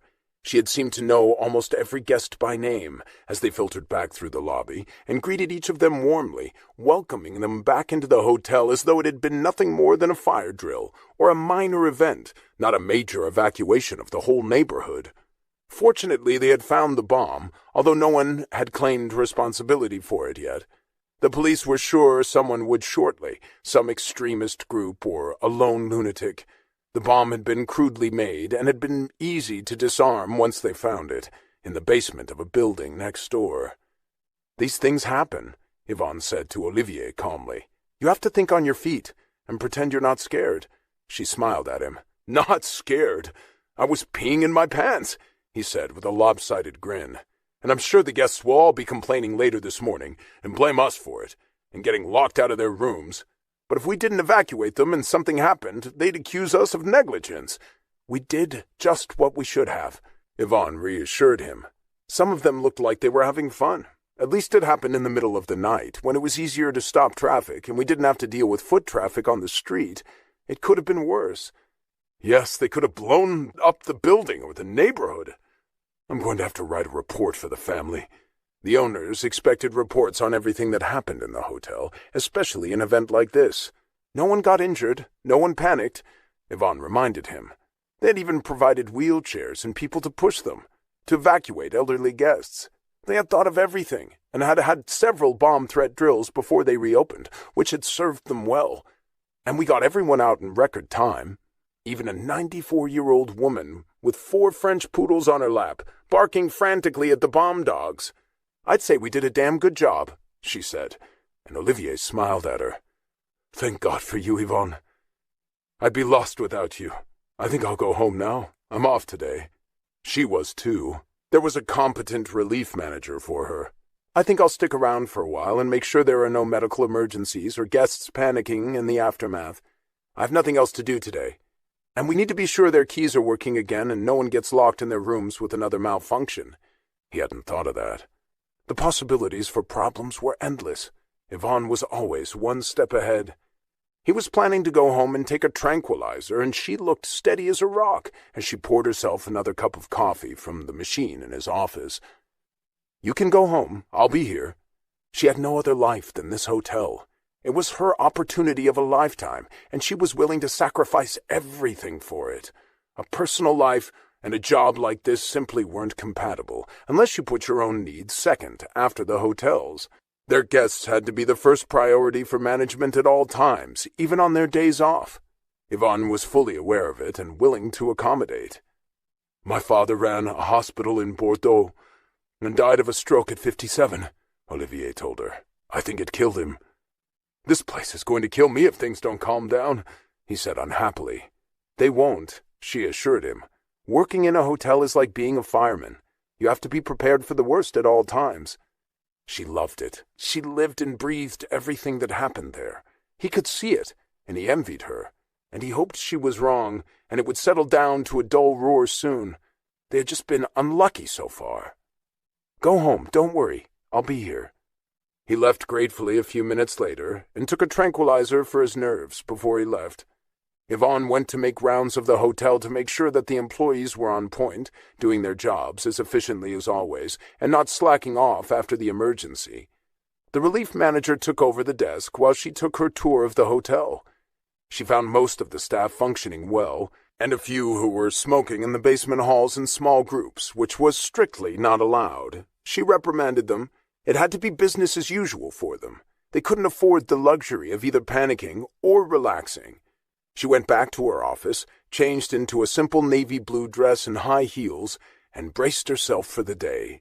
She didn't need the Sunday off anyway. She had no one to spend it with. The hotel was her lover, her husband, her family, her best friend, her baby, and the place on earth that she enjoyed most. The guests were the children she'd probably never have and didn't care. This was enough for her. She went to the front desk then and remained visible to any guest coming through the lobby. She greeted each of them, and they felt better once they saw her face. She watched all of it with an eagle eye, the guests, the employees, and she had a bag of lollipops for the children, which she handed out with their parents' permission, and treats for their dogs. Seeing their faces, content to be at the Louis XVI was reward enough for her. She was always surprised by the big tips some of the guests gave her. She didn't do it for that. She did it out of love for the hotel and the people they served. She had no family life. Her father worked for an oil company in Saudi Arabia, and her mother was dead. Her sister lived in India, and her brother worked on an oil rig. She had grown up all over the world, and the Louis XVI was her home and her family now. Alistair and Gabrielle woke up at noon after a long nap. They ordered breakfast and were talking about what had happened and how efficiently it had been handled by both the hotel and the police. "I like this hotel," Alistair said with an arm around Gabrielle. "They do a good job, and they take good care of us." She nodded agreement, closed her eyes, and nestled against him. She was still tired after the 4.5 hours they had spent on the street, with only 2 hours of sleep under their belt before that. And she'd been afraid of what would happen if the bomb went off. But it all seemed unreal and like a movie now when they thought about it. They dressed and went out after they ate, walked for a while, and then came back to the hotel when it started to rain. It was a fine, drizzly mist, and it was cozy being back at the hotel. She wanted him to rest before his treatment the next day. They watched movies on the television in the room and ordered dinner from room service. Their room keys were working again, and there was no evidence of the night before. "Thank you for being here with me," he said gratefully as he smiled at her over their dinner. He would have taken her out, but she insisted on staying in. It was raining harder and cold, and she wanted him to be in optimum condition for his treatment the next day. He had a moment of anxiety after they ate, and looked depressed and pensive. "Are you worried about tomorrow?" she asked him gently. "Not the actual treatment," he said sadly. "I can manage that. It's about what comes after that. I have no right to drag you into this with me, Gabby. The odds are terrible, and if I don't beat them, I'm leading you down a path you don't deserve. Watching someone you care about die, losing someone you love. If I was a responsible person, I'd end it with you now. But apparently I'm not," he said somberly. "This isn't fair to you. I'm an adult, Alistair. You've been honest with me. It's my choice to be here. And we don't know what will happen. You're in treatment now, with one of the best researchers in the world. You may win this fight, and if you do you really want to throw this away on the chance you won't? Life is complicated. Love is messy. There are no guarantees. I could be hit by a truck. I could be sick instead of you. Hopefully, We'll be able to put this behind us. You have to fight for your recovery. And I want to be with you, whatever happens." She was in now. She wasn't afraid to be anymore. "You hardly know me. Why take the risk?" "Because this was given to us. We found each other. It's a gift, and you never know what's going to happen next. Richard almost died, and you and the other doctors saved him. He has his life back. They didn't even know he had a problem. Now he and Judith have a future. I'm not giving this back, or running away from the risks. Amazing things happen, both good and bad. This is what we have to face now. I'm willing. I thought about it a lot before I got on the plane to come here. I'm not here by accident or blindly, or because I had nothing else to do. I'm here by choice. You're a miracle in my life. A year ago I thought my life was over. Now it's beginning again. I'm not going to run away from that, or from you, because it's complicated. If we weren't facing this, we'd be facing something else. I'm in. You're not going to scare me away. And if the worst happens, we'll have had all this before it. I'm not giving that up. Other than my children, you're the best thing that ever happened to me." He was smiling again. She had known all the right things to say, and he could see that she meant them. He had felt so guilty before that. "What if I turn out to be a shit? You don't know me yet. I know enough. And if you turn out to be a shit, I'll come here with some 22-year-old cabana boy and tell him what a jerk you were. How's that? I'm not giving up on you, Alistair, whatever you say. Now shut up and eat your dinner so we can go to bed and make love. Or shouldn't we do that before your treatment tomorrow?" She looked worried, and he shook his head. They never said anything about it. "This is France. I think we can make love whenever we want." He was smiling, and she laughed. Good. She grinned at him, and then came to sit on his lap, and shortly after, they wound up in bed. He still felt a little guilty for dragging her into the fight with him, but so blessed and lucky to have her with him. She was a brave woman, and he loved her. An hour later, as they drifted off to sleep in each other's arms, peaceful and sated, and grateful that they had found each other somehow in the midst of their respective battles for survival, Yvonne Philippe was just leaving the hotel and going home. She had been at the desk since the bomb threat the night before. She had worked 20 hours straight on her day off. She put on her coat and left through the employee's entrance after signing out. She'd had a good day. Exactly the kind of day she'd expect to have with a full house the day after a bomb threat that had unsettled everyone on a Sunday that was supposed to be peaceful and never really was. The German Baroness's dachshund had swallowed a chicken bone and needed to be rushed to a vet. The SAMU had to be called when a little girl couldn't breathe from a seafood allergy they hadn't known about. The 18-year-old son of a Saudi prince had crashed his Ferrari and needed a doctor for a gash on his arm. 3 televisions had broken and had to be replaced. The main chef had threatened a sous chef with a knife, and a 6-year-old girl from Cleveland had lost her favorite doll, and Yvonne and her mother had gone through 5 trucks of hotel laundry and found it. Her mother gave Yvonne a $300 tip, but she hadn't done it for the money. She didn't have the time off to spend what she made. It had been a good day. Yvonne walked down the street thinking about it, and hated to leave the hotel for the night. Something would happen. Someone would need her. But they could always call her and she'd come back. There was nowhere else she wanted to be. It was the one place in the world where she felt happy and needed and safe. No matter what happened there, she knew she could handle it with enough patience and love and ingenuity and courage. What else was there in life? Nothing else mattered to her except the Louis XVI and their guests.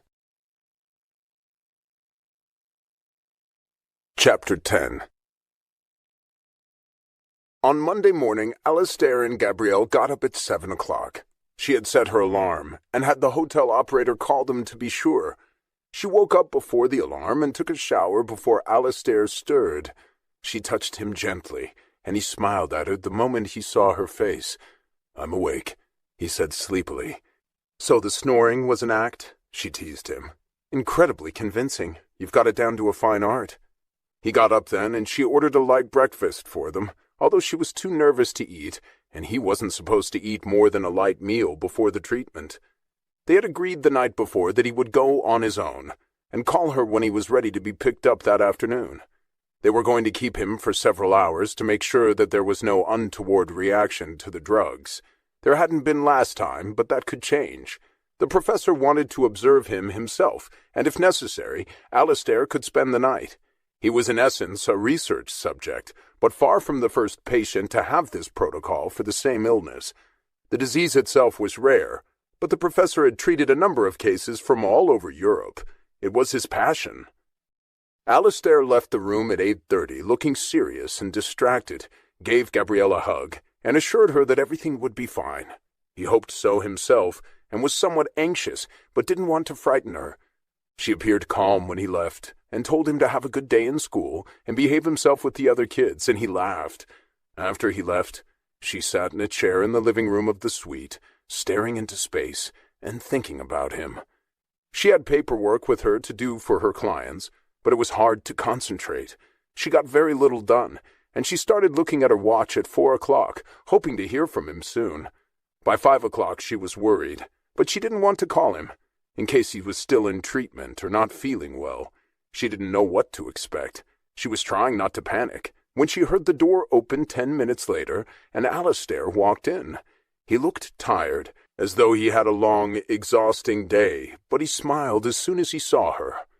"Why didn't you call me? I was going to pick you up. The professor drove me home. We seem to have hit it off.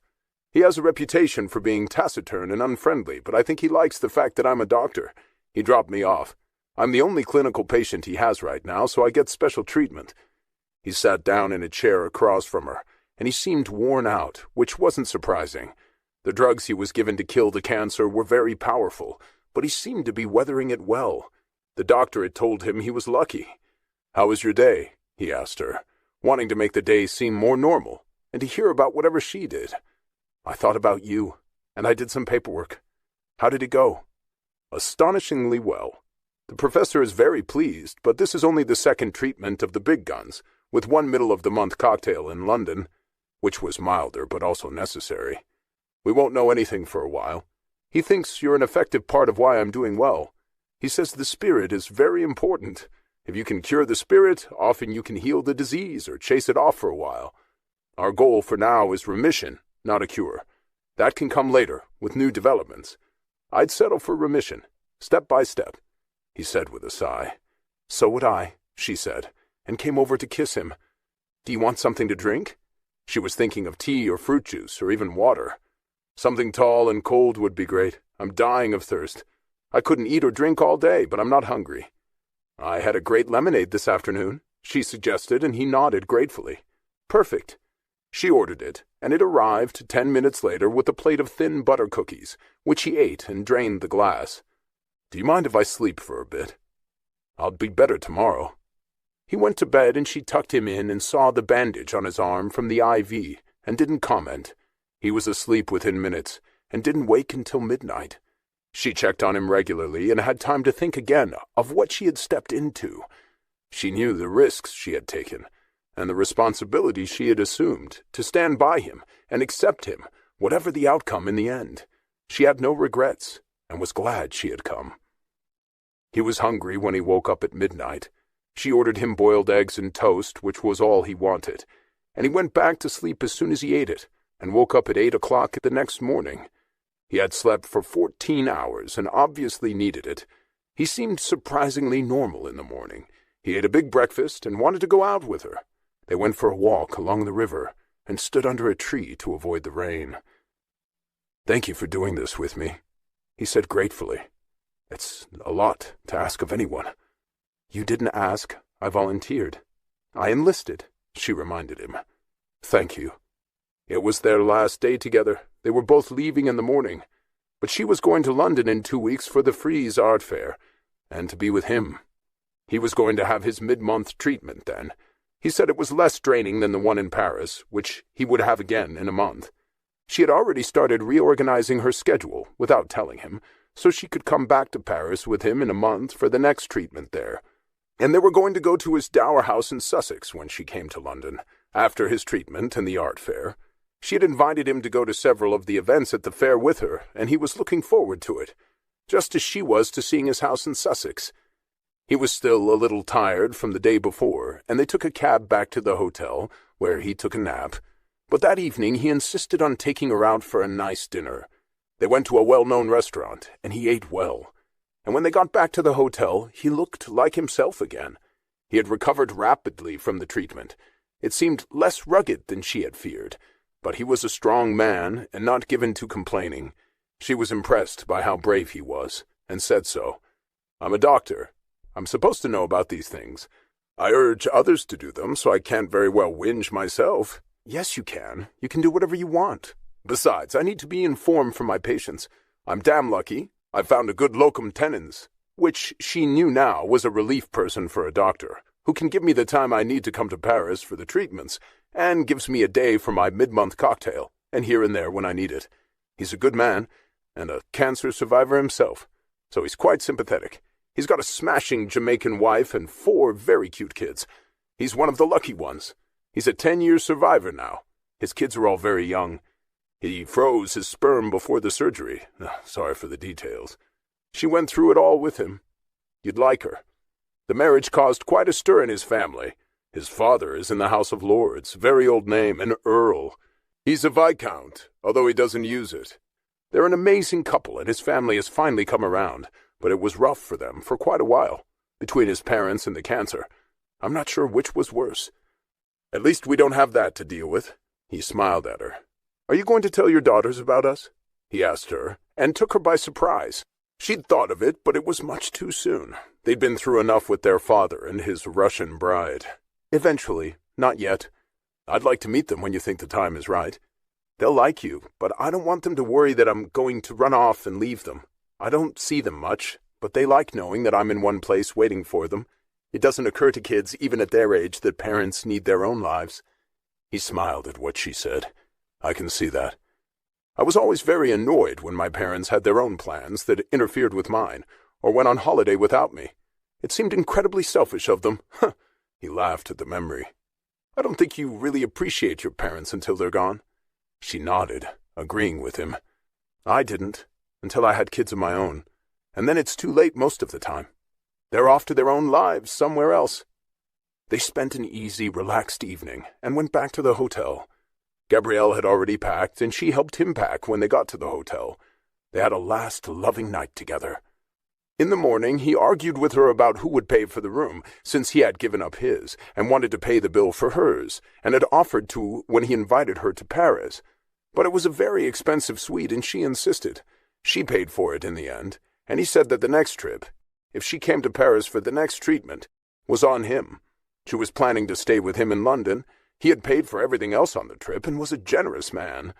He left before she did, to catch the Eurostar since he was seeing patients that day. He said he felt up to it, although she thought he seemed tired. The professor had called the evening before to see how he was, and was satisfied with what Alistair reported to him. They had a hard time leaving each other and saying goodbye. She wasn't used to parting from him yet, and felt an ache of loss as soon as he had left. He called her when he got to the train and checked in, and a few minutes later she left to catch her flight to New York. It had been a wonderful 5 days. They had stretched it to have the time together, and his relief doctor in London was willing and needed the money. He had 6 mouths to feed. He had a title but very little money, so the arrangement suited them both. She felt as though she had already lived half a lifetime with him. What they were going through was so intense, with his illness and the treatment and the uncertainty of the results. She felt like she was falling through space with him, and couldn't see the ground beneath them yet, or where they would land. It was an odd feeling, but everything else about it was right. She slept on the flight and arrived in New York at 2 p.m. local time. After going through customs, she was home at 4 p.m.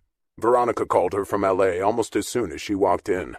"How was Paris?" she asked, and Gabrielle thought of Alistair as soon as she said it.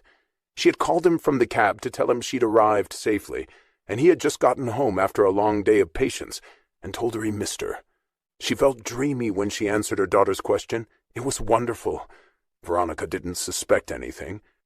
She had no reason to, and we had a bit of excitement. There was a bomb scare, and we spent 4 hours on the street in the middle of the night. How scary! Was it okay? Yes, they found it in a basement next to the hotel and disarmed it in time. That's so dangerous, Mom. Maybe you shouldn't go to Paris anymore. It can happen anywhere these days, but the police were amazing. They were all over the place. Well, be careful. I'm glad you're back in New York." Gabrielle tried to reach Georgie that night too, but didn't get her. She was always busy, out with friends, and never picked up her phone. She only communicated by text, and Gabrielle preferred hearing her voice. And at 9 o'clock that night, trying not to go to bed too early so she could get on New York time, she answered the phone, and it was Judith. She sounded jubilant and excited. "We wanted you to be the first to know. We're getting married in December. We hope you can come. We're going to invite Alistair, too. We were going to wait until spring, but we kind of got a jump start on things," she said, sounding mildly embarrassed. "I just found out I'm pregnant. It must have happened in Paris that night. The baby is due in June, and I want to get married before it shows." She said it all in a rush, and Gabrielle smiled. They had almost lost everything, and now they had an abundance of riches. They had each other, a baby, and were getting married. They had been richly rewarded for everything they'd been through to finally be together. They couldn't ask for more. They had wanted to start a family, and Gabrielle remembered that Judith was 39. "That's wonderful. Alistair will be thrilled when he hears. I just saw him in Paris. I got home a few hours ago. This is great news, and I will definitely be there. I haven't organized it yet, but I'll let you know the date as soon as I book a room. We only want a few people there. We both had big weddings before. Once is enough," she said, laughing, and Gabrielle was happy at their news. "We wouldn't be getting married if Alistair hadn't saved him, but Judith would have had his baby to console her at least, if her guess about when it was conceived was correct. But now she had them both, Richard and their child. I'll tell Alistair when I talk to him," she promised, and was still smiling when they hung up. It was one of those sweet moments that made everyone feel good. A total win-win, which touched and blessed them all. She was happy Judith had called, and she had reported that Richard was doing great, and his doctor in New York said he was fine. The episode in Paris had saved his life by putting a spotlight on a problem they hadn't even known existed, and would have killed him if it hadn't been repaired and the defective valve replaced. The 2 weeks Gabrielle spent in New York flew by, seeing clients, bidding in an important Sotheby's auction, making plans with dealers she wanted to see in London while she was there. In the blink of an eye, she felt like she was packing again. She planned it to arrive the night before Alistair's mid-month treatment in London, and this time she drove him and picked him up, very cautiously driving on what was the wrong side of the road for her. Alistair let her drive his car. She met Geoffrey Mount Westerly, Alistair's locum tenens, and found him delightful. They stopped in at Alistair's office in Harley Street on their way back from the treatment, and then went back to his place so he could sleep. He had a loft apartment with a view of the Thames. They had to climb a ladder to get to his bedroom, but it was a perfect bachelor pad, and it suited him. He slept late the day after the treatment, and after he woke up, they decided to drive to Sussex for the weekend. She was excited about going there with him, and the art fair didn't start until Monday, so they had the weekend together, with no other plans. They'd originally planned to go to Sussex after the art fair, but he couldn't wait to show it to her, and he felt well enough to go and rest there. It was a beautiful fall morning when they arrived in Sussex, and he parked his Hunter Green vintage MG outside the Dower House. It was a beautiful home with graceful proportions, which would have been adequate on its own, with a small guest house beside it, and she could see the grandeur of the manor house in the distance through the trees, with a lake and swans on it between the main house and the Dower House. It was a magnificent property, and was a symbol of a bygone era of great elegance and wealth. She could see why he hadn't kept the manor for himself, though, when he'd inherited it as a young man. The manor house was huge, and would have required an army of servants to run it, which was what his family had when his grandfather bought it from a family that had lost their money. The grounds were beautifully maintained, and she followed him into the Dower House, which was cozy and warm, with wood-paneled rooms and the beautiful antiques he had saved from his parents' home. It was in sharp contrast to his modern loft in the city. His house in the country looked like a miniature ancestral home, which was what it had been when his great-grandmother lived there. Alistair had added a number of masculine touches, including a den filled with comfortable, oversized leather chairs in front of a large fireplace with a black marble mantel. There were several ancestral portraits, including two handsome ones of his parents, one hanging in the living room and the other in the front hall. He had antique hunting prints in the den. The whole house looked very British and very distinguished. Gabrielle felt instantly at home there and told him how beautiful it was. "I'm so glad you like it." He looked pleased as he led her up to his bedroom to set down their bags. There was a big antique four-poster bed made of carved mahogany. I couldn't bring myself to give all this up. I grew up with it, and the new owners didn't want it. They redid the whole house, and it's very modern. This is all very old-fashioned, but it's familiar, and I love it. And Gabrielle did too. He had dark Persian carpets that wouldn't show if you brought mud in from outdoors, oversized leather furniture, and dark green velvet upholstery and drapes. It had a masculine touch, but she felt at home there too. This is where I spend all my weekends. My ex-wife hated it, but the place means a lot to me. I always feel at peace here. It's like crawling back into the womb. It reminds me of my parents and my childhood and our family history. Gabrielle could see why he loved it. It was a beautiful home. They had bought groceries before they left London and made lunch in the big old-fashioned kitchen, and afterward they went for a long walk around the property and came back to admire the swans on the lake. It was a peaceful place, and she relaxed just being there. All the strains of the day were forgotten. Alistair put an arm around her as they sat on a bench and watched the graceful, elegant birds glide by with a few ducks swimming along the edge. "I haven't brought anyone here in a long time," he said quietly. "I like being here alone, or I always did. Now I like being here with you." Being there made his illness seem unreal, and all their daily concerns. It made their questions about the future seem unimportant. The property and the houses on it had been there for so long that it gave one a sense of permanence and the reassurance that it would always be there. It was a place to calm one's fears, and they walked back to the Dower House together, hand in hand. They didn't say anything to each other. They didn't need to. Then they went up to his bedroom and made love. There was an overwhelming sense of peace about the place, and Gabrielle lay in Alistair's arms for a long time, wishing him long life and health, and hoping that she would be there to share it with him. She could almost feel his ancestors who had lived there before, blessing them and wishing them well. They cooked dinner together that night, and the most modern thing in the house was a large television in the den, where he watched sports and movies. They picked a film together and watched it, and then they went back to bed. It was a blissfully simple life. They went riding together the next day over the hills. The new owners allowed him to ride some of the horses in their stables. It gave Gabrielle a feeling of the size and grandeur of the property as they saw it on horseback, and went past the farms, which had once been tenants of his grandfather in the old days. Now they were rented out, and a few had been sold. They were used as country homes by Londoners, more than farms. The whole scene was so picturesque, Gabrielle wanted to stay there forever. It was a magnificent property, and selling it when he had allowed it to be preserved by people who could afford to run it well. "They're not here often, they live in South Africa," he explained to her. "They intend to retire here one day, or so they say. I'm not sure they ever will. They have a number of beautiful homes, but at least they keep it up, and they love it. I'm happy I still own a tiny piece of the property and can come here. I'm so glad I've seen it." It was an important part of him and a glimpse into who he was and where he had grown up. The original owners had been one of the great families of England, who had eventually lost their property and money over the generations, but at least it was still intact, and no one had bought it to turn it into a hotel or cut it up in small lots for development.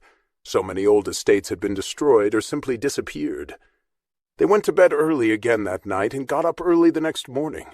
Alistair did some gardening after breakfast, which he enjoyed, and Gabrielle read a book. They had to tear themselves away when they left on Sunday night to return to London. "I don't think I could leave if I lived here," she smiled at him. "I have a hard time leaving it myself." And he was obviously pleased that she loved it so much and understood it. They were both sad when they got back to his flat in London, and she had a busy day ahead the next day at the art fair. He was going to join her there on Tuesday night after he finished seeing his patients. "I'm so glad I saw the Dower House," she said, as they climbed into bed that night. "When can we go back?" "Whenever you're here." He smiled happily. "I'm always happy to spend time there." He remembered as he said it the battle it had been to get his wife to go there, until finally she refused. She missed the excitement and pace of London and her friends. She didn't understand British country life. It wasn't bred into her as it was in him. They lay in his comfortable bed that night, side by side, snuggling under the comforter, and she fell asleep, wishing she could stay in London longer and had more free time while she was there.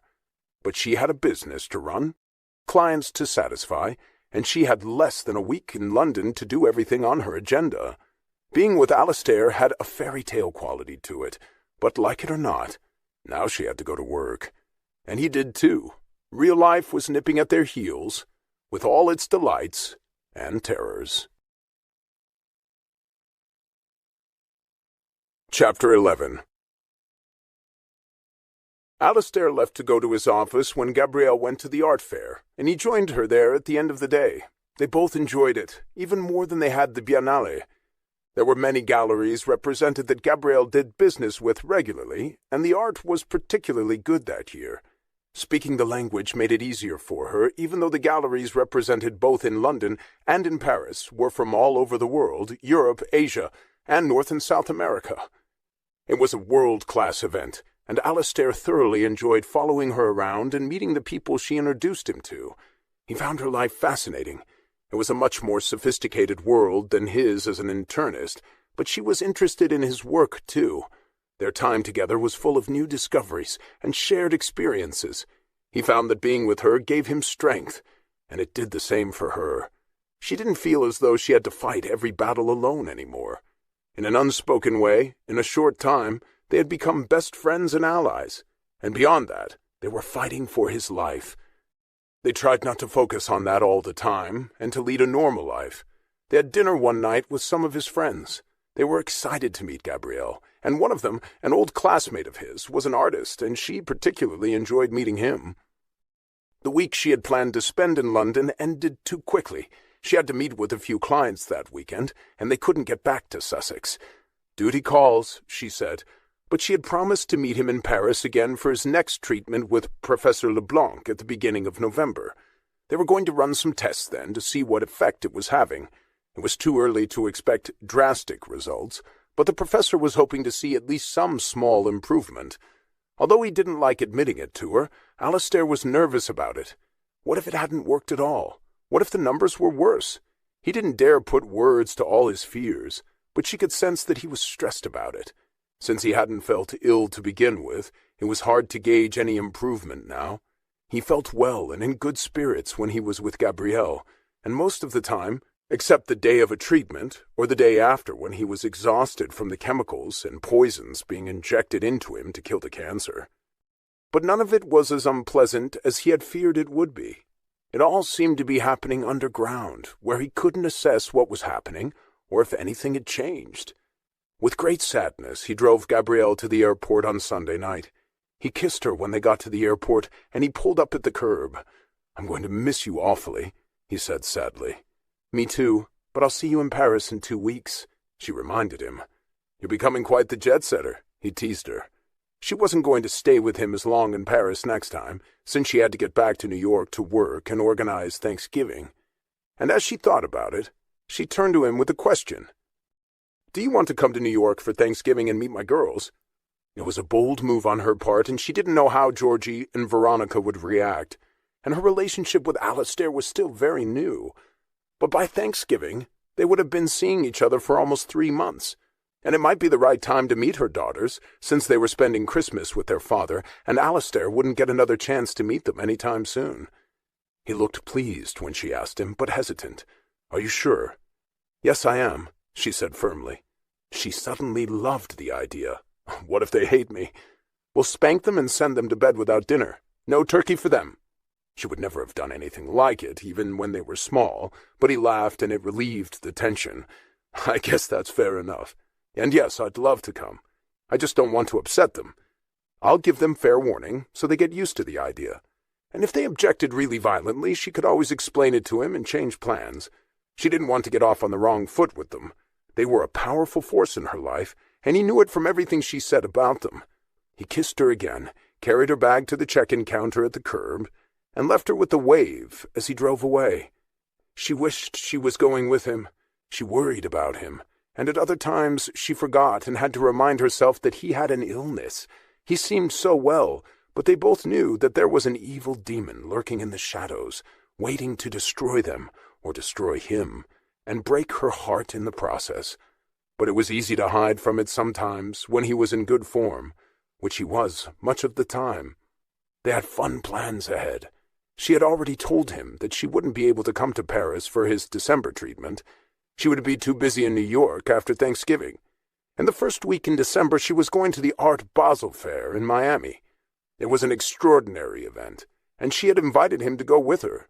He was planning to fly over and meet her there for a long weekend after his treatment in Paris. She would have meetings with several clients and many art dealers at the fair. He had never been there. That and its sister show in Basel, Switzerland, every summer were the two most important art fairs in the world, and Alistair was excited to see this one.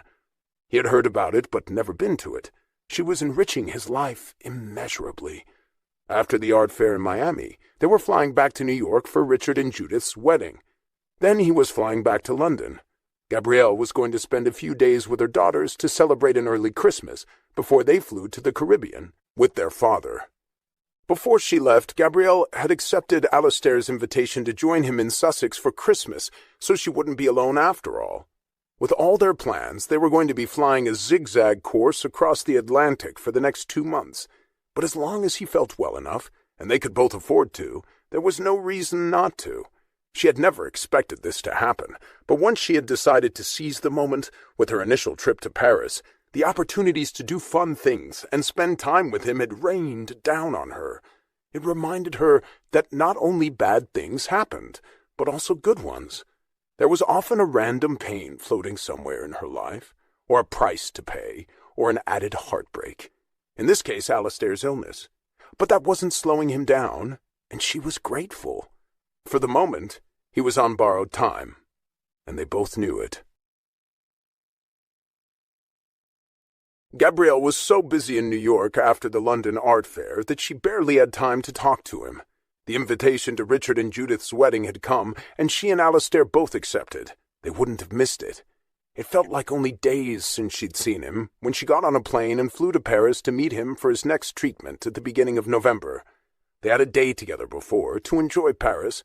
She waited for him at the hotel again, while he went for the treatment and had a battery of tests.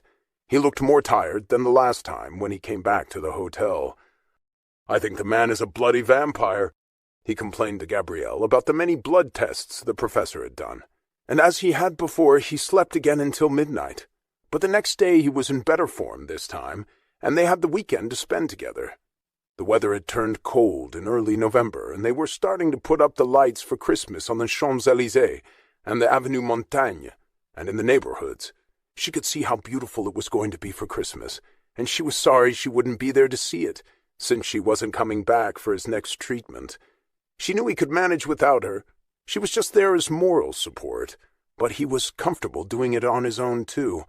It was a much shorter trip for him on the Eurostar than it was for her from New York.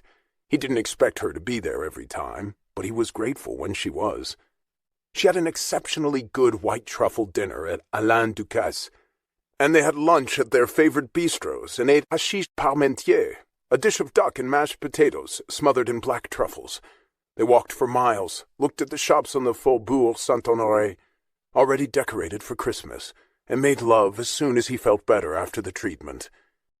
It was going to be very different from the last 2 Christmases for her, still mourning her marriage then and not yet back in the swing of things.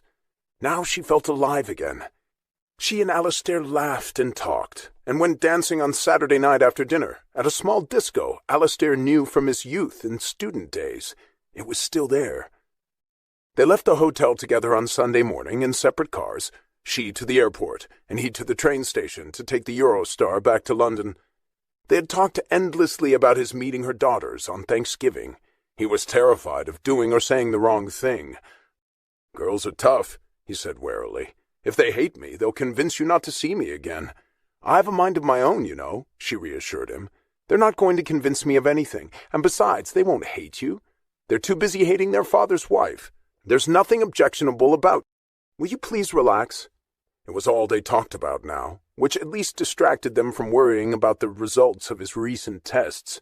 Professor LeBlanc had said that they wouldn't have the results for a week, maybe 2. Gabrielle had 2 weeks to catch up on her work and get ready for Thanksgiving when she got back from Paris. Time was speeding by, especially with all the traveling she was doing, and September and October were already a blur, except for meeting him. Like an infant that was almost 3 months old, it was hard to remember now a time when he wasn't in her life. She told him about her days, and her work, her clients, and her concerns about her daughters. It was more of a partnership than she'd had with Arthur. Arthur had always made the rules and dictated what they did, and for a long time had treated her like a child, not an adult. It was probably part of the appeal with Sasha. But one day she would grow up too. He wanted the women he loved to stay children forever so he could control them. She hadn't realized that was what he did until after he left. She finally understood that he would have left her sooner or later, even without Sasha. Gabrielle had grown up and become too independent. She had developed her own opinions and ideas, which wasn't what he wanted in a woman. He wanted someone he could mold and control. Gabrielle was no longer that person. She realized now that their marriage had been doomed anyway as a result. It wasn't entirely Sasha's fault. It was also why he quarreled more with their daughters now. They had strong opinions too, as they grew up. They had judged him harshly for leaving their mother and were critical of his choice of new wife. He had already warned them to be nice to her during their holiday in St. Bart's. He had chartered a yacht, and the girls were excited about it. Sasha was too, and had bought a whole new wardrobe for the trip. They were bringing the baby and the nannies. It was a 300-foot motor yacht. Arthur never did anything small. Gabrielle was surprised that she didn't miss that about him. She wanted a smaller life now, more human scale, ordinary pleasures. Her trips to Paris, staying at the Louis XVI, were luxurious enough. She didn't need more luxury than that in her life. A 300-foot yacht would have been fun, but having that in exchange for opinions of her own, or a voice in their marriage, no longer seemed like a good trade to her. The week before Thanksgiving, she landed an important new client, Dimitris Spiros. He owned a shipping line. He was Greek and had a 400-foot yacht he sailed into New York Harbor and anchored at the dock of one of the cruise lines. He had been referred by one of Gabrielle's clients in New York. He wanted her to help him buy all the art for the boat and had a heavy preference for Picasso. It would take months, and her commission would be sizable. The boat was brand new. She toured it with him, took photographs, and made notes of all the places where he wanted paintings and sculptures. He was a man in his 60s. He wasn't handsome, but he had an interesting, heavily lined face, and she noticed that he had a very young girl with him. She was French, and in her early 20s. It made her wonder why men like him always had very young women, and never a woman whom they could talk to, who would genuinely contribute to their life. They took the easy out and preferred a young girl as a kind of decoration, even though they knew why she was there, and that she wouldn't stay forever. Men like him preferred to buy their women, just as Arthur had with Sasha. They were a special breed. She had been 21 and Arthur 46 when they married, and this time he was 70 with a 26-year-old. It seemed pathetic to Gabrielle now. She much preferred her relationship with Alistair, who had less money, was less important in the world, had a more normal career, listened to what she had to say, and treated her as an equal. That was a first for her.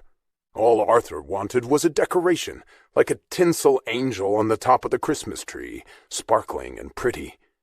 She enjoyed the day she spent with her new client on his yacht, and told Alistair all about it when she got home. She told the girls about it too when they called, and at the end of the conversation she told them that she had invited a friend to Thanksgiving. What kind of friend? Veronica asked her, sounding suspicious. She knew that her mother had had very little social life since her parents had separated. She was embarrassed by Arthur leaving her at first, and then seemed to have outgrown most of their old friends. She was hoping to make new ones, but had only just emerged from her cocoon in the past few months. She said that her metamorphosis from caterpillar to butterfly wasn't complete yet, but she was working on it and finding her way. "He's a friend I met in Paris a few months ago. He's a doctor, and he lives in London." There was a long silence while Veronica digested the information. "Are you dating him?" Long pause again while Gabrielle decided what to say and concluded that the truth was simplest. If her daughters wanted to be adults now, she had a right to be too. Yes, I am. Is it serious? I don't know yet. She didn't tell her that he was sick and might not be around long enough to be a problem, although she hoped he would be. He's a nice person and we enjoy each other's company. We're both going to a wedding in New York after Thanksgiving and I thought you might like to meet him. Is this what it's going to be like from now on, Mom? We have to spend holidays with Dad's gold digger and your dates? Gabrielle didn't like to comment, but could understand why she was upset. Arthur had forced Sasha on them, and she had lorded it over them ever since. Sasha had their father's ear and frequently complained about them. He's not Sasha. He's a nice man. Does Georgie know? I told you first. If it really upsets you, he doesn't have to come. He's English, so Thanksgiving isn't a big deal to him. He just wanted to meet you because I talk about the two of you a lot, and he'll be in New York anyway for that wedding. I guess it's okay. They had had big Thanksgiving meals with many friends when she and Arthur were married, and now it was just the three of them. He had invited friends on the boat he'd chartered over Christmas, so they wouldn't get time alone with their father. Life was a party to Arthur, so he could show off his child bride. He liked having people envy him, and most of the people around him did. Gabrielle hadn't realized after he left her that if she met him now, she wouldn't be interested in him, or maybe even like him. But he had dazzled her as a young girl. He'd been fatally handsome and attentive. He had wooed her and swept her off her feet. Now they had nothing in common, except their two girls. Gabrielle's world was smaller now, and she preferred it that way. Alistair's dower house in Sussex was much more her cup of tea. She wanted a real life, not the superficial one she'd had with Arthur. Gabrielle called her younger daughter after they hung up. Georgie didn't seem to care if Alistair came to Thanksgiving or not. She was busy with her own life and in a hurry on the phone. Whatever you want, Mom. Is he cute? Cute enough, her mother said with a smile. She thought he was handsome, but didn't want to admit it to Georgie. Can I bring someone too? The question startled her mother and caught her off guard. Who did you have in mind? She hadn't thought of it being a quid pro quo, but it might ease the tension for Alistair and help break the ice. I've been going out with someone here. He's from New York. He's going home for Thanksgiving, but his parents don't make a big deal of it. You'd like him. Okay. Does he own proper clothes, or will he show up in sweats and Nikes? Her friends usually did. Veronica was meticulous about the way she dressed, and had a grown-up job at the museum in L.A. Georgie still dressed like she was 12 and going to a basketball game in the park. And that applies to you too, she reminded her. I know. His dad is a lawyer and his mom is always dressed up when she comes to visit here, so I know he has decent clothes somewhere. Does he have to wear a tie? She sounded worried at that. No, but a jacket would be nice if he owns one, and real shoes. Gabrielle was a stickler for dressing nicely for holidays, and she set a beautiful table. Mom! What about black high tops? Whatever. Gabrielle had relaxed her rules over the years. She was just happy to see them and have them home, whatever they wore. You'd better take decent clothes with you, though, to wear on the boat. Your father won't want you wearing flip-flops and shorts to dinner. I know, Mom, she said, sounding exasperated. The princess wears gold lame to breakfast. Dad must be going blind or getting senile. He loves it. Gabrielle didn't comment, but she smiled, listening to her daughter. See you in a week, Mom. I don't have classes on Wednesday, so I'll be home Tuesday night. I can't wait to see you. Veronica was coming home Tuesday, too, and they were staying until Sunday. She loved having time with them. Gabrielle just hoped, when she hung up, that everyone would get along, and they didn't give Alistair a hard time. They were very possessive of her now that she was alone, and she had come to realize that they liked her that way. They didn't see why she should have a man in her life. They hadn't been that way before, but in their minds, she belonged to them. And even if they weren't around anymore, they intended to keep her that way. It was easier for them if she was alone.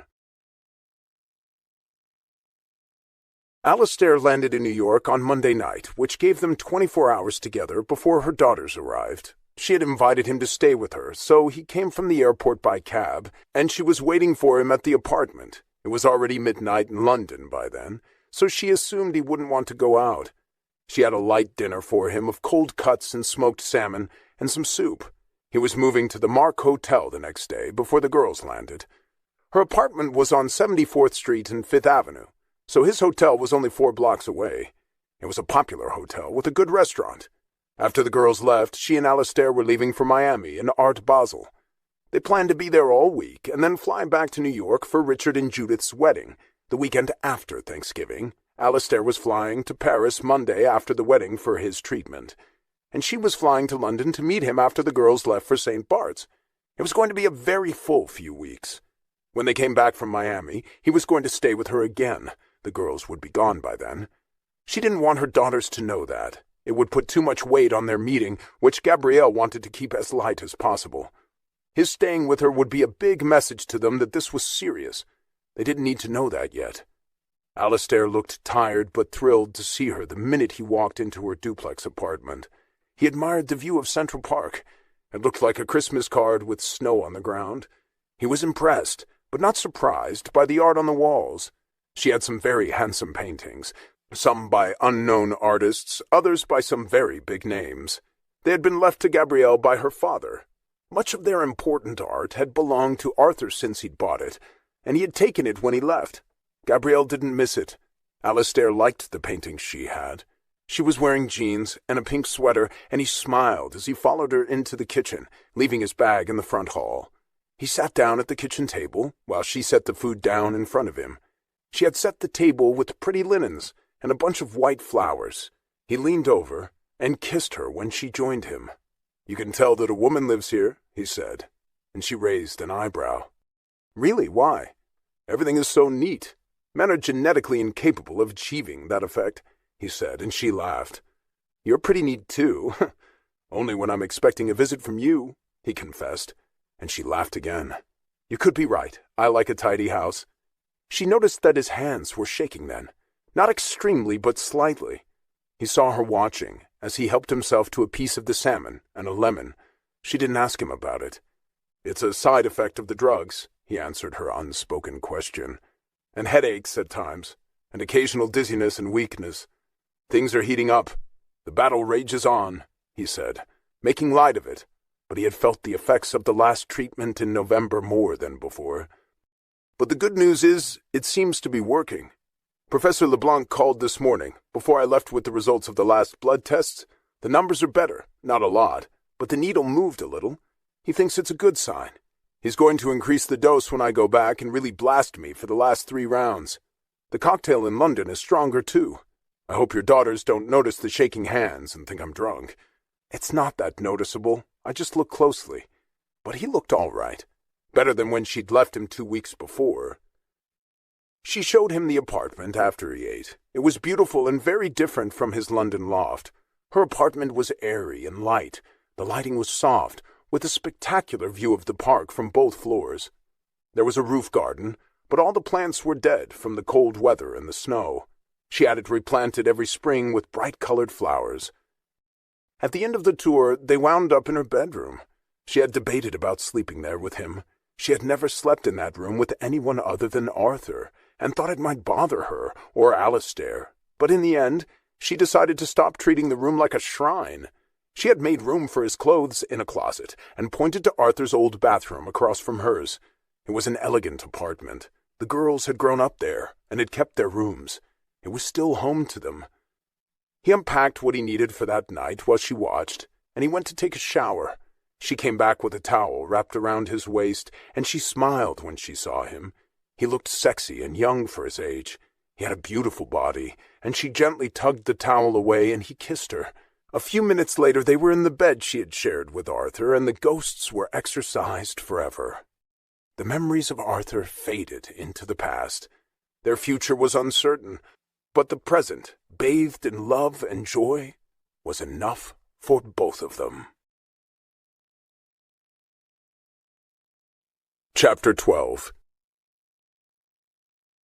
They took a long walk in Central Park the next morning, and had lunch at the Mark Hotel after they moved him in. And after lunch they walked down Fifth Avenue past all the shops until they got to St. Patrick's Cathedral and went in. It was a magnificent church across from Rockefeller Center. The giant Christmas tree was in place, but it hadn't been lit yet. Gabrielle lit a candle for each of her daughters, and a big novena candle for Alistair. "Who's the big one for?" he whispered to her gently after she opened her eyes and sat back on the pew next to him. "You," she said solemnly, and he smiled. "That's probably better than Professor LeBlanc's treatment, and it won't make my hand shake," he whispered, and she leaned over and kissed his cheek. They walked back uptown all the way to his hotel and christened the bed there, and they lay close together afterward, her long dark hair spilling over him until she thought she should leave. She wanted to be dressed and waiting when the girls arrived. She was having dinner with them at home that night. Alistair was going to have room service and watch a movie. He admitted to being exhausted. He was jet-lagged, and after the 5 miles they'd walked that day, he felt like he deserved a lazy night in his hotel room. She wanted him to drop by the next day to meet the girls. She hoped to catch them before they went out to see their friends. All of Georgie's friends would be home from college for the long weekend. Many of Veronica's had dispersed to other cities: Chicago, Boston, Houston, Miami. They had jobs all over the country now, and she loved hers in L.A. "People stay closer to home in England," he commented. "Most of them can't afford to move to other cities unless their jobs pay for it. I wish that was true here. I love it when they're home." He could see the longing in her eyes and how much she missed them. A little while later, she left to walk back to her apartment. She had everything ready for the girls by the time Veronica arrived from the airport. Her room was fresh and aired. The bed was made with clean sheets, and there was something to eat in the fridge if they wanted it. They never did. All they wanted was to go out and see their friends. Georgie's room was ready for her, too. Gabrielle made sure that everything was perfect for them when they came home. Veronica gave her an enormous hug, and then checked her phone to see who had called. She was texting her friends when Georgie walked in half an hour later. The house came alive when they were there. The two sisters left together 20 minutes later. Georgie said that all her friends had arrived and she was going to visit 2 or 3 of them. Veronica's very best high school friend, Julie, was home too for the weekend, so the house was empty again, but it was nice knowing they'd be home to spend the night.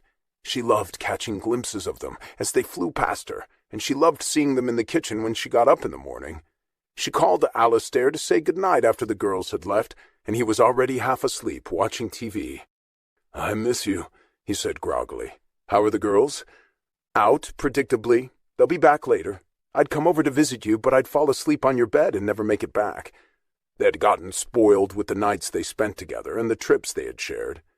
She heard the girls come in later that night and was making coffee when they got up in the morning. Veronica already had plans for the day, and Georgie was texting all her friends on WhatsApp. Gabrielle could already guess that they had everything set for the day, and she texted Alistair to come by at noon so she could introduce him before they left. They were ready to leave, but hadn't gone out yet when he came by. They looked startled when the doorbell rang, and their mother walked into the kitchen with a man. He was tall and good-looking, with blue eyes and gray hair. They had forgotten about Alistair in the midst of contacting their friends, and looked surprised when their mother introduced them. Catching them by surprise made them shy and took them a little off balance, which Gabrielle had decided was a good thing. Georgie was the first to recover, and looked him over with interest. "Are you the mystery guest for Thanksgiving?" She grinned at him. "I believe I am," he said, as Veronica joined them, not to be outdone by her younger sister. "I came from London for a turkey dinner. I've never had a real Thanksgiving, and I came to meet you as well. Thank you for letting me join you," he said politely. "I'm bringing a friend too," Georgie said casually. She was wearing jeans, combat boots, a peacoat, and a beanie, and looked very cute. "He's buying shoes today or Mom wouldn't let him through the front door, so don't show up in Nikes," she warned Alistair, and he laughed. "Ha, I brought Adidas," he said, and she grinned. He was friendly and nice. "Mom says you're a doctor," Veronica said. She looked chic in a red coat she had bought in L.A., and she was wearing black heels. It looked to her mother like she had a date, but she clearly didn't intend to tell them. She didn't have a boyfriend at the moment that they knew of. "I am," he answered Veronica's question. "I'm an internist." "That's actually how we met," their mother explained. "When I went to Paris in September, we were both staying at the Louis XVI. I opened my door and the man in the room across from me had had cardiac arrest. Alistair was giving him CPR. He saved him." She thought she'd give him some extra points with the story, and both girls looked impressed. "I gave him CPR, but a whole medical team called the SAMU and a surgeon saved him. I just kept him going till they got there. It was pretty dramatic. He was only 38 years old." "That must have been scary," Georgie said, impressed, and even Veronica looked interested. She liked the way he talked to them and noticed the warmth in his eyes when he glanced at their mother. He had an undiagnosed heart anomaly which could easily have killed him, but he had surgery that night and he's fine now. That's pretty heroic. Did he thank you? Georgie asked him. Yes, he and his fiancée invited me to their wedding, and your mother too. It was actually a very unusual evening. Someone got murdered a little while later down the hall. Murdered? Veronica looked horrified. You mean like shot or stabbed? Were other people killed? No. They're saying now that it was an accident. It was some kind of dispute between a gay politician and a blackmailer, and one of them died in the process. Maybe you should change hotels, Mom, Veronica said to her, and she smiled in answer. It did occur to me, but your father and I always liked this one, and it's in a great location. No one else got hurt. She didn't tell them about the bomb scare, or they'd never let her go back to Paris. Declan Dragon was staying there too. He trashed a whole floor of the hotel, and they threw him out. Georgie looked fascinated by the information, and Veronica was smiling as she picked up her handbag to go out. She glanced at Alistair. He didn't seem like a major threat to either of them, and he had handled the introduction well. Both girls left in the next 3 minutes, and Georgie reminded him to wear proper shoes to lunch the next day. He said he would. He let out a long breath when he sat down at the kitchen table after they'd left. Now that wasn't so bad, was it? Gabrielle asked him and leaned down to kiss him. I just pretended they were new patients and kept up the chatter, he said with a smile. Your bedside manner is excellent. You charmed them both. I know my daughters. You'll get free passage tomorrow.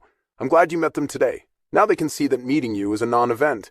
You didn't gush over them and treated them like ordinary people. They're very pretty girls, he complimented her. They look like you. Veronica looks like her father, but Georgie looks like me at her age. She just has more self-confidence. Nothing phases her. I was a nervous wreck about meeting them, he admitted, but she knew it anyway. I'm not used to girls their age, but they're not scary. They're very polite and poised. I can imagine them giving their Russian stepmother a hard time, though. They were smooth, intelligent, well-educated girls, and it showed. Arthur got off on the wrong foot with them and sprung his new wife on them. That never works with them. And she's a lot to deal with. They'll be fine with you now. Mysteries don't go over well, and a surprise like Sasha was a real shock to them. But there was nothing shocking about Alistair. He was a gentleman, and a kind, warm person. They spent the afternoon shopping and doing errands. Alistair went back to the hotel to rest. Both girls told her when they got home that they had dinner plans with friends.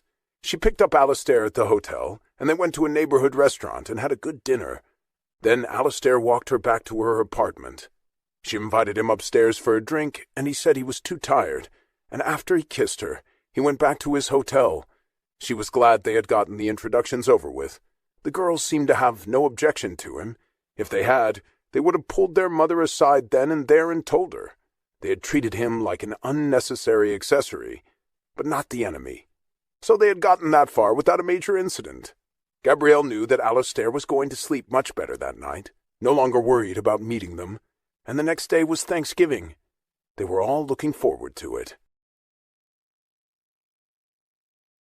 When Georgie's friend showed up the next day before Thanksgiving lunch, he was wearing brand-new black leather size 14 Oxfords that looked more than respectable, but he hadn't gotten the memo about hair. He had dreadlocks that made him look like a porcupine and a bull ring in his nose that almost made Gabrielle gasp when she saw him, and she overheard Georgie whisper to him in the hallway, "I told you not to wear it to lunch."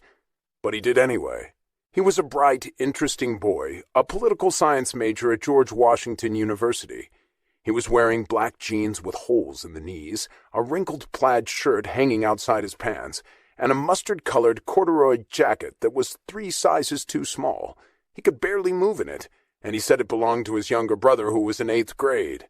He said he had a blazer but couldn't find it, and thought his mother might have given it away. His name was Joel, and his family lived in Tribeca, which was trendy, but he clearly didn't own anything decent to wear, contrary to Georgie's assumptions. He was a nice kid and helped get lunch on the table, and Gabrielle didn't say a word to Georgie about him. There was no point.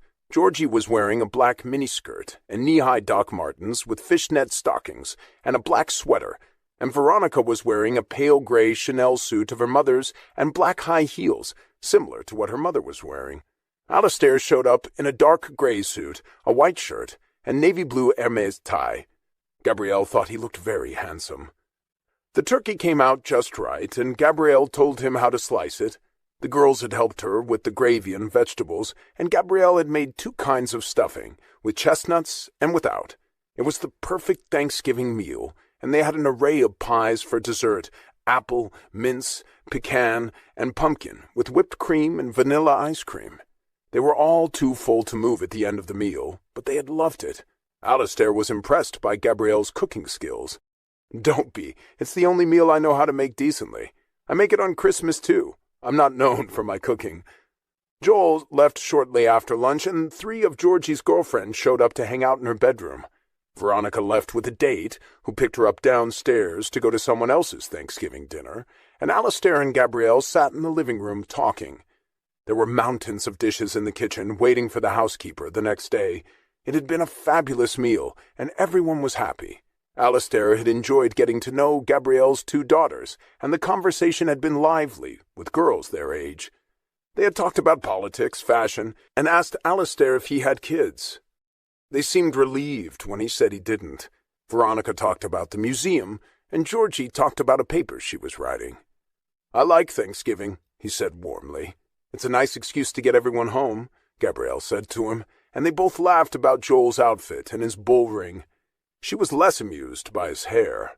"If we all get lice from his dreadlocks, I'm going to kill her for inviting him," Gabrielle commented. "You won't get them unless you wear his hat." He had put the whole thing in a reggae hat when he left, and thanked Gabrielle very politely for the meal. He said he had to get home to have another dinner with his parents and brother. "I guess he had to give him back his jacket," Alistair said to Gabrielle. He had been exploding out of it all through lunch and could barely move his arms. "It's fun having them around," Alistair said to her with an admiring look. "You manage it well."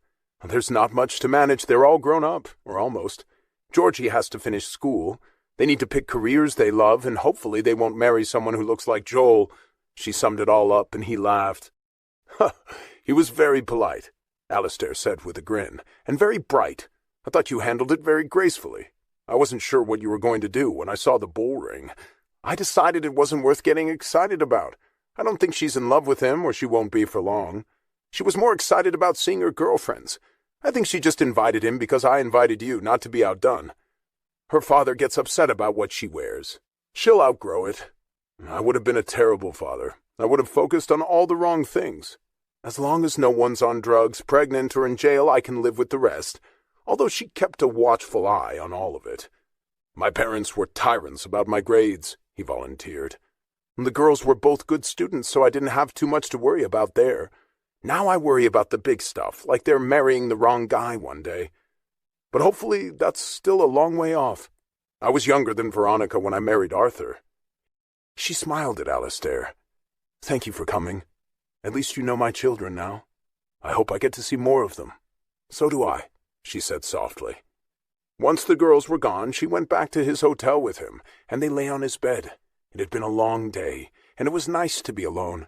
She fell asleep as she lay next to him, and she watched him, hoping that Professor Leblanc's treatment was working magic in his body. She gently smoothed his hair and left him sleeping peacefully after a while to go home and be there when her daughters came back. It had been nice having him with them. It somehow made it all seem more real. He was no longer a secret. Veronica said something to her about it when she came in, while Gabrielle was trying to make a semblance of order in the kitchen, and it changed into jeans. Veronica grabbed a bottle of water to take to her room. "I like your friend, Mom," she said quietly. "Thank you, so do I. He's a good person. It's a little complicated having him live in London and me here." Veronica nodded. It seemed complicated to her, too, but things had a way of working out if they were right. "It's easier that he doesn't have kids. It's hard meeting other people's kids. It's just one more complication," Veronica said innocently. But instead of kids, he had a fatal illness and was fighting for his life. At least he was fighting and hadn't given up. She thought about the pills he had thrown away in the Seine. "I'm sorry we're leaving you alone for Christmas to be with Dad and the step-monster." Gabrielle smiled. "I'll be okay."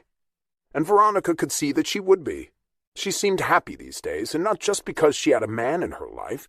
She seemed to be enjoying herself and was at peace. "Will you be with him on Christmas?" Veronica asked her. "I think so," she answered.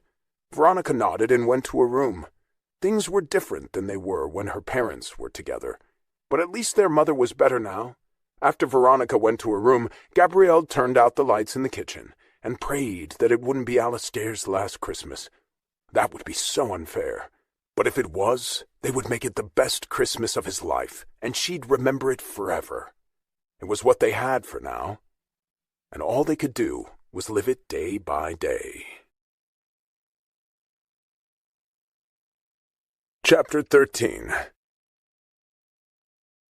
When the girls left on Sunday to go back to L.A. and Washington, D.C. after Thanksgiving, Alistair moved back into the apartment with Gabrielle.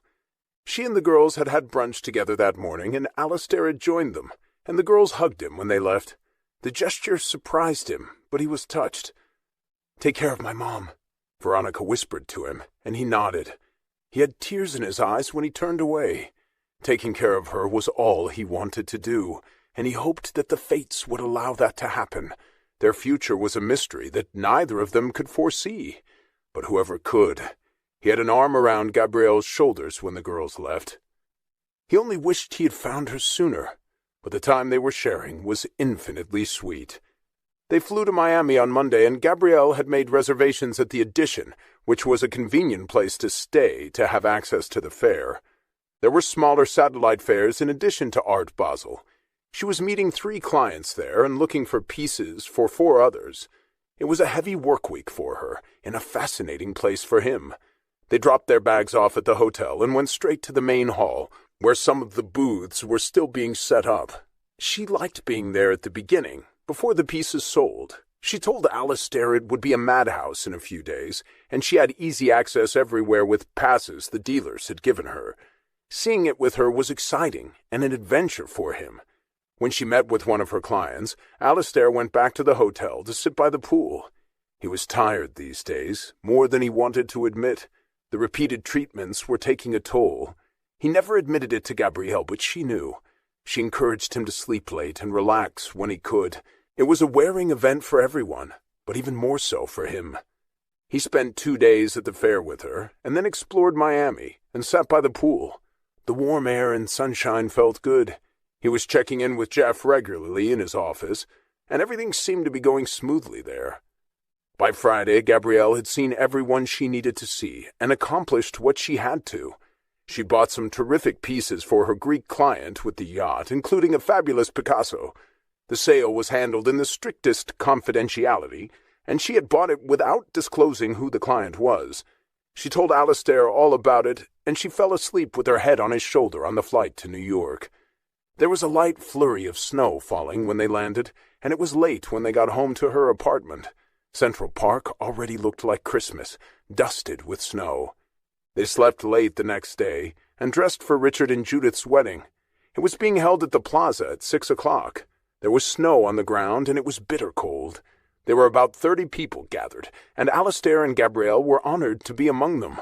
Judith looked exquisite in a pale lavender gown, holding violets, with her blonde hair loosely piled on her head, and Richard looked handsome in a dark suit, with sprigs of violets on his lapel.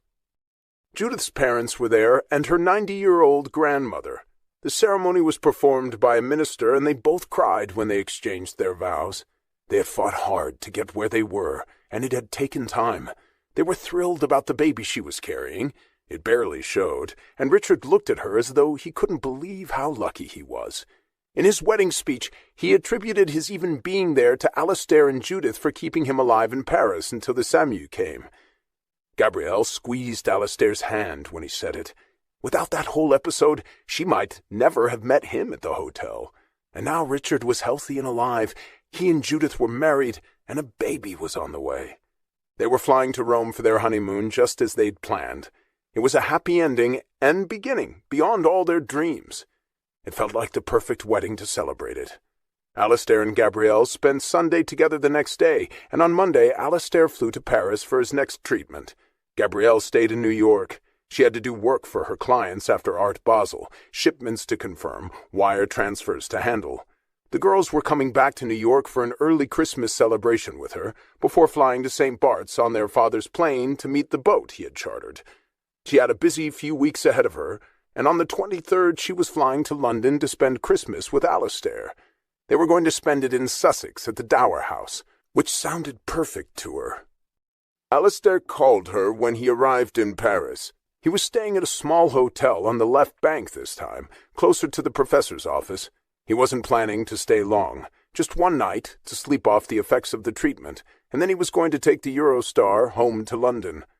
The professor was satisfied with the results of the tests from Alistair's last visit, and he wasn't surprised by the weight loss and fatigue he was experiencing. It was what he expected at this point in the treatment. Alistair was halfway through it, and after this session, there would be 2 more, in January and February, and then they would see what long-term benefits he got from it, if any. He had already lived a month past what was expected when he started. They hadn't thought he would live past November then. Every day was a gift now, and the future was a mystery that remained to be discovered. He felt worse than usual when he got back to the hotel where he was staying, and he was too tired to even text Gabrielle. When she didn't hear from him, she wondered if he had bad news and didn't want to tell her. He woke with a start at 2 in the morning and called her. It was only 8 o'clock at night for her, and she had been worried sick about him when he didn't call her. Tears filled her eyes when she heard his voice. "Are you all right? What did he say?" "He said I'm doing fine. The side effects don't surprise him. But I was so tired when I got back to the room that I fell asleep with my phone in my hand while I was texting you. I'm so sorry. I didn't mean to worry you."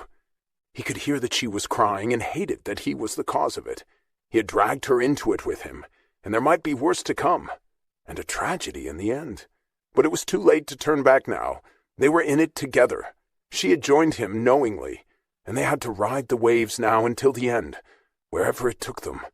"I was so worried when I didn't hear from you. I won't do that again, I promise." "I'll be there soon," she said in a soft voice, wiping her eyes. "Don't worry about me, I'm fine," she reassured him. "I'm just tired. Miami always wears me out. Just go home tomorrow and rest. Why don't you have Jeff stay for a few extra days?" "I'll be fine," he assured her. "I can't make Jeff work all the time, although my patients seem to love him. He's such a sweet guy. So are you, and I love you. So behave yourself, and wear your mask on the train so you don't catch anything." She had made him wear it on the flight to Miami, and he felt stupid wearing it, but Professor LeBlanc had suggested it too. Contagion was his enemy in his weakened state. His immune system was almost non-existent now. He went back to sleep after they talked and caught the train the next morning. He slept all the way to London. When he turned up at his office, Jeff sent him home. He looked exhausted, and Jeff told him he'd scare the patients if he stayed. He had dark circles under his eyes and an unhealthy pallor that had worried Gabrielle for the past month, but he seemed to be holding up in spite of it. The girls arrived in New York the week before Christmas to spend the night with their mother and exchange gifts. She knew all the things they liked, and she made their traditional turkey dinner, but substituted a chicken, which was the right size since there were only 3 of them. They said a tearful goodbye when they left and apologized again. They were both relieved that she was flying to London to see Alistair and wouldn't be alone. She reminded them not to be disagreeable to Sasha, or it would put their father in a bad mood and he'd be angry at them. They knew she was right, but they both found Sasha unbearable. She'd be showing off on the boat and cooing at their father. It was going to be a real challenge not to lose their patience with her. And the baby cried all the time. They were going to do their best to avoid Sasha, and fortunately the boat was enormous. The 2 girls left arm in arm and felt terrible leaving their mother and said they wouldn't do it again. Gabrielle took the flight to London the night of December 22nd and arrived as promised on the 23rd. She found Alistair in bed, even thinner than before, and Jeff had been covering for him for several days. "Should we call Professor LeBlanc?" she asked Alistair. He had been warned that when the end came, it might be fast, and he was on overtime now from their original prognosis.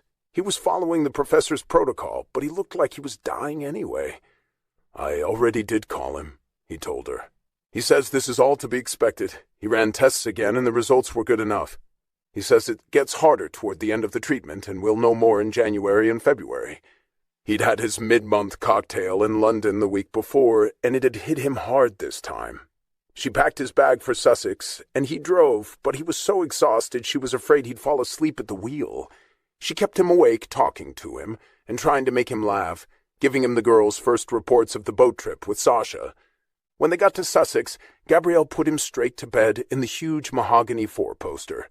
She brought him some soup a little while later that they'd brought with them, and he was already sound asleep, so she didn't wake him, and took the soup back to the kitchen. She just hoped he wasn't dying and they didn't know it. But Jeff had told her there was a hospital nearby, and if she had to, she'd drive him there, although she didn't like driving on the wrong side of the road at night.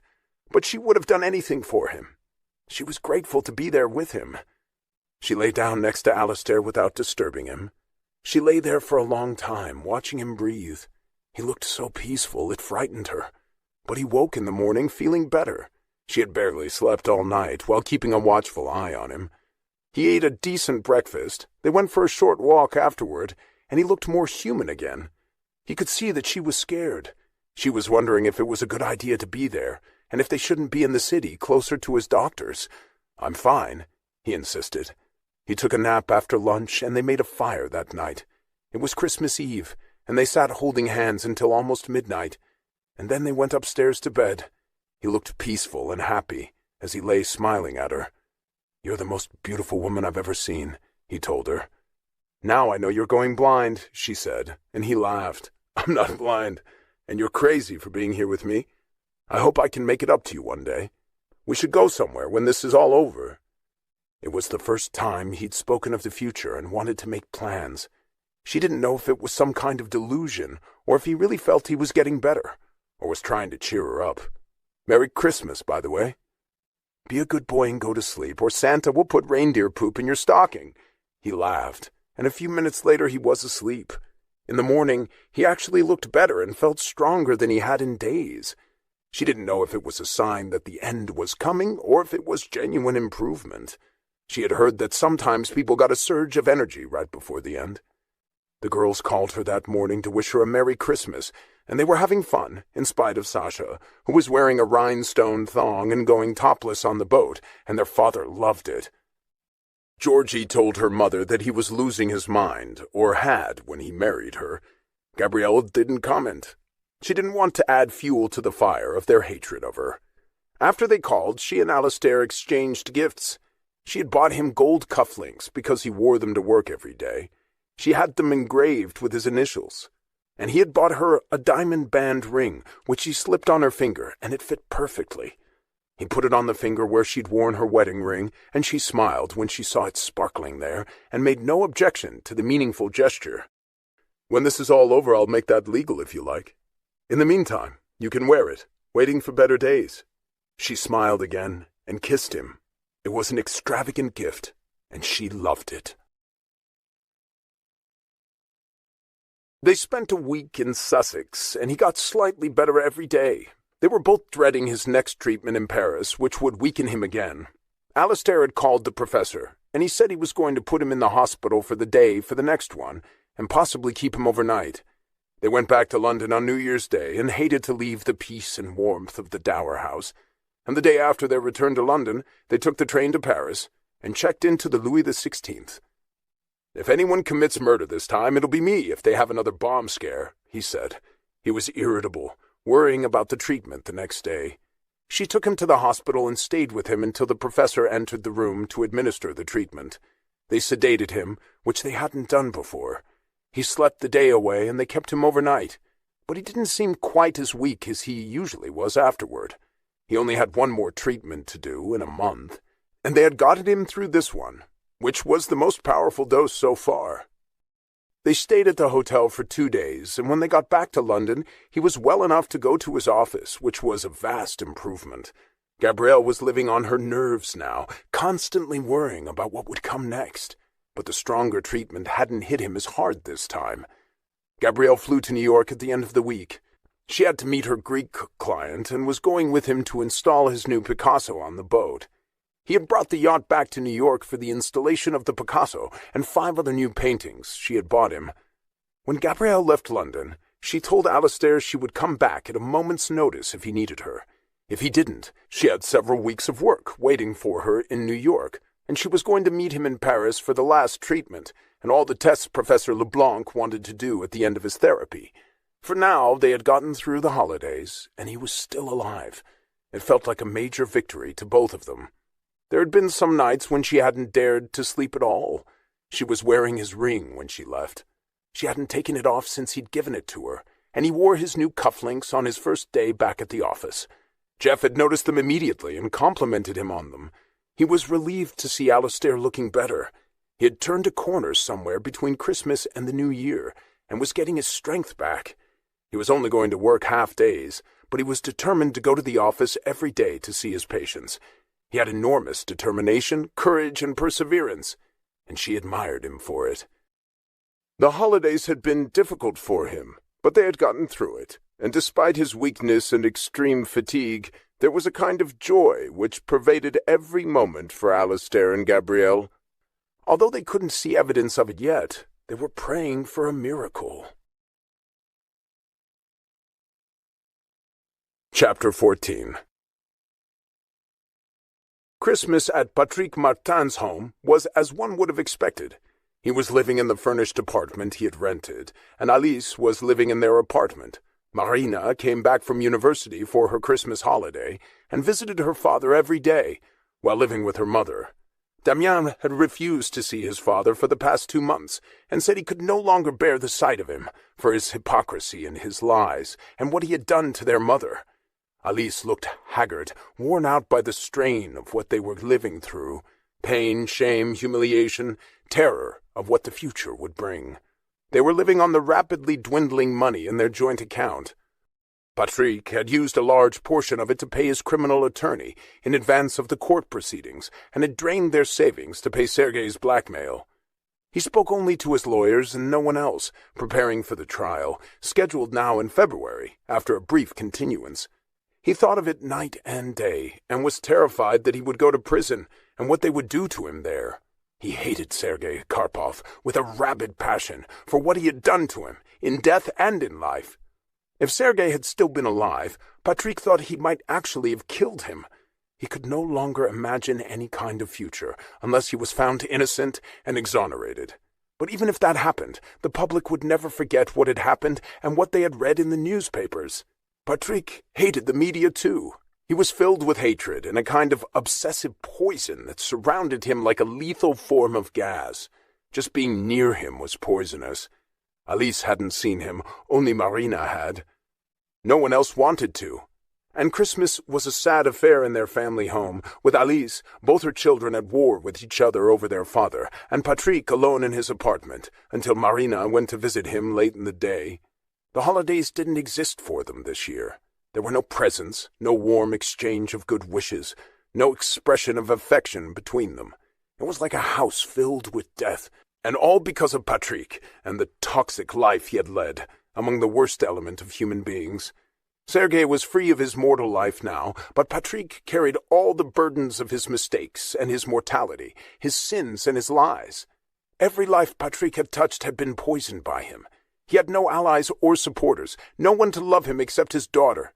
He twisted her mind shamefully, convincing her that he was the victim, and he had been abused and ill-used by everyone, the government, his family, the press, and especially her brother, judging him for being a homosexual, while Patrick continued to be in denial about his own proclivity in that direction. He was a very sick man, filling his daughter's head with lies to his benefit, and Damien hated him all the more for it. Alice was numb watching her family disintegrate. She had taken off her wedding ring and was waiting to file the divorce after the trial. All the papers were ready and had been signed, and all she wanted now was to be free of him and no longer have any tie to him. She was going to take back her maiden name with the divorce. She was on Christmas break from the Sorbonne, which was a relief. They were a family waiting for the axe to fall, and in his delusional state, Patrick had begun to believe that he would be found innocent. He insisted that no judge could condemn him for the death of someone as worthless as Sergei. Marina didn't go back to university in Lille after the holidays. Her head was too full of everything her father was saying to her, and she couldn't leave knowing that no one would visit her father as she did every day. They were living in a hell of Patrick's making. It was going to be a relief for them all when the trial started. January seemed to crawl by as they waited. The month flew by for Gabrielle, eager to get back to Alistair. He seemed to be doing better and getting stronger again. She spoke to Jeff frequently, who reported that he looked better too. December had been a frightening low point, but in January he showed some slight improvement. He had his last treatment in London in mid-January. She flew to Paris to meet him the day before his final treatment with Professor Leblanc. She hadn't seen Alistair in a month, and she thought he looked better too. His color was healthier, and his eyes not so sunken in his head. They seemed brighter. Leblanc was admitting him to the hospital again for the final treatment, and to run a battery of tests at the same time. Gabrielle went with him, and waited in the hallway for hours until they let her see him. He was heavily sedated and couldn't keep his eyes open or form a sentence, and he slept through until the next morning, while she dozed in the waiting room, with a pillow the nurse had given her. When she saw him in the morning, the day after his treatment, he was eating breakfast and smiling. They discharged him afterward, and the professor promised to call him with the results of the tests by the end of the week. They stayed in Paris for 2 days, this time so Gabrielle could get some sleep. She was exhausted, and Alistair wanted to pamper her. He treated her like a small child in need of motherly nurturing. He wanted to take care of her, and he knew that whatever he did would never be enough to repay her for all she had done for him. She was touched by how loving he was to her. They spent most of their time in bed at the hotel, but went out to get some air that afternoon. Gabrielle loved looking at the shops on the Faubourg Saint-Honoré. All the best shops were there, including several Alistair-liked too. They were approaching the hotel after their walk when they saw 3 men carrying big black nylon bags like gym bags. They caught Alistair's attention, and he saw 3 more men on motorcycles waiting as the men with the gym bags ran toward them. They'd been wearing knit hoods and caps and had come out of a jewelry store, and as it registered in his mind, he heard a shot ring out, and without thinking he grabbed Gabrielle, shoved her between 2 parked cars, and covered her with his body. "Stay down," he commanded her in a harsh voice, as more shots rang out, and the 3 men on motorcycles raced past them. Alistair saw clearly the men on the back, and the bags they were holding as the motorcycles wove through the traffic. And as he and Gabrielle crouched on the ground, what seemed like a whole brigade of police on motorcycles raced by. Alistair poked his head up so he could see better, and Gabrielle pulled him down by his jacket frantically. "What are you doing?" Gabrielle asked him. There were no more sounds of guns being fired, and when he looked again, he saw that the motorcycle police had blocked the end of the street, and reinforcements were dragging the men who'd run away off their motorcycles. Alistair stood watching as the bags were roughly yanked from their hands and handed to other policemen, as the original 3 were handcuffed and shoved into police cars with the motorcycle drivers. "What the hell was that all about?" Gabrielle asked, looking shaken. The sound of gunfire was unmistakable. "I think it was a robbery of a jewelry store," Alistair said, awestruck by what they'd just experienced. The street was still blocked, and police pushed their way through passers-by and told them to leave the area. He had a rapid exchange with one of the officers and led Gabrielle down a side street away from where they'd been crouched. "Where are we going?" Gabrielle asked as she followed him, and he pulled her along. They reached the hotel by a circuitous route a few minutes later, and there were clusters of people outside and policemen with their guns drawn. They were allowed to go inside the hotel when they showed their keycards. People were talking about the robbery that had just occurred. I told the policemen where we're staying and gave them our names, if they want a statement from us. He explained to Gabrielle as they crossed the lobby and went upstairs to their room. "I didn't see their faces, just the motorcycle speeding past us," she said, as he unlocked the door and they went in. 2 policemen came to see them that night and spent half an hour with them in the living room of the suite. Alistair translated for her. All 3 of the suspects had been caught, along with their accomplices driving the motorcycles, and the jewelry had been recovered. The police declared them amateurs and said they were part of a gang that had been attacking jewelry stores in the area for the past 2 months. "Thank God they didn't attack the jewelry stores here at the hotel," Gabrielle said, still shocked by what they'd seen. The policemen who'd taken down their statements had them each sign and wrote down their contact information and then left them. Alistair said he was grateful that they'd been able to avoid the exchange of fire between the parked cars. "You never know what's going to happen," he said to her after the policeman left. The thought that she could have been injured or killed left him shaken as he put his arms around her and held her tight. He couldn't have borne losing her now. It was exactly what she was thinking about him. They were waging a life-and-death battle against his illness. It had never occurred to either of them that other unseen dangers could put either of them at risk. Alistair clung to her all night, and in the morning they read all about it in the newspapers. 6 men had been arrested and were in jail. No bystanders had been injured. By some miracle they'd been protected, and Gabrielle just hoped their luck would hold, and Alistair would be spared from his illness too, and they were both grateful for how lucky they had been the day before. And she remembered vividly how Alistair had covered her with his body to protect her from stray bullets. She knew she'd never forget it. They were still in Paris when Patrick Martin's trial started, and it was all over the press. The prosecutor for the state opened with the most damning statements imaginable, which were quoted in the media. He referred to the victim and the defendant as scum feeding off scum. He said that Patrick's world and career were built on lies. He said Patrick had deceived an entire country and besmirched the good name of the office he represented. Everything about the trial sounded ugly. Alistair read about it and translated for her. It made one cringe just reading it, and it sounded as though the atmosphere in the courtroom was as noxious as the case itself and the people involved. It was still continuing when Alistair and Gabrielle went back to London. She decided to stay with him for another week, until they heard from the professor about Alistair's tests. She wanted to be there when he got the call, to support him if the news was bad, or rejoice with him if there was some improvement, even if slight. Professor Leblanc called a few days later than they'd expected. He called early in the morning, before Alistair had left for work. Gabrielle knew immediately who it was from the look of pure terror on Alistair's face. He stood very still, holding the phone and listening, and she couldn't guess which way it had gone from what he said at his end. He looked so serious and so intent that she held her breath as she waited. She could tell from what Alistair was saying that he wanted him to see another doctor somewhere, which didn't sound like good news to her. At the end of the call, he thanked Leblanc in a strangled voice, put down the phone, and stood staring at her. He didn't speak for a moment. He couldn't. He had tears in his eyes, and he seemed so shocked that he had no words. And then finally, he found his voice, as Gabrielle went to comfort him. He got the results of all the tests. Remission. I'm in remission. Oh my God, Gabrielle, I'm in remission. I'm cancer-free for now. He doesn't know how long it will last, a short time or forever, but it's completely gone. I'm going to live. He started sobbing as he said it, and she held him in her arms as they stood there, crying together. They had won. He had won. He had been willing to commit suicide, and instead he had fought a painful battle that nearly killed him and won. Her legs were shaking so much she had to sit down, and he sat down next to her and held her so tightly she couldn't breathe. She couldn't think. She couldn't speak. All she knew was that he was not going to die.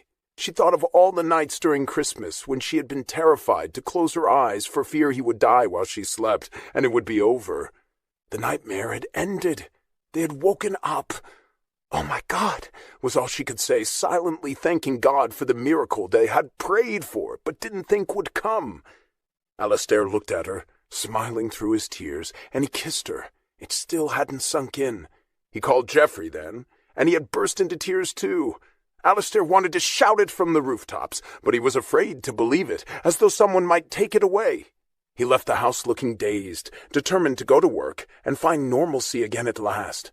The professor had warned him that he would feel weak for some time from the drugs he'd taken, but his strength would return. He had to continue to have tests regularly and be monitored to make sure there was no change. He told Gabrielle before he went out that there was an important researcher the professor wanted him to see in New York. The doctor in New York would go over the data in the case, for his own interest and the benefit of his patients, and Leblanc said he would welcome the doctor's assessment of Alistair's case as well, to offer his opinion of the test results. Alistair was going to fly to New York with Gabrielle to see him, but whatever happened now, he was in remission. He was free. For now, for a while, or forever, they couldn't know. They celebrated that night with dinner at their favorite pub, but they both felt like zombies, elated, dazed, frightened that it wasn't really true, numb, grateful, exhausted, happy. It was a relief to go home and climb into bed and cling to each other. They had laughed and cried alternately all day. They made love and finally fell into a sleep of utter exhaustion in each other's arms. He thought he had dreamed it the next day, but it was true. The miracle had happened. It was theirs, the most precious gift of all. The trial in Paris went on for 2 weeks, with testimony from men Patrick had had relations with in clandestine situations. Every moment of his secret life was shrouded in lies. None of the men accused him of violence, only of dishonesty, and buying their silence with bribes. Other witnesses testified to Sergei blackmailing them too, and using them financially in every way possible. It was difficult to tell who was the guiltiest and the most repulsive, the victim or the accused. There was no way to have sympathy for either of them. Alice Martin sat staunchly in the courtroom for all of it, as still as a statue, occasionally wiping a tear away with a tightly folded handkerchief, while her daughter sobbed openly, 2 rows away, and looked with hatred at her mother. She tried to force her way to her father at one point, and finally had to be removed from the courtroom. Damien looked like a volcano about to erupt. They were a family destroyed, all by one man. As the prosecutor said, Patrick had no redeeming qualities, in his public life or his private life, as a father, a minister of the government, as a husband, or as a man. Everything he had done was deplorable. The investigating judge had come to similar conclusions on his own. The case was to be handed off to another judge, who would try the case. Patrick was being charged with involuntary manslaughter. There was no evidence that he had ever laid hands on the deceased, and if he had, it couldn't be proven. There was no concrete evidence of either his innocence or guilt of premeditated murder. He had the motive to want to kill him, but the facts of the case remained ambiguous. Patrick had risen out of his seat with a howl of pain when the prosecutor asked for a charge of first-degree murder and 30 years in prison. He sank down in his seat again when it was denied. The verdict came finally in the 3rd week of the trial. The defendant was ordered to stand, and because it could not be proven that he had touched Sergei Karpov to push him, Patrick was convicted of involuntary manslaughter as the result of their altercation, and given 5 years in prison. There was a shriek of despair from his daughter, and Patrick was crying in the silence that followed. He was convicted of fleeing the scene as well. Then the judge pronounced that because of his service to the country as Minister of the Interior, the sentence was suspended, with probationary supervision for the full 5 years. He was free, but the judge pointed out that he took with him the full burden of his crimes, and the many people he had injured by his actions, including his own children and wife. Alice had sat completely motionless while the sentence was pronounced, and never looked at him, and Damien shook his head in disgust and put an arm around his mother. Patrick Martin looked as though he was in shock when he left the courtroom with his lawyer to sign the documents for the suspended sentence and probationary supervision. They had been lenient with him, more than he deserved. Marina trailed behind her mother as they left the court. They were assaulted by the press as soon as they left the courtroom, and Damien tried to shield his mother and sister. The 3 of them got into Damien's car and drove away. There were tears rolling down Alice's cheeks, but she didn't say a word. Damien couldn't tell if she was relieved or disappointed, if she wanted him to go to prison or not. He drove her home and put her to bed with a glass of water beside her. She thanked him and closed her eyes, as though she couldn't bear what she'd seen and heard any more. Damien hoped that his father wouldn't have the guts to come to the apartment or see any of them, at least for a while. He knew that his mother was going to file the divorce immediately, and hoped she wouldn't change her mind, but she was too shaken for him to ask her anything. He gently closed her bedroom door and left her alone to cry for her shattered life. Chapter 15. What Patrick Martin was left with after the trial was his physical freedom and nothing else. As a result of the conviction on manslaughter charges, he lost his license to practice law and was disbarred. His political life had ended in disgrace. He would never be able to get a job again in any of the fields he was trained for, and his financial situation was not strong. He had lived off the many perks that came with his job, cars and drivers, vacation spots, subsidies for his home, and all the gifts and services people gave him for free. They were all gone now, and he had no means of finding employment or of replacing what he had. He had no visible means of support now, except if he went to work, but doing what? His situation would become dire very quickly, and he didn't know it yet, but for compensation for the indignities and emotional abuse she suffered at his hands, Alice Martin was requesting full ownership of their apartment for her own use, and to sell at her discretion if she wished, and her lawyer thought she would get it. Patrick was a criminal now, and had no rights. If he stepped 1 inch over the line of the law, the suspension would be removed from his prison sentence, and he would go to prison for 5 years, where he was unlikely to survive among hardened criminals. Patrick came to the same conclusions as he sat in his small furnished apartment. 3 days after the trial ended, Damien was called in the middle of the night. His partner answered the phone and handed it to Damien with a woebegone expression. He thought Damien was cursed to have a father like him, and had said so to Damien. The emergency services of the Pitié Salpêtrière were calling Damien. His father had taken an overdose of sleeping pills and was in a coma, and not expected to live. They were advising Damien, in case he wished to come, but given the dose his father had ingested, they thought that his recovery from the coma was unlikely, and there had been possible brain damage.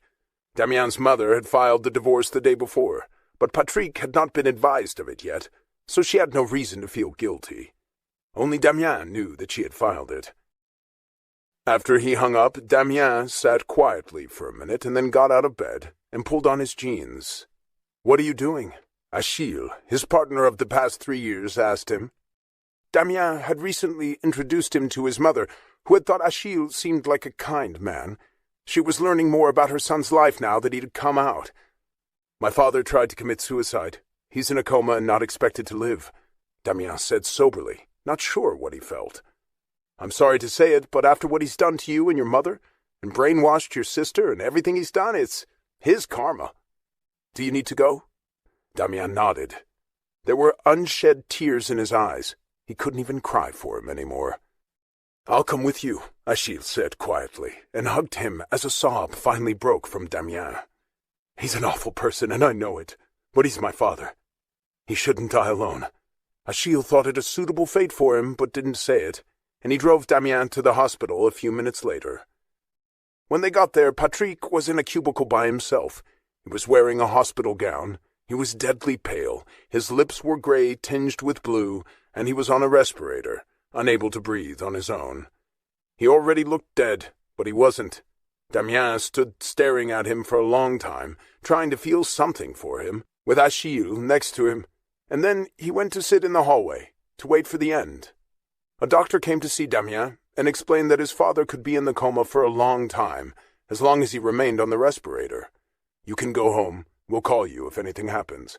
We tried to reach your mother, but there was no answer and no voicemail, so we called you. I'm glad you did." He knew she had unplugged her landline after she filed the divorce papers, and she wasn't answering her cell phone. She didn't want to speak to Patrick once he was advised of the dissolution she had requested. The lawyer had said that Patrick wouldn't be advised about the divorce for at least 5 days, so he didn't know about it, and probably didn't believe she would ever file. But Damien was proud of her for doing it.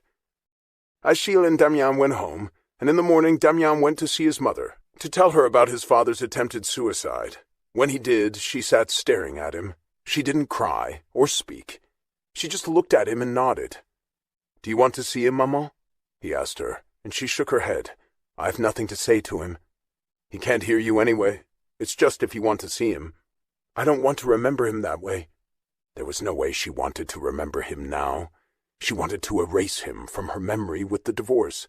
She wanted a fresh start, and had been considering transferring to a university in another city where no one knew her, using her maiden name. She had already started using it before the trial and wanted it confirmed by the court now. It was much harder telling Marina, and she did want to see him. Damien took her to the hospital, and she lay across her father's chest and sobbed until the nurses removed her so she didn't suffocate him. Then Damien took her home. He didn't try to argue with her about how she felt. She was too distraught, and Damien felt she had a right to love her father, no matter what he had done. Their mother put her to bed and brought her a cup of tea. "Why are you all so mean to him?" Marina sobbed. "You don't even want to see him." Her mother didn't answer her. There was too much to explain, and Marina didn't want to hear it anyway. Alice went back to her own room, but left Marina's door open in case she needed her. She had to live with it now, and come to terms with who her father was. Gabrielle read of Patrick Martin's attempted suicide in London, where she was still with Alistair. He was looking and feeling better every day, and so was she. They had survived his death sentence, and now they were free.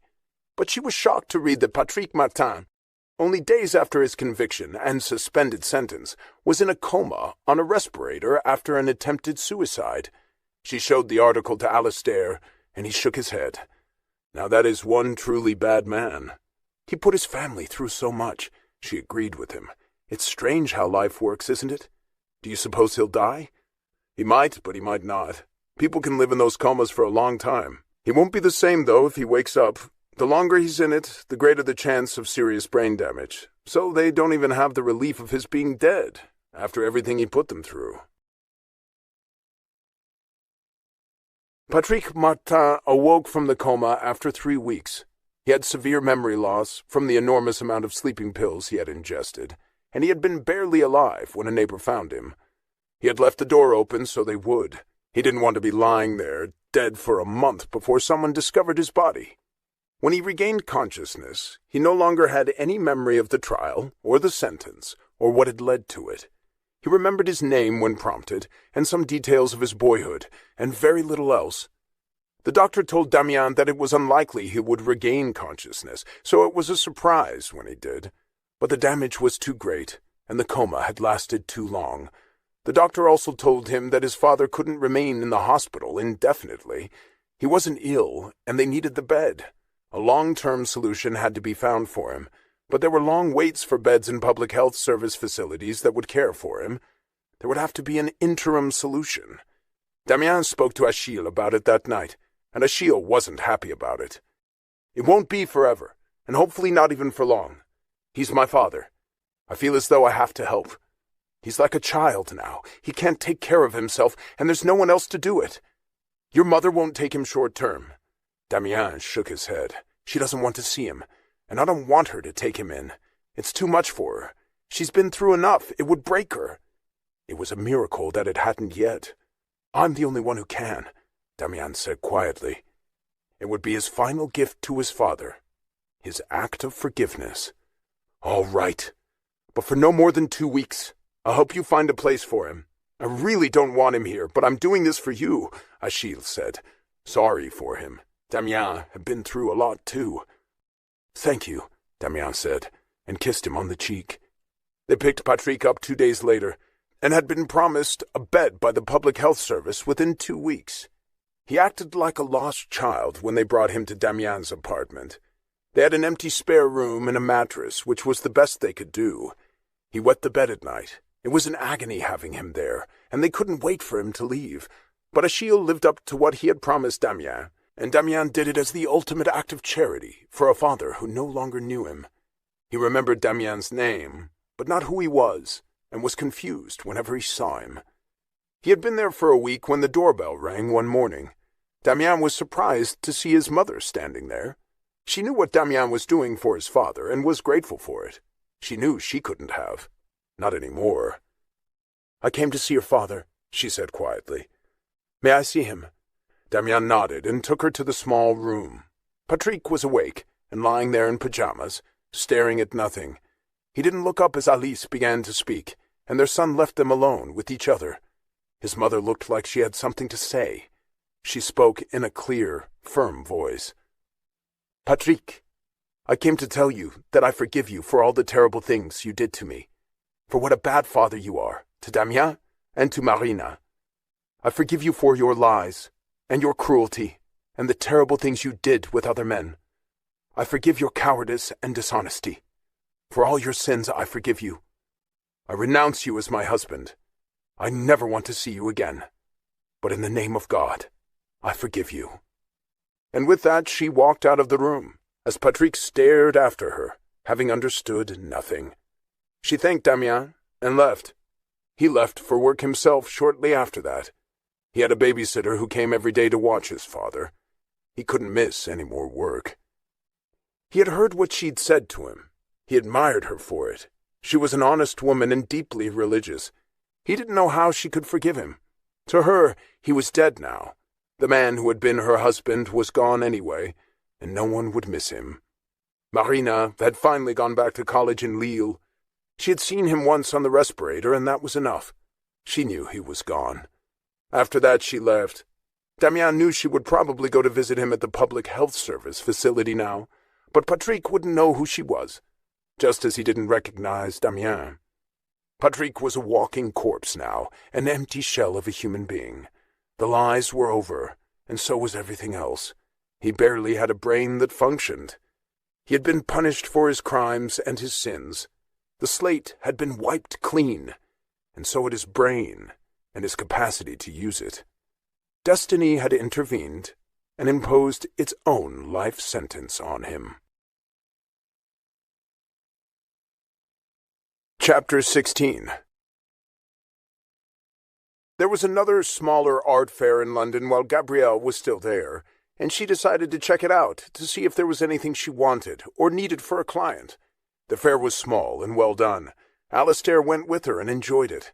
When they went out to dinner afterward, he asked her if she would ever consider working from London, so she didn't have to spend half her life on planes to be with him. She smiled.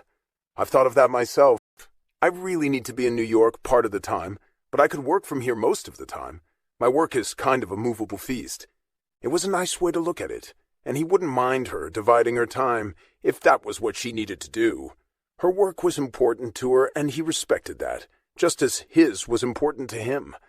"You need to go to New York one of these days anyway, to see Dr. Thatcher, the doctor Professor LeBlanc referred you to. When are you going to do that?" "Soon. I just wanted to give Jeff a breather. He's worked for me so much in the last 5 months. The poor guy needs a break. I'll call the doctor in New York this week and see when he can fit me in. LeBlanc thought he'd be interested in my case, and wants an opinion from him about how long this remission might last. LeBlanc seems to think it could be for good. I'd like to hear what this man has to say about it, too. So would I." He was gaining strength every day. "I thought we could make that ring on your finger legal one of these days, too, if I'm going to be around, and it's starting to look that way." There would always be a thin line of fear for him, and for Gabrielle, too, that the nightmare would come back again. But it could happen to anyone, with no history at all, just as it had happened to him. There were no guarantees for anyone's future.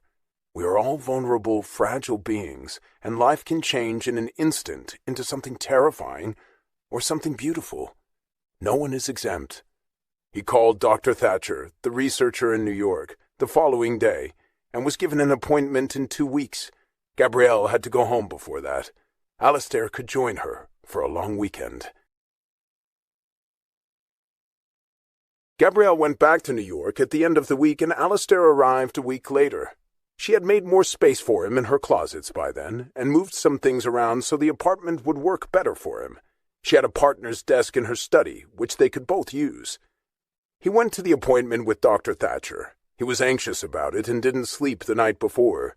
She had a big meeting with her Greek client she couldn't change, and Dr. Thatcher only had one open time slot for him, so he and Gabrielle had agreed he'd go alone. "What if he sees something that LeBlanc missed, or he thinks he's wrong?" Alistair said to Gabrielle over breakfast. "Then we start again, just like we did before. But maybe he'll think everything's fine now, just the way LeBlanc does. Why not focus on that until you hear what he has to say?" She felt badly about not going with him, but he insisted he was fine with it. Alistair was too terrified to speak as he sat in the waiting room before he saw him. Professor LeBlanc had emailed all his records to Dr. Thatcher for him to study before the appointment, and he had. He'd examined them diligently and shown them to his own research partner. He looked stone-faced when Alistair walked into his office. His legs were shaking, and he had to sit down.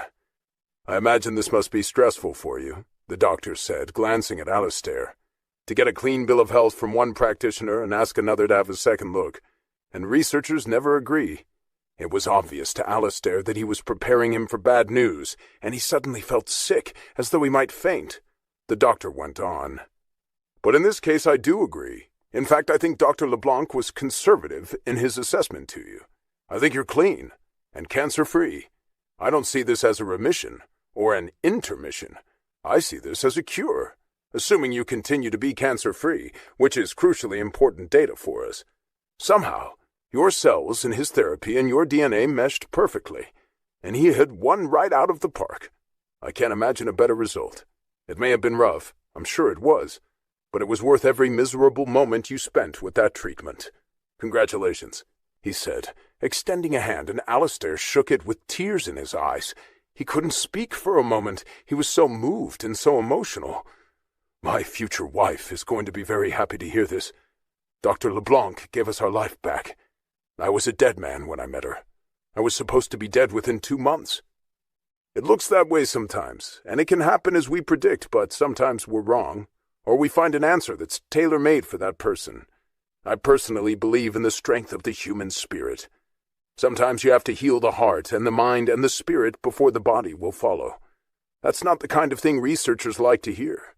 He smiled at Alistair. So maybe your future wife had something to do with this too, if she met you at a low point and it all changed. We don't really know entirely why it works when it does, but all you can do is grab life with both hands, swim as far as you can, fight with everything you've got, and if you're lucky on top of all that, you win. He stood up then, and Alistair felt as though he was floating out of his office. He was waiting for Gabrielle when she came home that night. He'd called to tell her it had gone well, but he wanted to give her the details in person. She was afraid it meant bad news, that he wanted to see her to tell her. He said that LeBlanc did an outstanding job, and he agrees with everything he did. He only disagreed with one thing, which he sees as a mistake, of semantics perhaps. He doesn't see this as a remission, as LeBlanc does. He sees it as a cure. He doesn't think it will come back. Time will tell, but he thinks we chased the bad guys away for good. Oh my God, Alistair! He saw her knees buckle before she fell, and he caught her on the way down. He put her down gently on the floor and sat next to her. It means you really are free, she said in hushed tones, as though they were in church. We're done, he confirmed. It wasn't fun, but it worked. You were very brave about it. So were you. And he said something about that too. Basically, he said that they don't know everything required to achieve a cure, but they know it takes the heart and the mind and the body. He basically said that the love of a good woman makes a big difference. So essentially, you saved my life, Gabby. I had 2 months to live when you met me. You changed everything. If I hadn't met you, I'd have committed suicide months ago. I didn't think I had a chance. Well, you did have a chance, and you won, she said. And he kissed her. Chapter 17. It took the social services people 3 weeks to find a public health service placement for Patrick Martin. It was in a small, well-kept home where he had a private room, where he could be alone. At his age, he could be in the public health system for a long time. A private facility would have been better, of course, but he didn't have the funds to pay for it, and none of his family members did either. The home he was in was within a reasonable distance of Paris. Relatives or even friends could visit him if they wished. So far, no one had, and Marina would when she was home from school. He didn't have the capacity to recognize anyone, which usually discouraged relatives from coming eventually. All they wanted to know was that he was being well cared for, which absolved them from responsibility or guilt. The judge in their divorce case awarded Alice Chalon, ex-Martin, full ownership of the apartment as a divorce settlement. She sold it and intended to buy a smaller one with a room for her daughter when she settled permanently in a new city. She had applied for teaching jobs in Reims, Bordeaux, and Grenoble, and didn't have an answer yet. And whatever money she had left over, she was going to invest as a cushion for the future. Marina had already transferred to Madrid to finish her studies. She wanted to be in a place where no one knew or cared about Patrick Martin. It was a good decision. Richard and Judith's baby boy was born in June, and they named him Alistair Sam, the Sam being for the Samu, who had also saved Richard's life. You could have named him Louis XVI after the hotel, which has a certain regal ring to it. Alistair teased them at the christening, but he was touched that they had named their baby after him.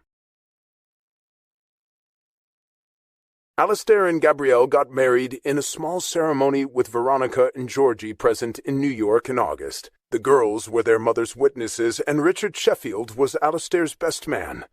They postponed the honeymoon for a month, and in September Alistair and Gabrielle went to Paris to celebrate the anniversary of when they'd met. They stayed at the Louis XVI in their usual suite, which was Gabby's favorite. They went to all the places they'd been to before and new ones they had discovered since. On the many occasions they had gone to Paris for his treatments. They went to see Professor Leblanc to thank him personally for saving his life. He told Gabrielle again that she had been an important part of the equation and the secret ingredient that might have made all the difference. They would never know which part tipped the balance in the right direction, but the results were remarkable. He had written several papers on his findings, and he and Dr. Thatcher had remained in close communication. When they went back to the hotel, they saw Olivier Bateau and Yvonne Philippe, faithful to their posts, standing next to the front desk. Olivier was smiling broadly. He nodded acknowledgment to Gabrielle and Alistair as they approached the desk. Gabrielle whispered her disapproval. Louis Laval would never have stood there like a bobblehead. He would have been across the lobby by now, shaking your hand and kissing mine, and asking how the girls are, and probably collecting an enormous tip, from what I've been told. Alistair whispered back. Yes, but he did it with so much style and grace that nobody minded. Bateau barely says hello to us. He can't be bothered. My clinical assessment is that the guy is a nervous wreck, and is in way over his head and knows it. This is the first time I've seen him smile in a year. They were at the desk by then, and Bateau hadn't moved as Yvonne greeted them warmly. What can I do to help you? Yvonne asked them. We forgot our key card in the room, Gabrielle answered, and nodded at Olivier Bateau. He always annoyed her, just the way he stood there, looking like a dog trying to hide, with his paws over his head. But this time he smiled at her. Have you met our new manager? He asked them, and they looked around to see who it was. He pointed to Yvonne, who had been his assistant all year since they reopened. She essentially ran the place, and could be seen all around the hotel, while Olivier hid in his office. Miss Yvonne Philippe. She's taking over my job, effective tomorrow. You're leaving? Gabrielle was surprised. He seemed so pompous and officious to her, and so ineffective. I'm transferring, he said proudly. I'm not a big city boy. I come from a small town in the mountains, in the Jura. I'm moving on to greener pastures, or quieter ones. I'll be the general manager at our ski chalet in Megève in the winter, and a small hotel we're building in Saint-Jean-Cap-Ferrat in the summer. I'm looking forward to it, and Miss Philippe will take on the mothership right here in Paris. She's been a great help to me all year since we reopened. Gabrielle remembered that Yvonne had been in evidence everywhere, even handing out blankets and water bottles the night of the bomb threat, while Bateau looked like he was going to faint and couldn't get out the door fast enough, ahead of the clients. Whoever had decided to send him away had chosen the right locations. They were smaller high-end vacation spots, and much less stressful. He looked like a happy man as they shook Yvonne's hand and congratulated her on the promotion. It was a big one. As they rode up in the elevator a few minutes later, Alistair and Gabrielle couldn't help but think back a year. It had all started with Richard's heart attack, the accidental death of a Russian blackmailer, the exposure of a French politician leading an unsavory double life, who wound up accused of murder, was convicted of manslaughter and sentenced to prison, and the two of them meeting on the weekend that Alistair was contemplating suicide. He would have been dead by now if Gabrielle hadn't been starting her life over, after her husband's betrayal when he ran off with what her daughters now called their step-hooker. Gabrielle's trip to Paris to visit the Biennale had ultimately saved Alistair's life, just as he had saved Richard's. There was no question that life was complicated, but in the complications were both the questions and the answers, the hidden solutions and unexpected blessings. All one needed was the courage to pursue them. In the end, the complications they had run into had served them well, and whatever the answers and the solutions, and no matter how hard the road, every day was a gift. As they got off the elevator on the third floor, the fire alarm went off, reverberating through the building. Gabrielle and Alistair looked at each other and laughed. "Happy anniversary," he said to her over the din and kissed her as they headed toward the stairs to exit the building yet again. When they got to the lobby, as guests continued to pour out of their rooms and down the stairs, Yvonne and two assistants were apologetically informing everyone that it was a false alarm. Olivier Bateau was nowhere in sight. "It's never boring when we stay here," Alistair commented, and Gabrielle laughed as they waited for the elevator. "Nothing is boring with you." Their life for the past year had been an extraordinary adventure, and every precious moment, even the hardest,